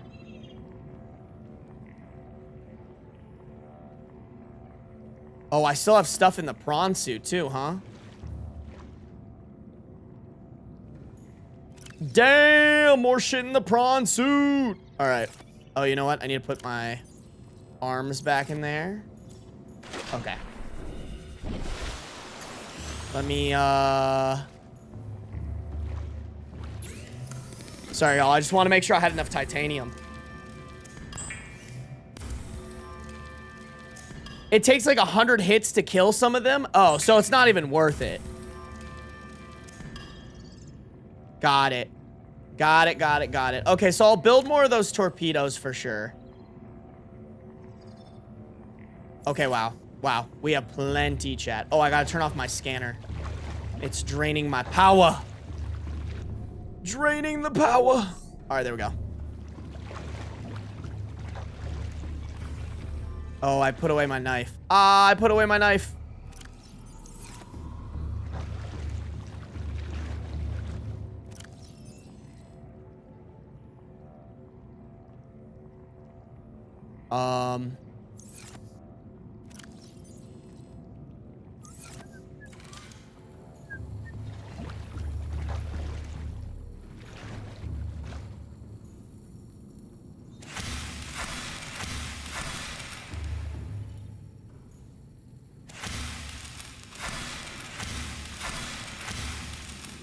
Damn, oh, fuck.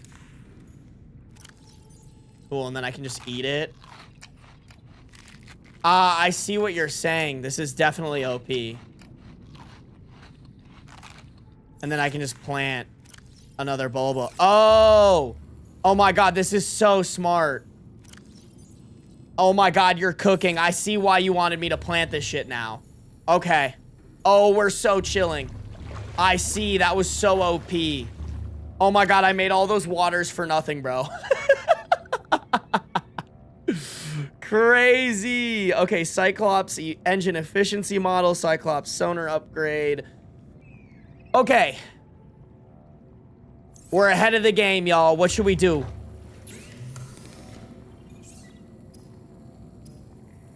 Is there anything that we should make here?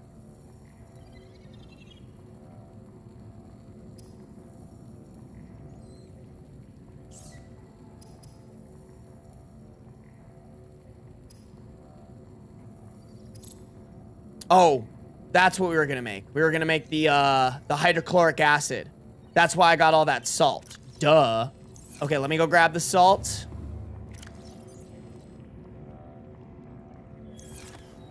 Where are my shrooms at?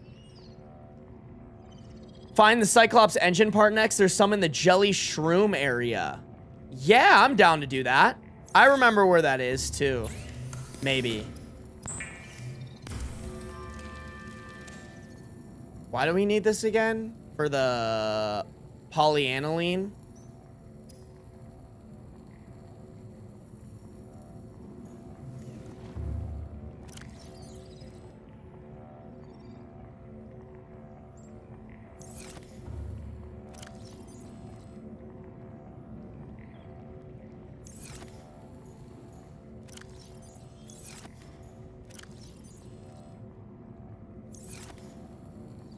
I need gold.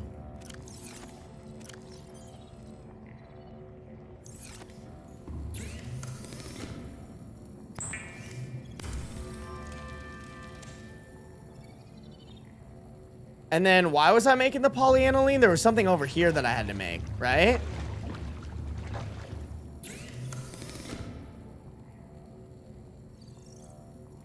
Oh, it was the engine efficiency model. No, that's not what I wanted.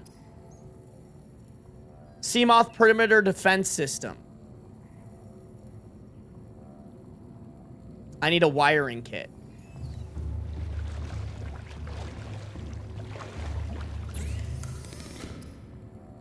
Silver ore.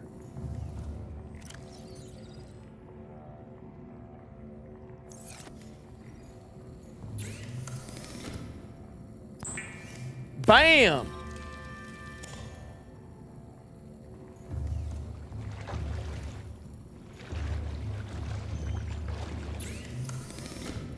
Bam! That's what we wanted. Is there any other upgrades that you guys think I should make? That'd actually be great to go to, because then I could get the, what Hazel said, because then I could get the, oh shit, which one do I get rid of?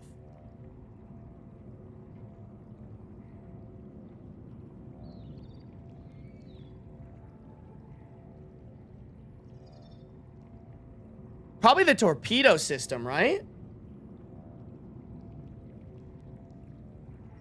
At least for what we're doing right now, I feel like we can get rid of the torpedo system. Yeah. Okay, cool. Should I keep the torpedo system in my storage?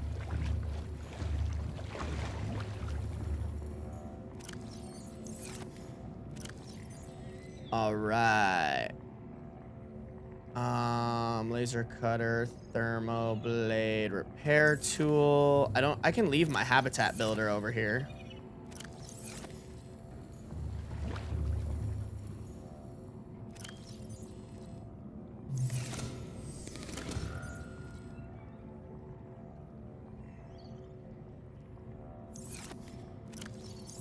I'm gonna be a little bit more greedy with those.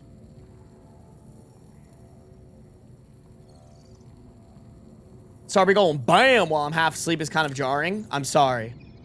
I'm sorry to wake you up, but bam, baby. We are making progress. We are making some good progress on this shit, chat. All right. I'm gonna leave the habitat builder over here.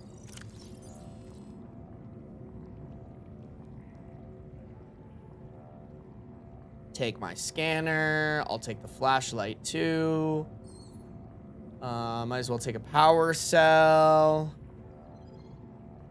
I think there's some prawn suit resource piles in the jelly shroom area too. Should definitely grab some magnetite there. Okay, we'll go do that. That's our next plan of attack. Jelly shroom is over by like kind of the Aurora, right?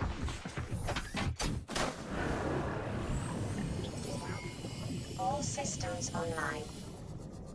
Yeah, like jelly shroom is like this way from what I remember.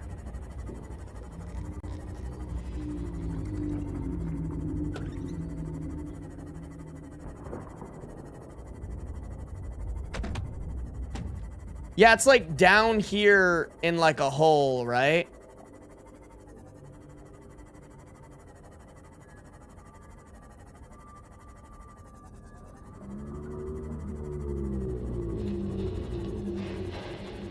Ah, right there. We into the jelly shroom we go. Okay, so I'm looking for... Wait. Is this the way?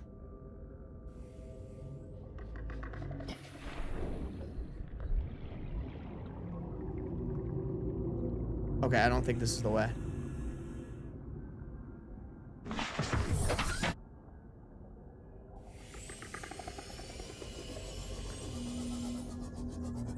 I know it's somewhere over here.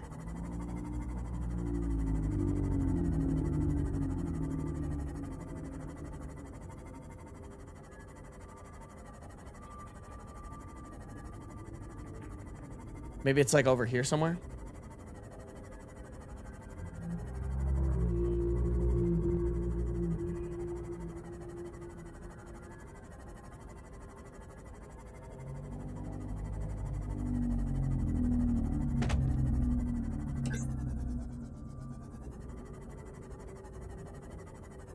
Okay, it's not this one either.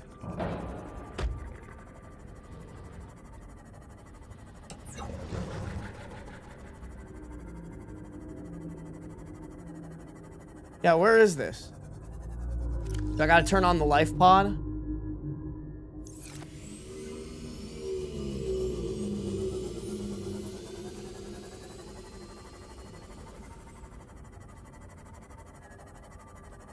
What? I don't think it's life pod 12. Straight into your cave system, that's the one.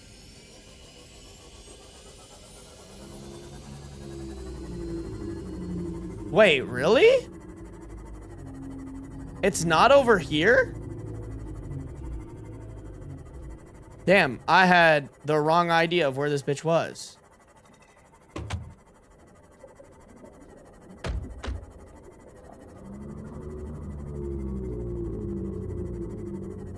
Beep boop bop, beep, beep boop.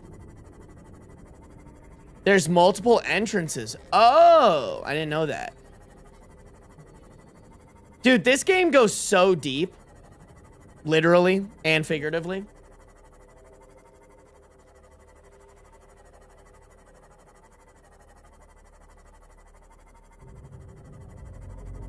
Okay.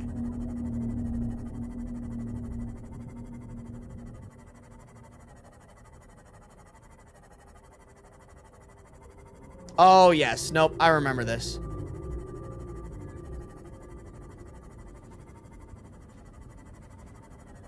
Yep, here we go. This is where we want to be, chat.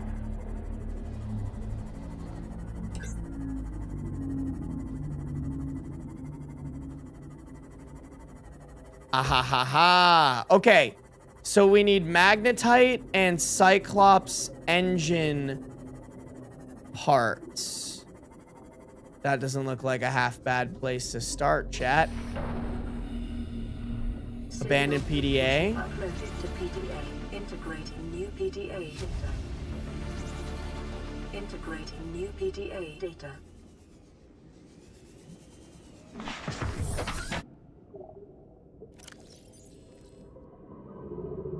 What was the new PDA data?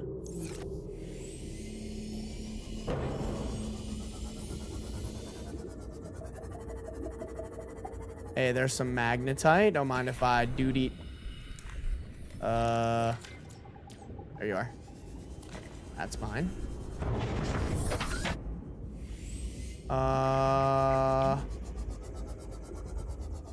More magnetite.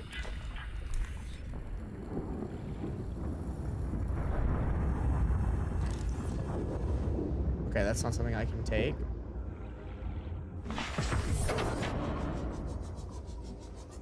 All right.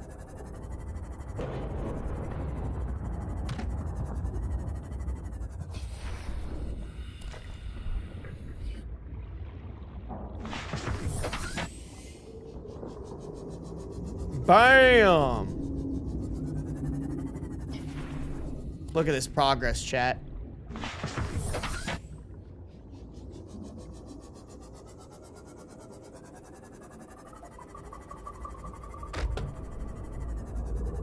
Is there a specific place I should be looking for the Cyclops engine, Hazel? I haven't gotten around to your reaction videos yet. I only listen to your Reddit stories. Hey, no worries. I hope you enjoy the reaction videos too, though. We're coming out with lots of them. La da la da la da da.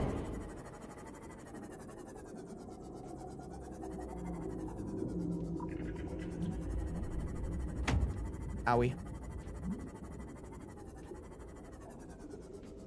Okay, that's where I walked in.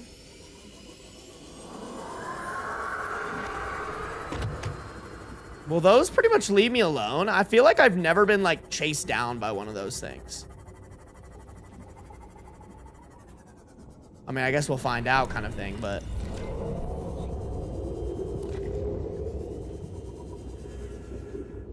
Oh. Oh.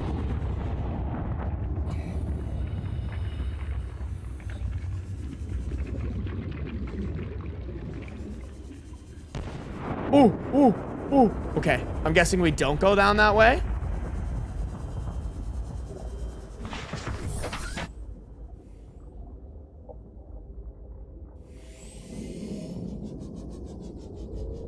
What do y'all say? Bad idea?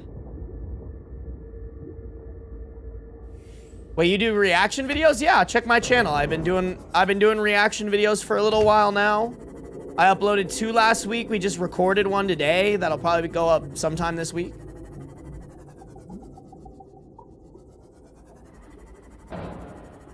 Bop bop bing bop loopy bow. Bam.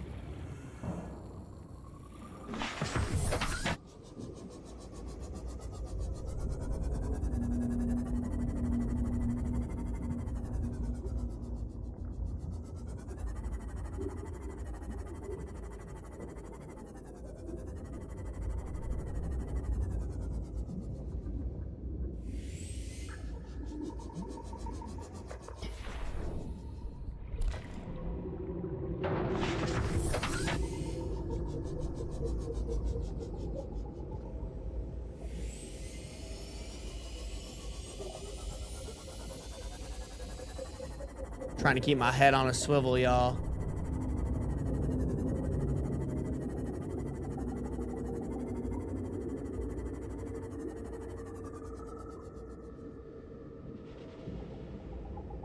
Also, engine parts on the east of Gun Island. Oh, okay. Well, I wanted to go there anyways at some point. This is still useful because I definitely need more magnetite because I ran out. Okay, am I going in circles though? Or are there multiple...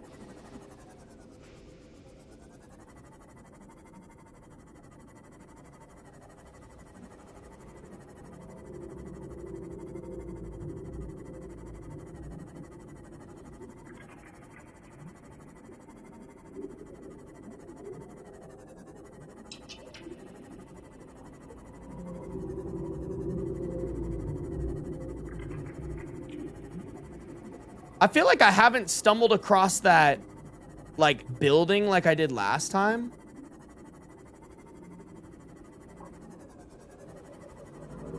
Also, I feel like the magnetite is... Oh.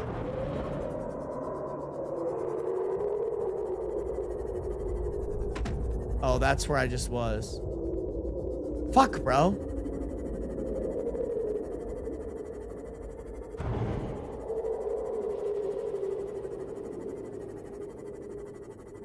There's some magnetite.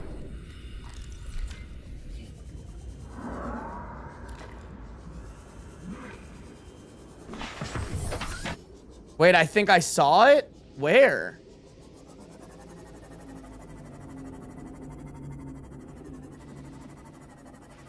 There's some by the abandoned base here. I'm pretty sure I got probably the pieces that I have from the abandoned base, right? Yeah, here's the abandoned base. Or wait, no, this is a different part of the abandoned base.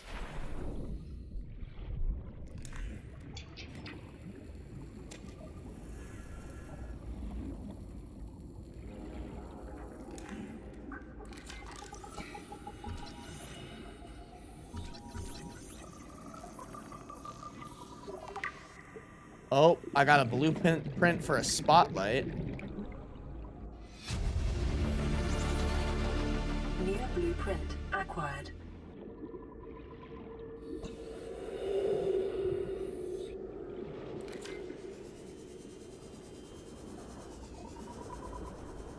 Yeah, I think I found this like very early on in the game, but we were kind of at a point where people were like, do not go explore that right now, bruh. Welcome aboard, Captain.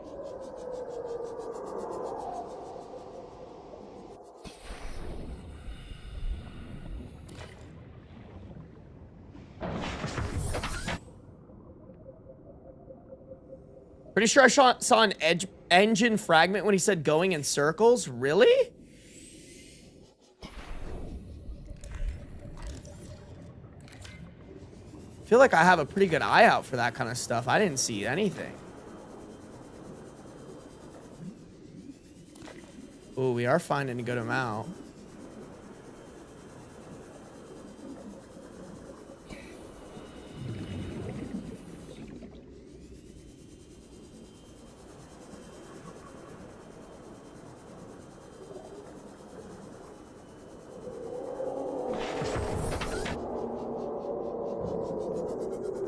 Damn, this cave sounds scary, but I have yet to be attacked in it. I probably say that, and then I'll immediately get attacked.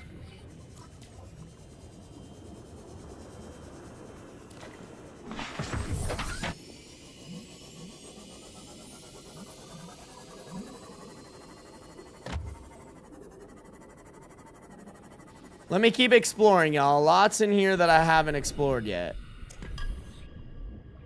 You know what? I'm gonna drop this off in the Seamoth storage.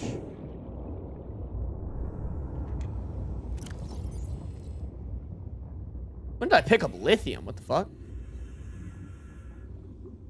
I'm so happy, 'cause today I found my friends. They're in my head.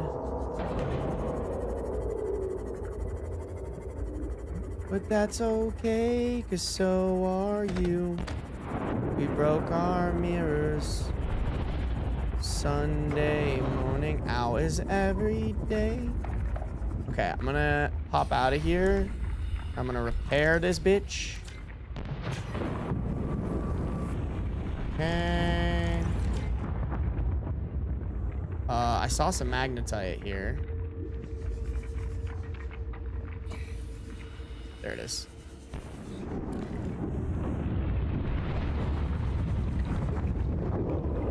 Okay, if I get too close to that, I'm gonna get... Yep, okay. There it is. I'm gonna get cooked.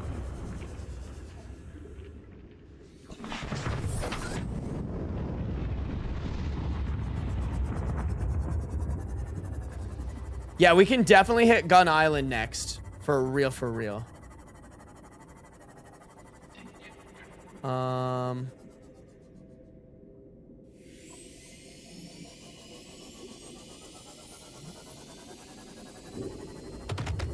Okay, I just came from that. Let's go this way.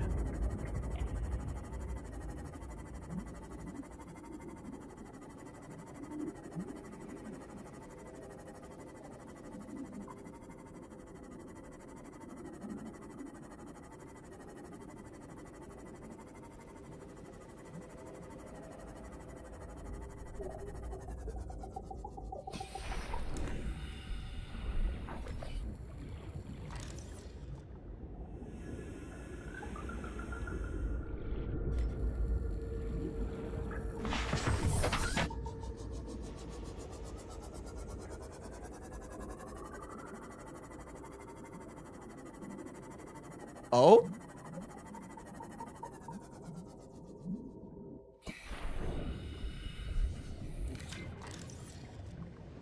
Just random floating rock? Okay.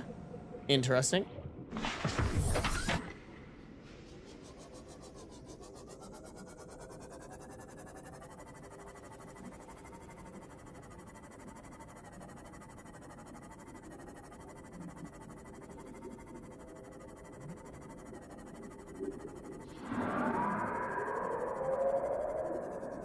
Oh, that sounds scary.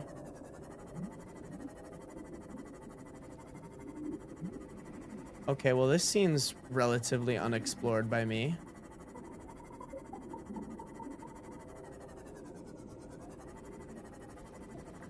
Bro, why is it so veiny? Oh my god! God damn. If I were gay, I'd probably get turned on by that, low-key. I know chat's probably turned on by it because y'all are a bunch of horny freaks, bro. Okay. Here is the thing that I've explored already. But I think I explored it very thoroughly. Like, I don't think there would be... Oh, I didn't realize this had a marker to it. Proposed Degassi habitat. Oh, it popped up once I... Ah...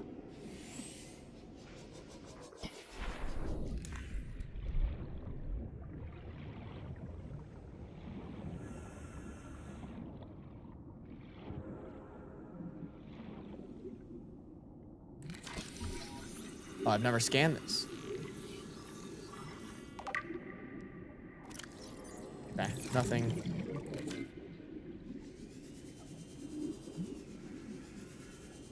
Huh. Did you explore the area outside? That's where the parts are. I think so. Are you talking about outside of this base? Veiny, thick, and crooked. Y'all are horny as hell, chat. I'm pretty sure I explored the back.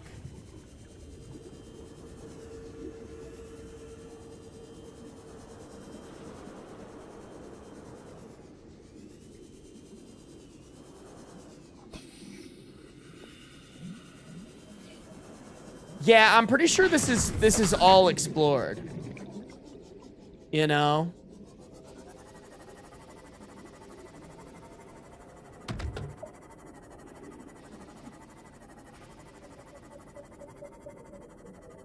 Sunday morning is every day.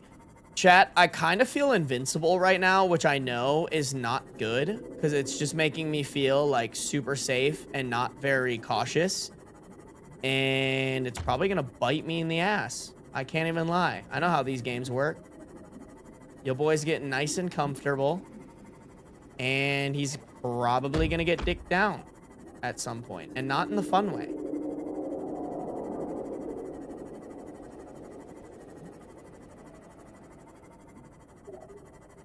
Is there any reason for me to keep looking? I mean, I grabbed a bunch of magnetite. It's kind of a pain in the ass to get, you know?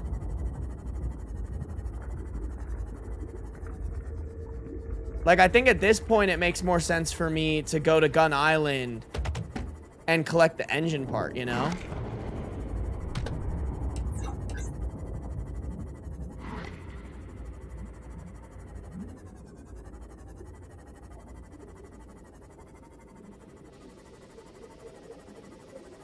You're good here? All right, bet. Now I just gotta remember how to get the fuck out, you know?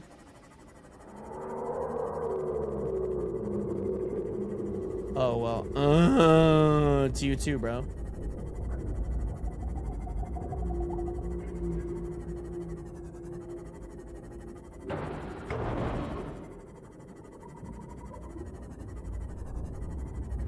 All right, well, I guess I start just going up and trying to find an exit, huh?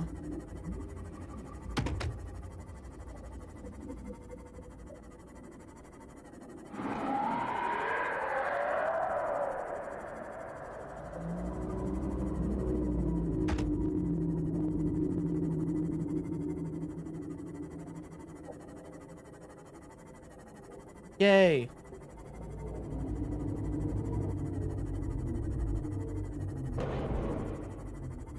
A way out. Woo!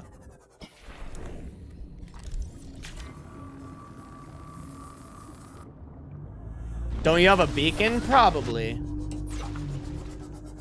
I don't know where that shit is, though. All right, time to go home.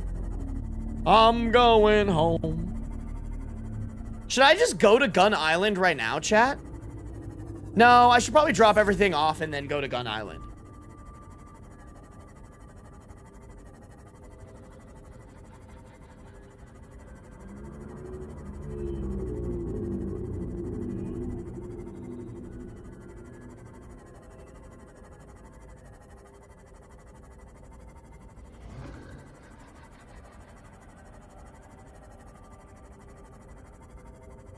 Wonder what happened to the creatures who made the structures? They're still there.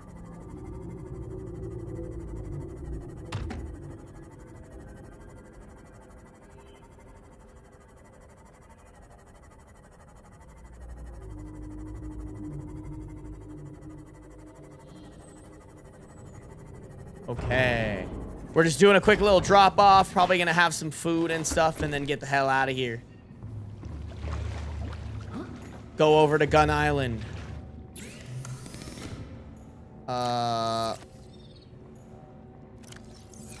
Damn. I don't have any space anymore. God damn! I did a little too good of a job collecting. Oh. I forgot to grab. I have all the magnetite in my storage. Oopsies.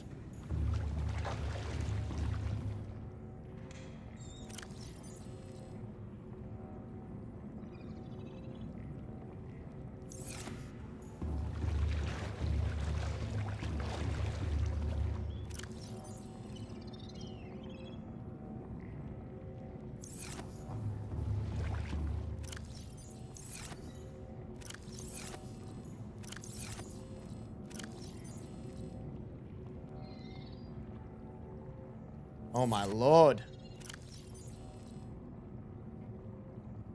I feel like in this game, you just cannot have enough storage.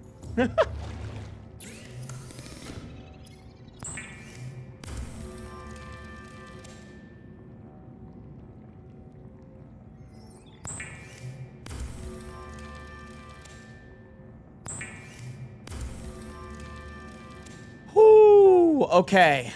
Chat, Gun Island it is.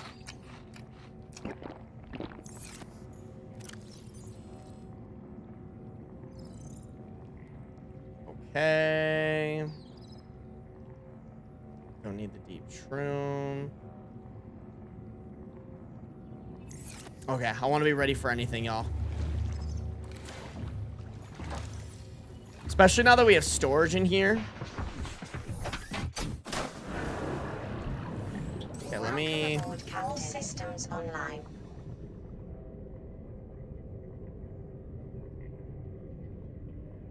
Okay. Gun Island it is.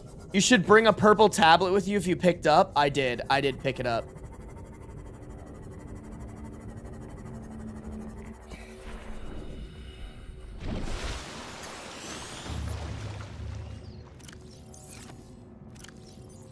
Should I take 2 of them or just 1?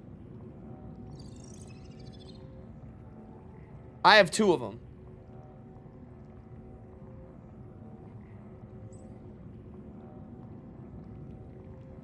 You going on Trump's new island? Bro, I do not want to hear anything about that idiot.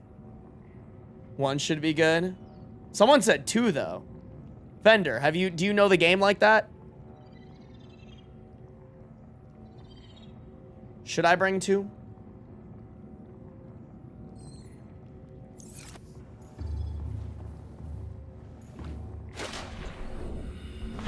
You know what, Hazel? Haven't led me astray yet.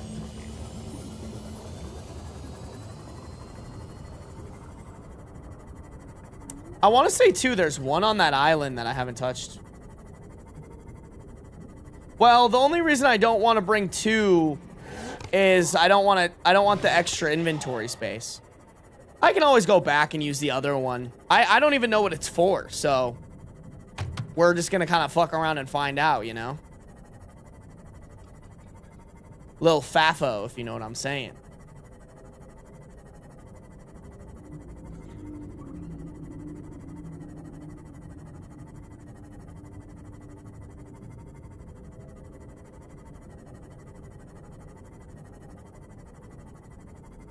All right, chat. We're gonna explore the aliens today. Explore the aliens. Oh my god, what was that? Did y'all see that shit?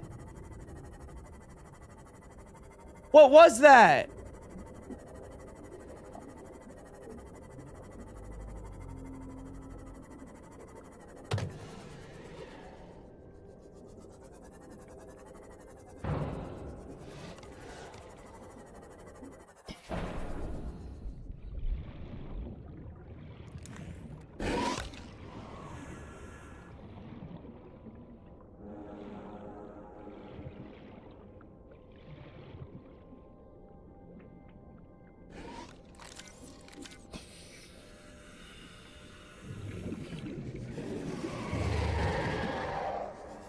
Whoa. I don't think I've ever explored this, chat.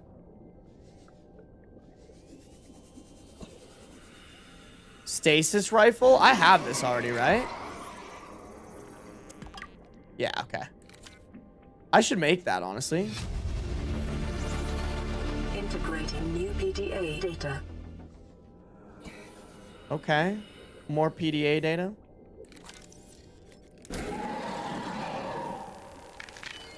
That was a warper, I think. Uh-oh. Bro, it was right on this like spot though.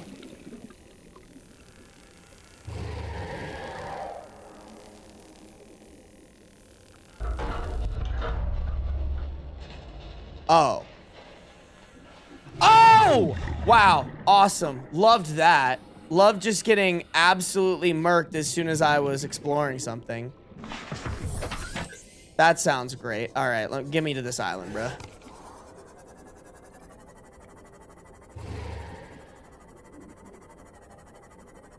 That was awesome. Love that for me. Exploring the aliens? Yeah, bro, we're gonna fuck some aliens. Gonna find an alien baddie in the game, bruh. You know? We'll name the alien baddie after my girlfriend. My beautiful girlfriend. Alien Ussy. That's crazy, Lee. I can't even lie. Crazy comms, bruh. Alien Ussy. This motherfucker really said Alien Ussy. I know Lee into that crazy shit.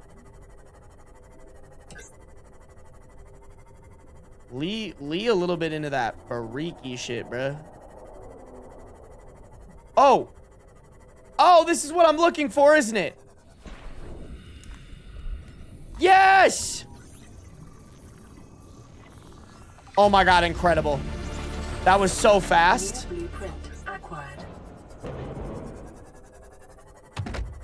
That was so fucking fast, chat. Oh my god.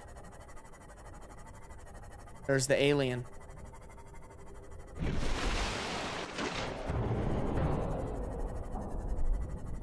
Oh, it's one of those gel things.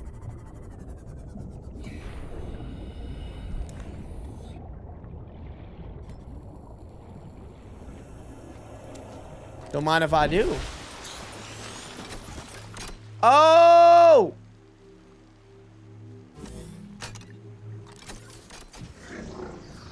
Oh, snap! We're in, y'all! Scans indicate this structure is composed of a metal alloy with unprecedented integrity. No match is found in database. Performing structural analysis. Oh, man. This seems like somewhere I don't belong, bruh. I don't like this, y'all.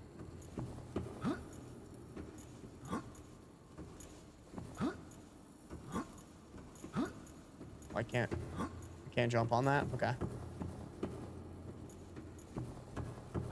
Ooh. What is this? Data terminal? Unknown language. Attempting translation.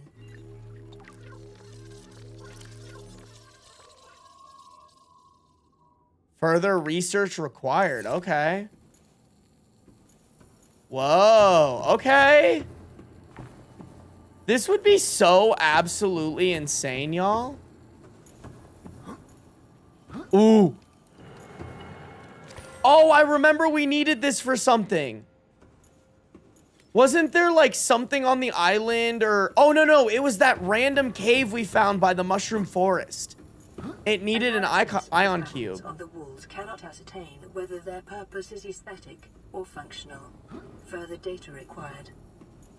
More data required, chat. Oh, another one! Oh my god, they're just feeding me these damn cubes, bruh.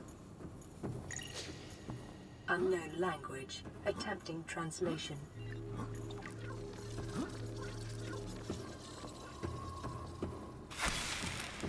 Your best probability of interfacing with this facility is achieved by accessing the control room in the lower section. Oh. Oh. Oh. 'Cause I'm free. Free falling. Oh my god, it's like a fancy elevator. Why did that make me kind of horny? Force field control. I'll show you some force field control. It's my penis. Whoa. Oh, damn. Chat, am I biting off more than I can chew? See, I feel like I'm going to run into a warper and then I'm going to pee myself. Should I go down this way first, chat? Really living up to the name Ben with that country music singing? How is free falling country music?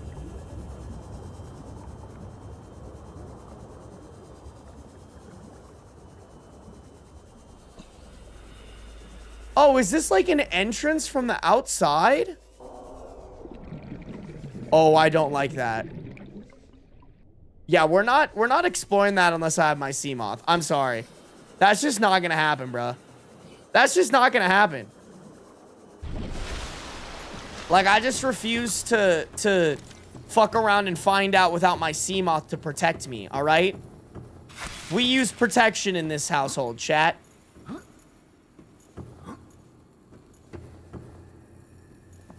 Is that a gun? Chat, that's a gun. Oh my god. Gimme. I'm an American. Give me the gun. This is Trump's America. It's my God-given right to be given that gun. Oh, there's another ion cube. Don't mind if I do.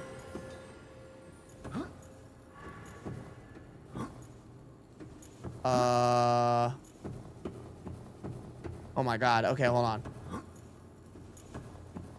I will go there in a second. Let me go up first.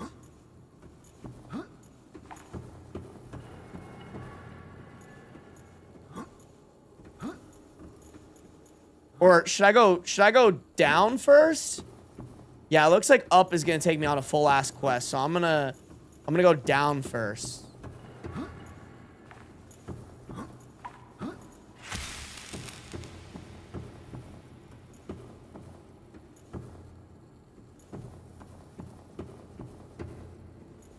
Okay, there was something very similar to this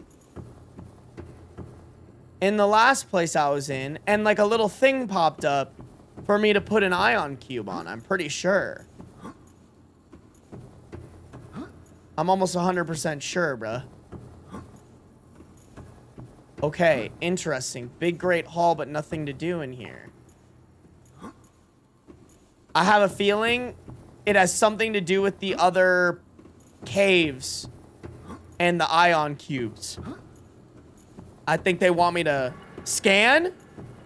Wait, I can scan stuff here?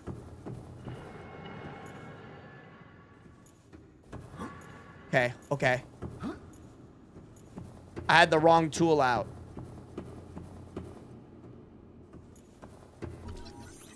Ah. Little alien arch. Theories on function, ceremonial or religious role, industrial application, advanced transportation network. Oh, it's definitely that one. Oh my god, imagine you could teleport to shit. Oh, that makes so much sense. Okay, someone remind me, I need to scan one of those force field things, because it popped up on my screen. And I just didn't know what to do with it. There's one over there. Hold on, let me scan it. Bro forgets he can scan things. Low-key, yeah. I really do. How do I get cave sulfur? Because I can't find any. Crash fish in the caves. Oh, yeah. You have to, like, tease them to come explode on you, and then you can steal their sulfur. Hey, what up, Rain? I'm exploring an alien compound. What's over here, bruh? Another purple tablet. Cool. We got another one. Another one!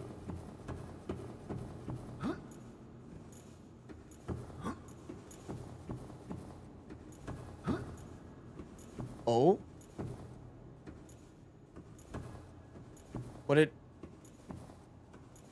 Oh, alien device? Oh! I can scan that gun! Doomsday device? Scans indicate this device contains enough potential energy to destroy the entire planet along with the most of the solar system. Fortunately, it has malfunctioned. Oh my god. Wait, let me go... Oh... Ooh. Fuck. I forgot that I can take fall damage. I need to go scan that gun. Alien rifle.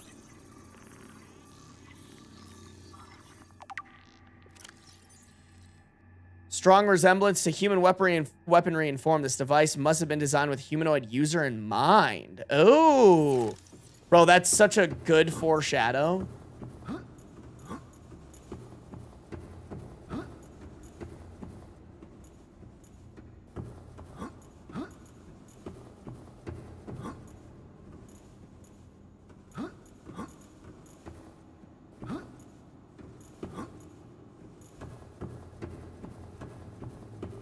Scans indicate the facility's control room lies beyond this doorway. More tablets.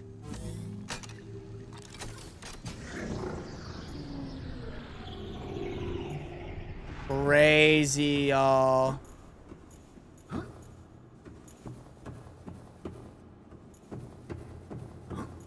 Oh, what is that? That looks terrifying. Oh. Oh. Oh. Ah!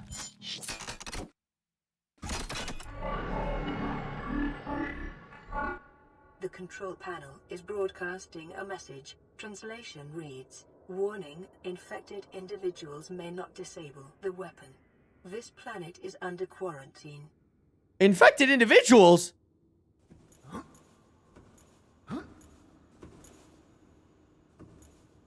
What are you calling infected? Background broadcast. Downloading summary to databank. Alien facility locations. Intercepted background data regarding further alien facilities elsewhere on the planet. Disease research facility. Depth, 800 meters. Location, cave system with extensive fossil record, southwest of enforcement platform. Function, live specimen study. Objective, synthesis of antidote for highly infectious bacterium designed Kahara. Okay, well, if I'm supposedly infected, that's probably where we want to go.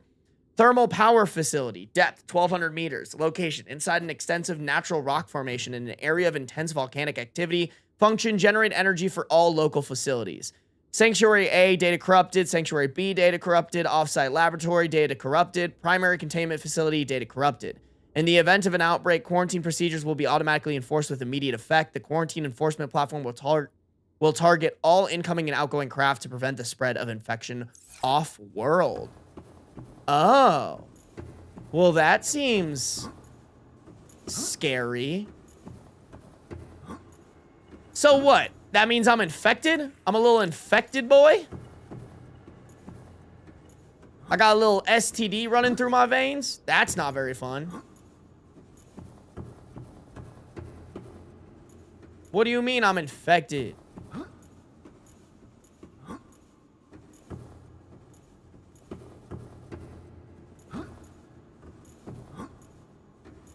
What do you mean I'm infecty-pooed? I'm not infected. You're infected.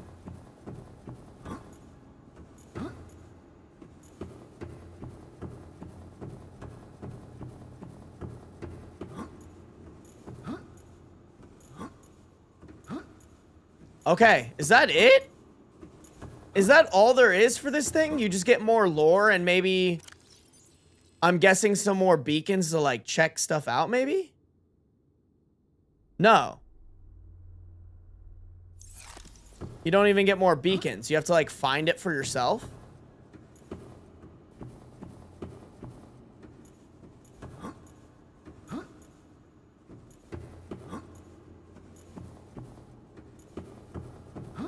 Oh, fuck me.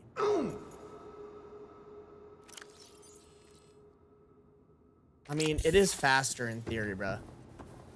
I guess the exit is faster if I do it like that.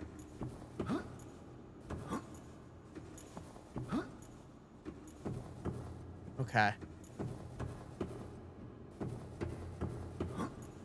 Crazy. Okay, so now I have to build the Cyclops. That's what you guys are saying? Is it worth exploring the stuff down there? Like, should I take my sea moth?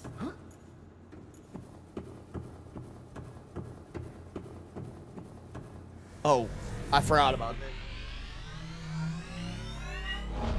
Send me up, up, up and away. I feel like it was like so much taller, you know?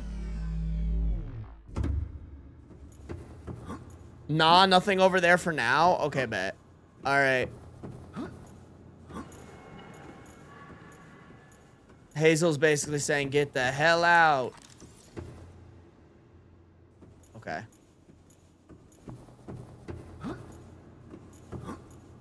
Crazy.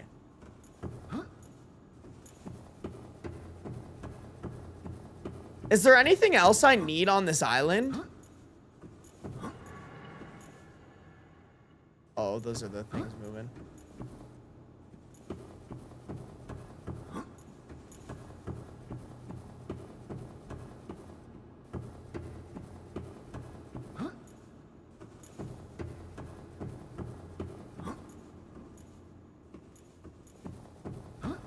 I genuinely don't know if I'm going the right way.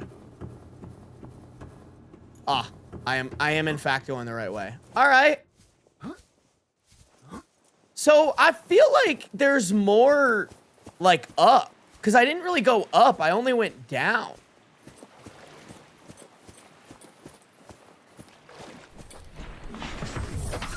Are you sure there's nothing I should explore over here? Like, what is this, bro?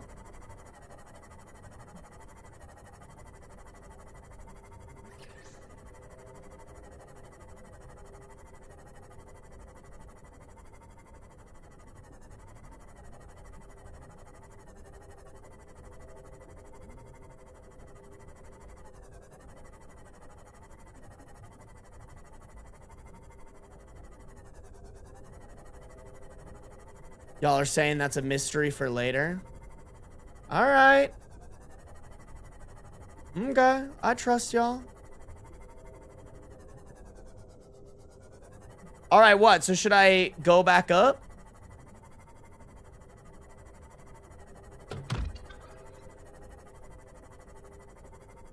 Should I head back?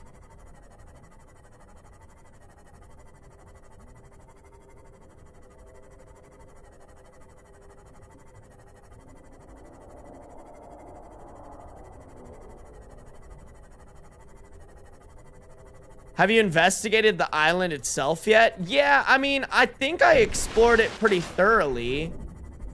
I don't know. I guess I didn't really, like, look at the other side very well.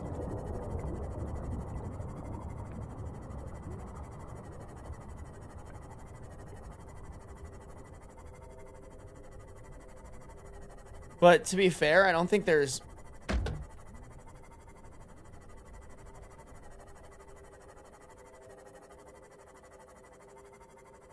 I feel like I, like, searched all the caves and whatnot.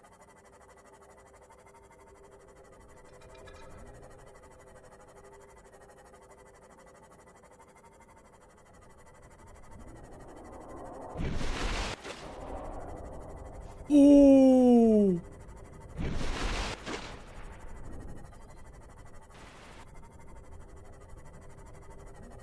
So we're not going that way.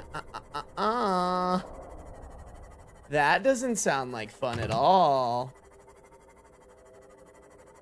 That guy can genuinely go fuck himself. Is there more? Hazel, you've been here for most of the streams here. Should I keep exploring this island a little bit? Or did that person just want me to run into the Leviathan?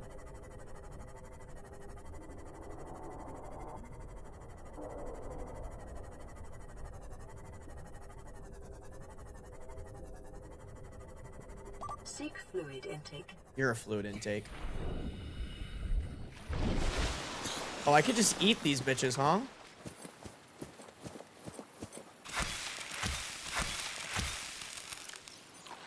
Vital signs stabilizing. Nice.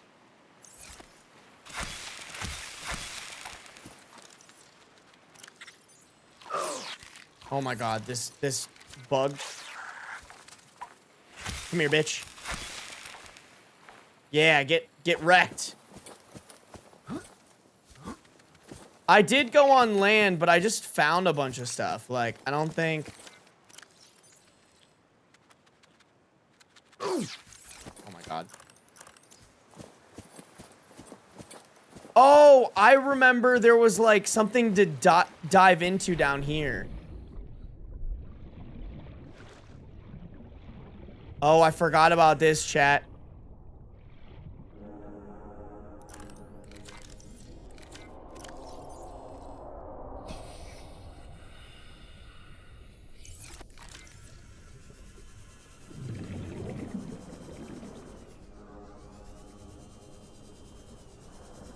Oh my god, bro.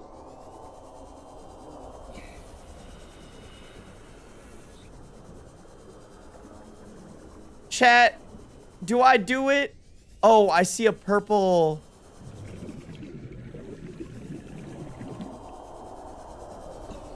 Okay. Like, nah. No way, bro. No way.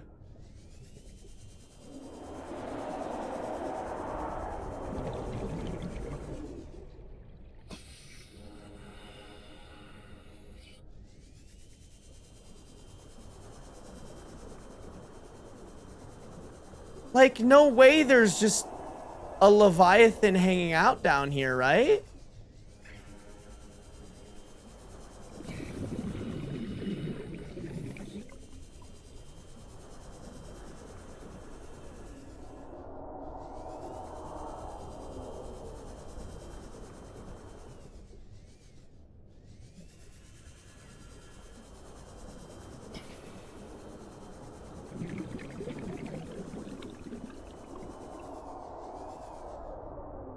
Okay, that leads out into the ocean. Okay.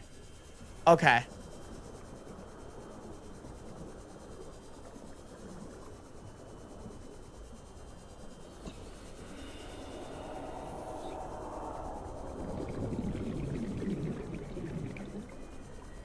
Oh, shit.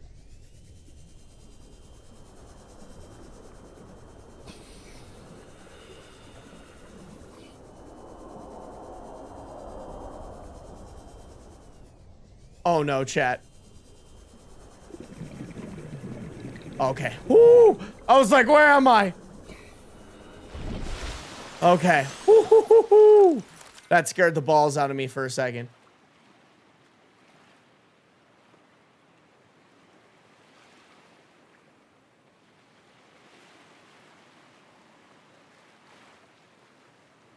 Hey, I did not get lost. What do you mean, bro? Where's the faith, Hazel?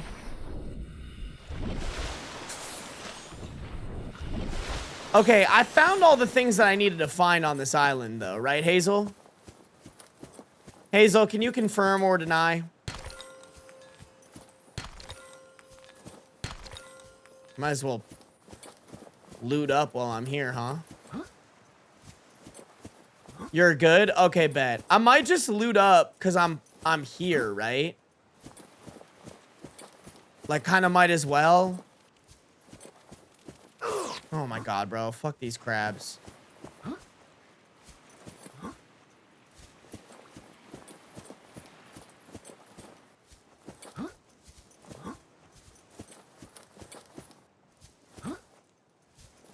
Damn. How did I even get up there? I kind of just want to loot up since I'm already here.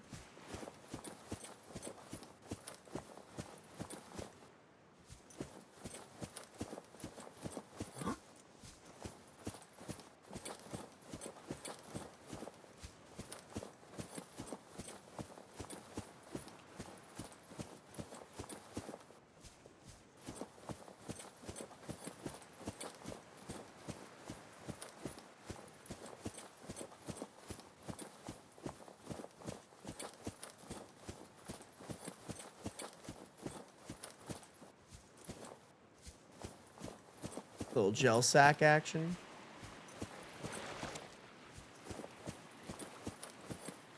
This is about where the Leviathan is too, so I gotta be careful.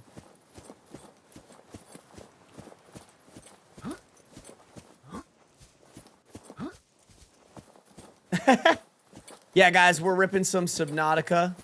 Sorry, we're just kind of late night stream gaming. Almost a 6-hour stream. You know, just kind of enjoying, bruh. Nothing too crazy. Oh, fuck. I picked up the... Oh, my God.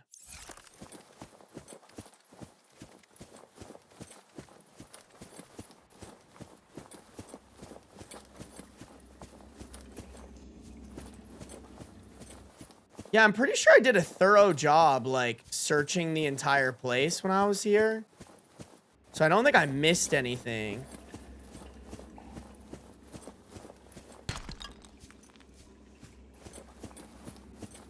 Oh, wait. Should I put one of the ion cubes right here?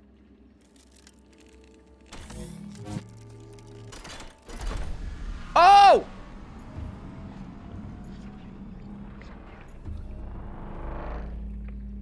Should I walk into it? Is it gonna kill me? Fuck it!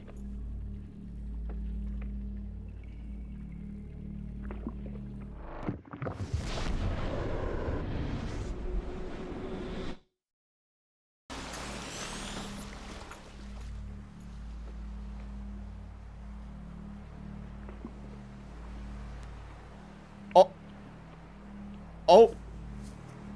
Oh no. Where am I?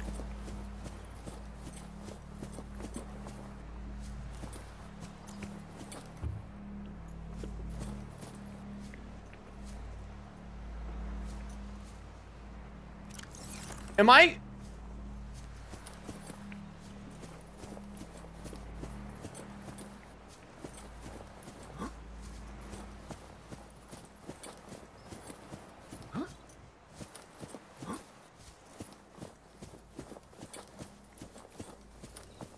Dude, it like cross-map teleported me. Oh my god, am I on another island? Oh my...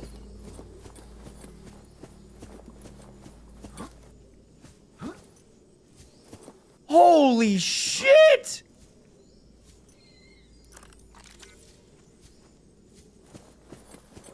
Picking up multiple energy signatures on the island's surface. Grub basket?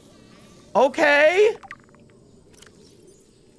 I knew it had to be something along the lines of like a teleportation thing.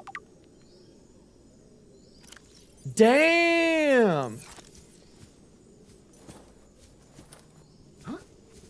Jaffa cup?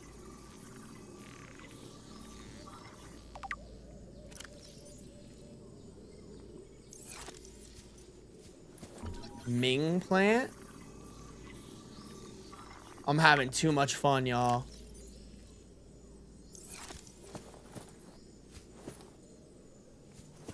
Should I collect any of these, chat? Oh! Exterior grow bed!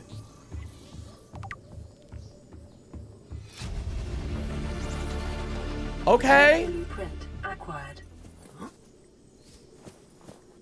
Ooh. Chat, I'm like a kid in a candy shop right now. Pick up marble melon plant? Is that worth it to grab, Hazel? Edible high water content. That sounds amazing. This island is called the Floating Island? Fuck, I should have brought a beacon. I guess I can teleport to it whenever I want, though. Should I grab some of these, Hazel?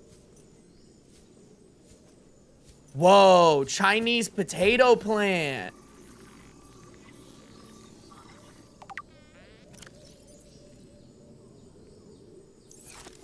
Not really, Bulbo is better. Okay, good to know. Whoa.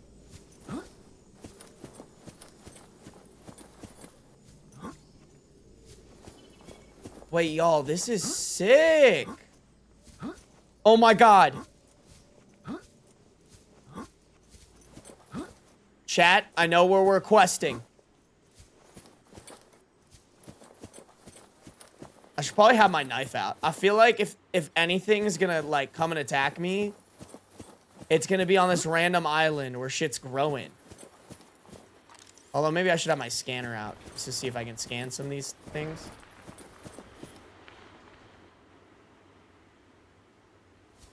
Oh, there's one up there too.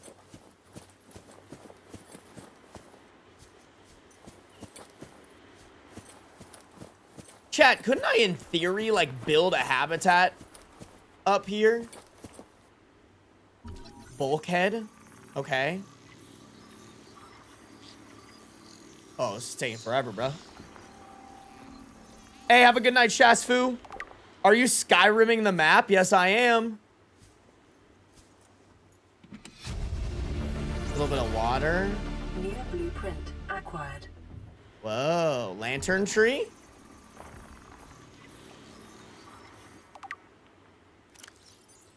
Edible in an emergency? That sounds not so great. Fern plant? Fern palm.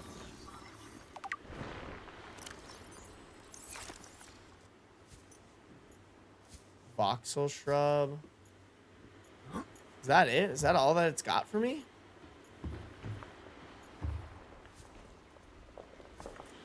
Why does it sound like this thing's like ready to fall off at any moment?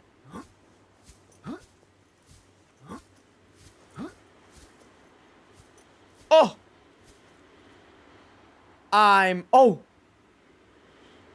Oh, we're definitely going down there, chat.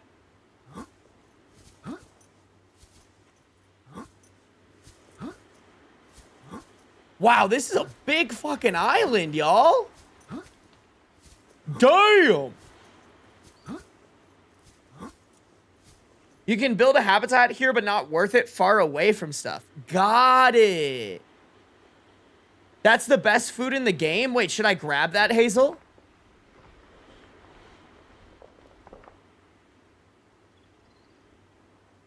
Some people like Chinese potato better, but I'm a bobo supremacist. I mean, in theory, I could take it all back with me, build a grow bed, and then allow my grow beds to grow the food for me. Like, I can have multiple grow beds.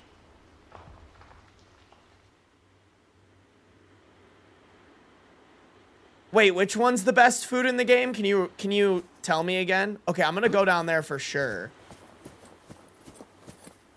Is it this one?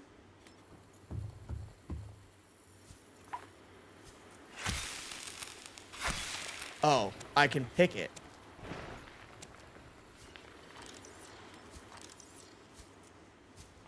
Oh, and now my inventory's full. Okay, that's... Oh, wow, that's because it's big. Okay, I'm gonna only take... Oh, I just ate it. Actually, that's probably a good thing.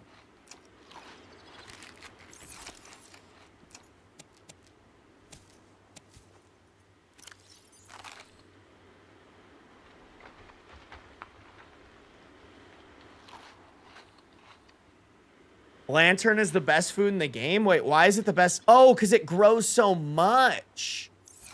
Ooh, that's smart. Okay, I'll take one home with me so that I can, oh, little PDA. This is the first time I've seen sunlight in months.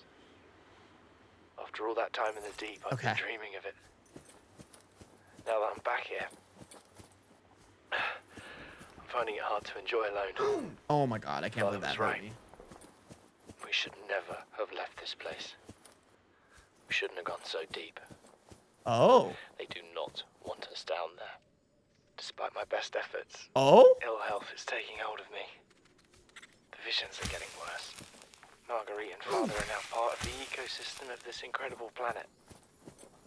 It's reassuring to know that when I go, I'll join them. Until then, well, there's always the view. Oh, that was so morbid. Integrating new PDA data. Okay, I'm gonna get the Chinese potatoes and the marble melon, and I can just grow them on my own. You know?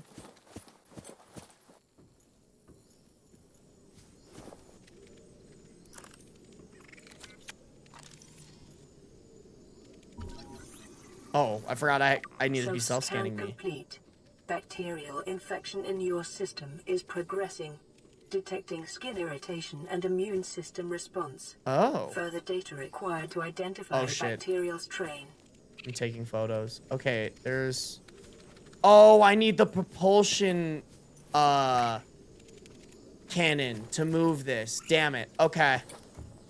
Alright, I'll have to remember to come that way. Damn. Okay. Well, wait, maybe? Oh, okay, cool. I don't actually need a propulsion cannon. Another one? Integrating new... Son, I said wait for the storm to pass.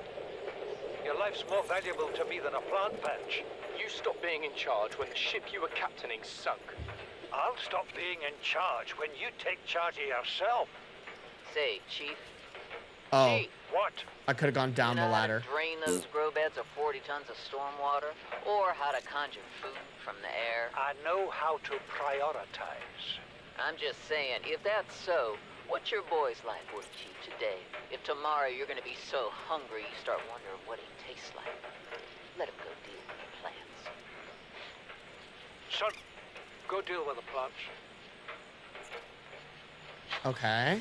Bard, Torgo has disembarked the habitat. Interfere with my family again, and when rescue arrives, I will leave you here. Do you understand me? No rescue coming, Chief. Not in time. And no staying here neither. This rain keeps falling, sooner or later this place will be buried. Only choice we got is whether to get buried with it. Oh, interesting. So was there not as much water there before? Chief's log, 5 weeks since the crash. The only other survivors are my son, Bart, and Maida, the cut-price mercenary I commissioned for the journey. After days drifting in the life pod, rain hammering on the roof, the weather cleared and we washed up here. I had Maida salvage the Degazi wreck, set Bart to finding us a stable source of food. His education is paying off sooner than I'd anticipated. Our only problem is Maida. She says the weather's going to turn. I say she's finding excuses to risk our lives. I imagine she's not gonna weaken her life without a physical altercation, and she's itching for a fight. In every judgment she makes, things go from bad to worse. If she had my experience, she'd have more faith. Humans have spent millennia specializing in how to shackle nature to our will. This planet won't cause us any new problems. My one task now is to keep us alive as comfortably as possible until the insurance company arranges rescue. In this part of space, that could be months or even years.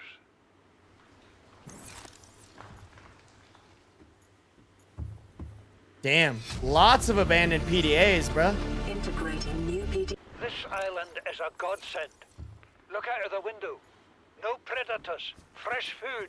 No building materials, nothing left of the ship. And your kid says we're gonna starve without more grow beds. Speak up, kid. It's true, Father. The natural growth rates are too slow to keep supporting us. All I'm saying is ocean's got us surrounded. No use hiding. Sooner or later, we'll get our feet wet.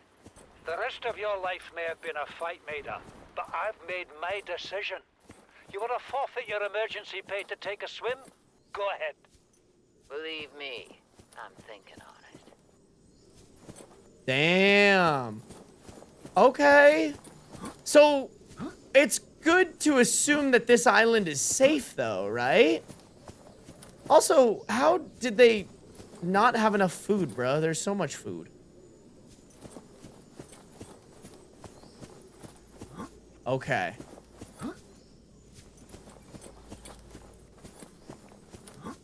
I think I should get back to my ship now. They had to feed 3 people. Skill issue.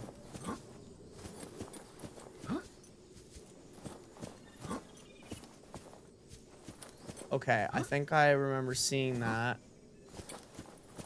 Oh! Wait, this is the Aurora rendezvous point? Oh! Oh, damn, I didn't realize that. Should I get down there, chat? How do I... Should I just jump into the water? Although I'm afraid I won't be able to get back up.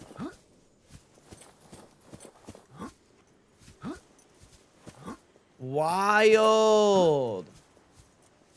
Okay, I actually genuinely don't know where that cave is with the teleport, low-key. Jump? Okay, bet. We're gonna jump. Oh, I'm about to dive in. Oh, oh. Whoa, that's pretty cool. Wow. Damn, okay.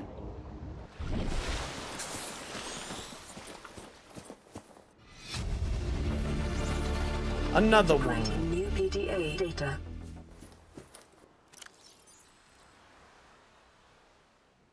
Ugh. Why didn't it automatically play?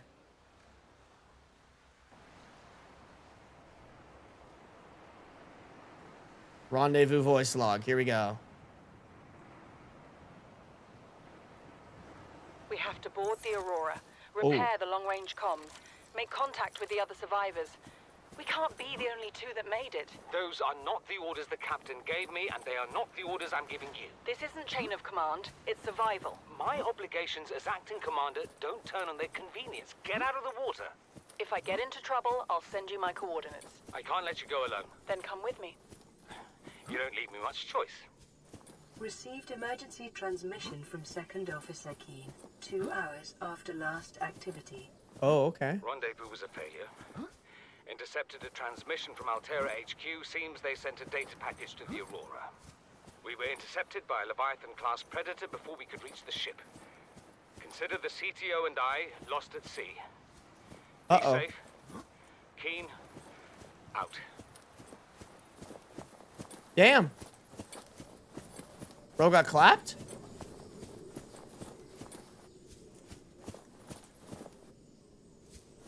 Okay. I am struggling a little bit to figure out where the cave is. I'm trying to go home. Damn.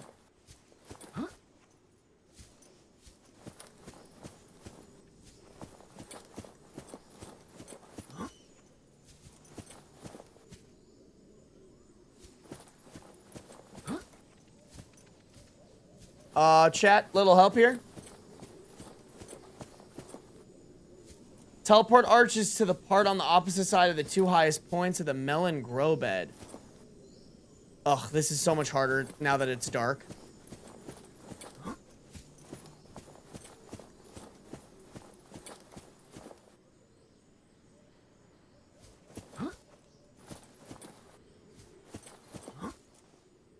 Yeah, okay, there's one of them. There's the other one, and I want to say it was like over there. Okay, well. Just fucking walks off like a big old chuddy moron. I have a bad feeling that anywhere near this island has really scary monsters. Like, just looking down there, how deep it was. Not good, chat. There's a land bridge between the 2 halves of the island. Low key, I'm terrified because or not terrified. It's just hard because everything's dark.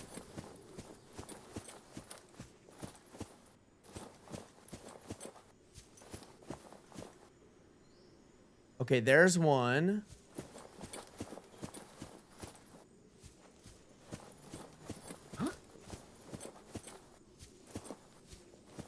There's the other one. I think, yeah, like I said, I think I need to get over on that side. Okay, there's the little jump part. I think I should go this way.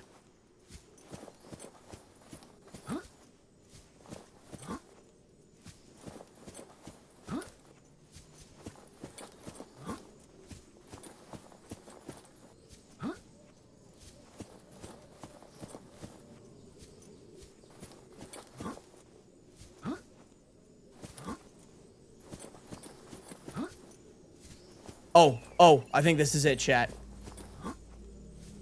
Oh, yep, okay. Perfect. Okay, this is great. Wow, we made a lot of progress in this playthrough. And, like, I didn't even really try that hard, bruh. I kind of, like, accidentally made progress, y'all.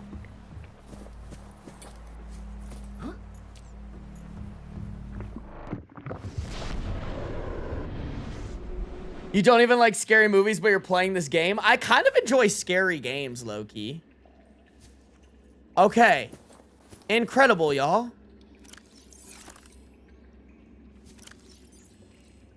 Like, we're doing the thing.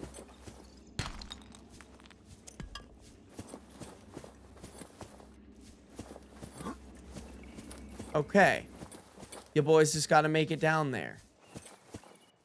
Can I just jump off?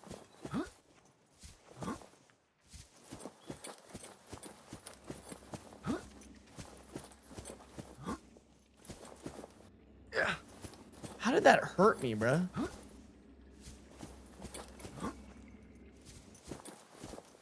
Oh, fuck. Into the water. Slam dunky poo. All right. Look at that. Look at that, chat. We did it. We did it. We did it. Yeah. Bam. All right, y'all. Time to go home. I'm going home to the place where I belong. Wow.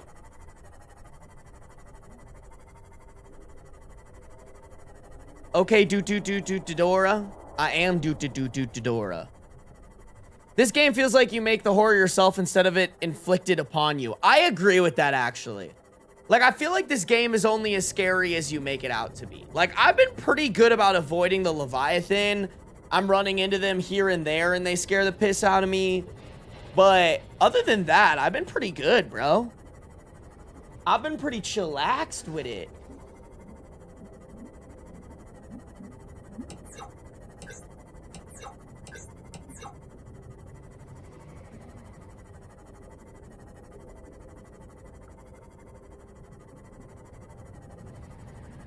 Also loving the singing. Thank you. I'm glad. I put my heart and soul into that singing, chat. You better enjoy it. So, Hazel, just so I know for next stream, you're recommending that I build the Cyclops.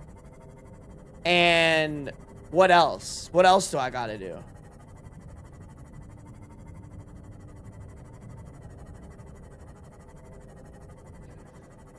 I still need to get that stuff in the captain's, in like the captain's quarters. Then further down the kelp zone to the next biome. I don't even know what that means. Okay.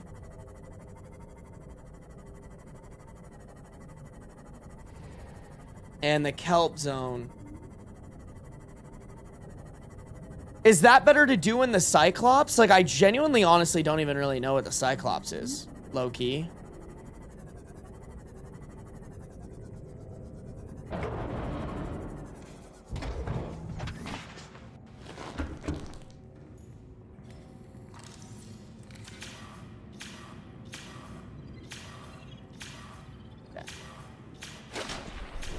Seek fluid intake.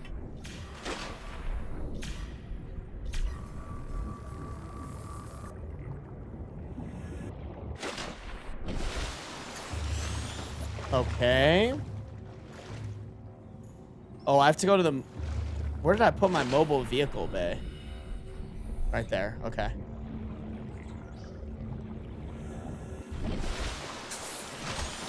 All right, what is it gonna take, y'all? 3 play steel ingots, enameled glass, lubricant, lead, and advanced wiring kit. Chat, I low-key think I can make this. I think I have all the tools to make it.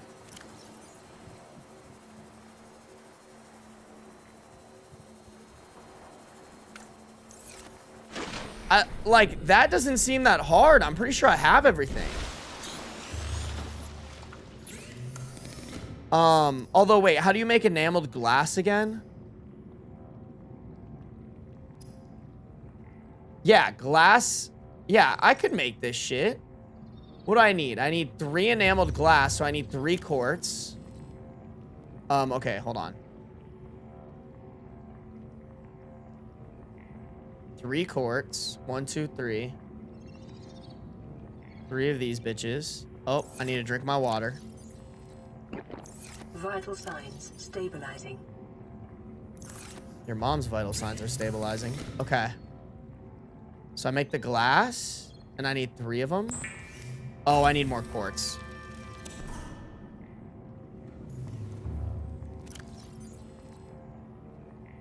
Let me put that away. And that.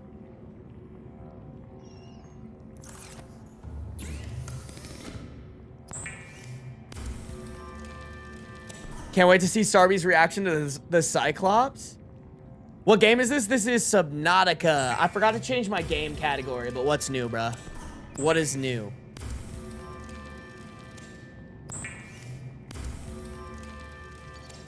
Okay, we got enameled glass.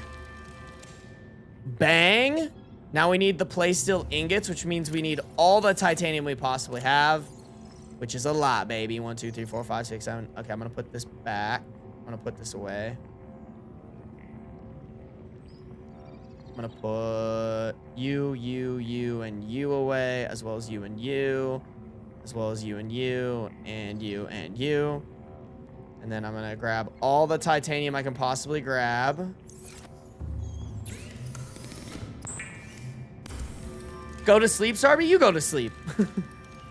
We awake, baby. Glad you can make it, by the way, Zoe. I think I just need one more of these. Dora. Oh, no. Do I have 2 more titanium somewhere, chat? Pray for me, chat. 2 more titanium somewhere. Please. Oh, yes.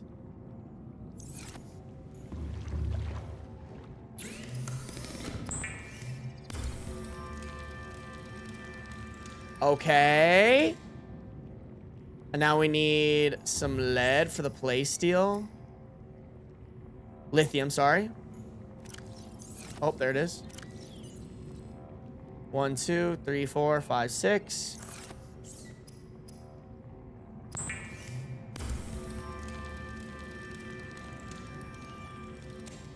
Bam. Ooh, do I have enough lead? I low-key might not have enough lead. Sarby had coffee, bro. Won't be sleeping. I'll probably be able to fall asleep pretty easily, low-key. This will give me lubricant. Yes. It's all coming together, chat. And then how do I make the advanced wiring kit? I need a wiring kit. So I need 2 silver ore, 2 gold. I think I have everything.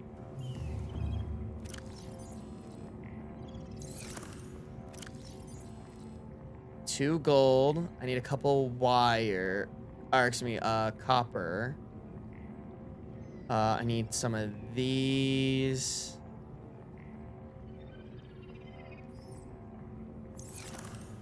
Oh, I need silver. Oh no. Oh no. Chat, are we down a silver? Come on, baby. I gotta have a silver somewhere around here, bruh. Please. 1 silver ore for your boy. Oh my god, chat. This is devastating. Am I seriously just down some silver ore?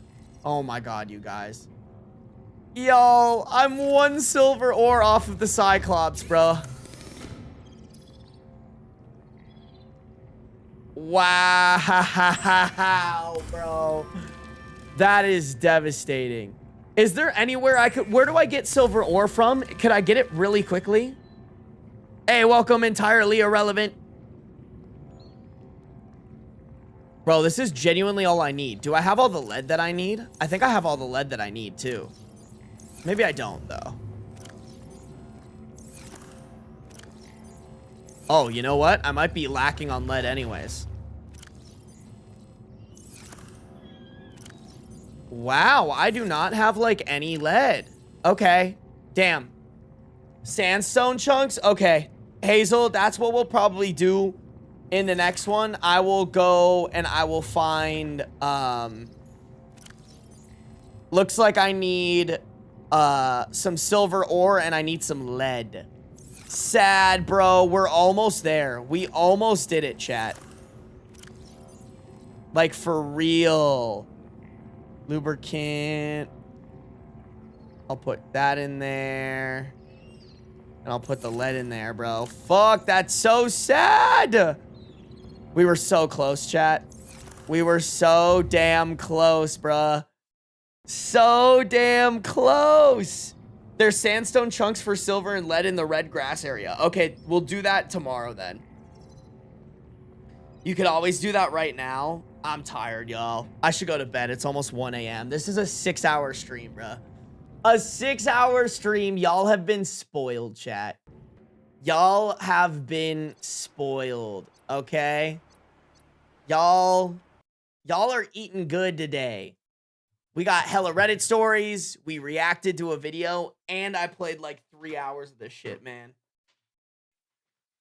Y'all can never say I don't stream enough for y'all. Y'all ate good today, chat. Y'all ate good today. You guys, I'm not sure if I'll be going live tomorrow. Just because I need to edit my video for Monday.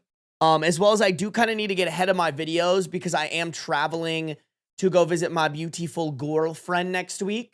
So I want to make sure my videos are all prepped and ready to go so that I don't have to well, I guess I could in theory upload them. It actually might be faster if I upload them from her place. Yeah, I might low-key do that. I don't want to edit them, but I might upload them from her place. Guys, let's raid the kibbies. Let's raid the kibbies. I will try to live stream tomorrow, but that's not my priority, chat. Just a heads up. Just a heads up. Priority is not to live stream, but if I can get around to doing it, I would love to do it. But I need to spend some time with my girlfriend. We're going to do a little FaceTime date. And yeah, that's pretty much it.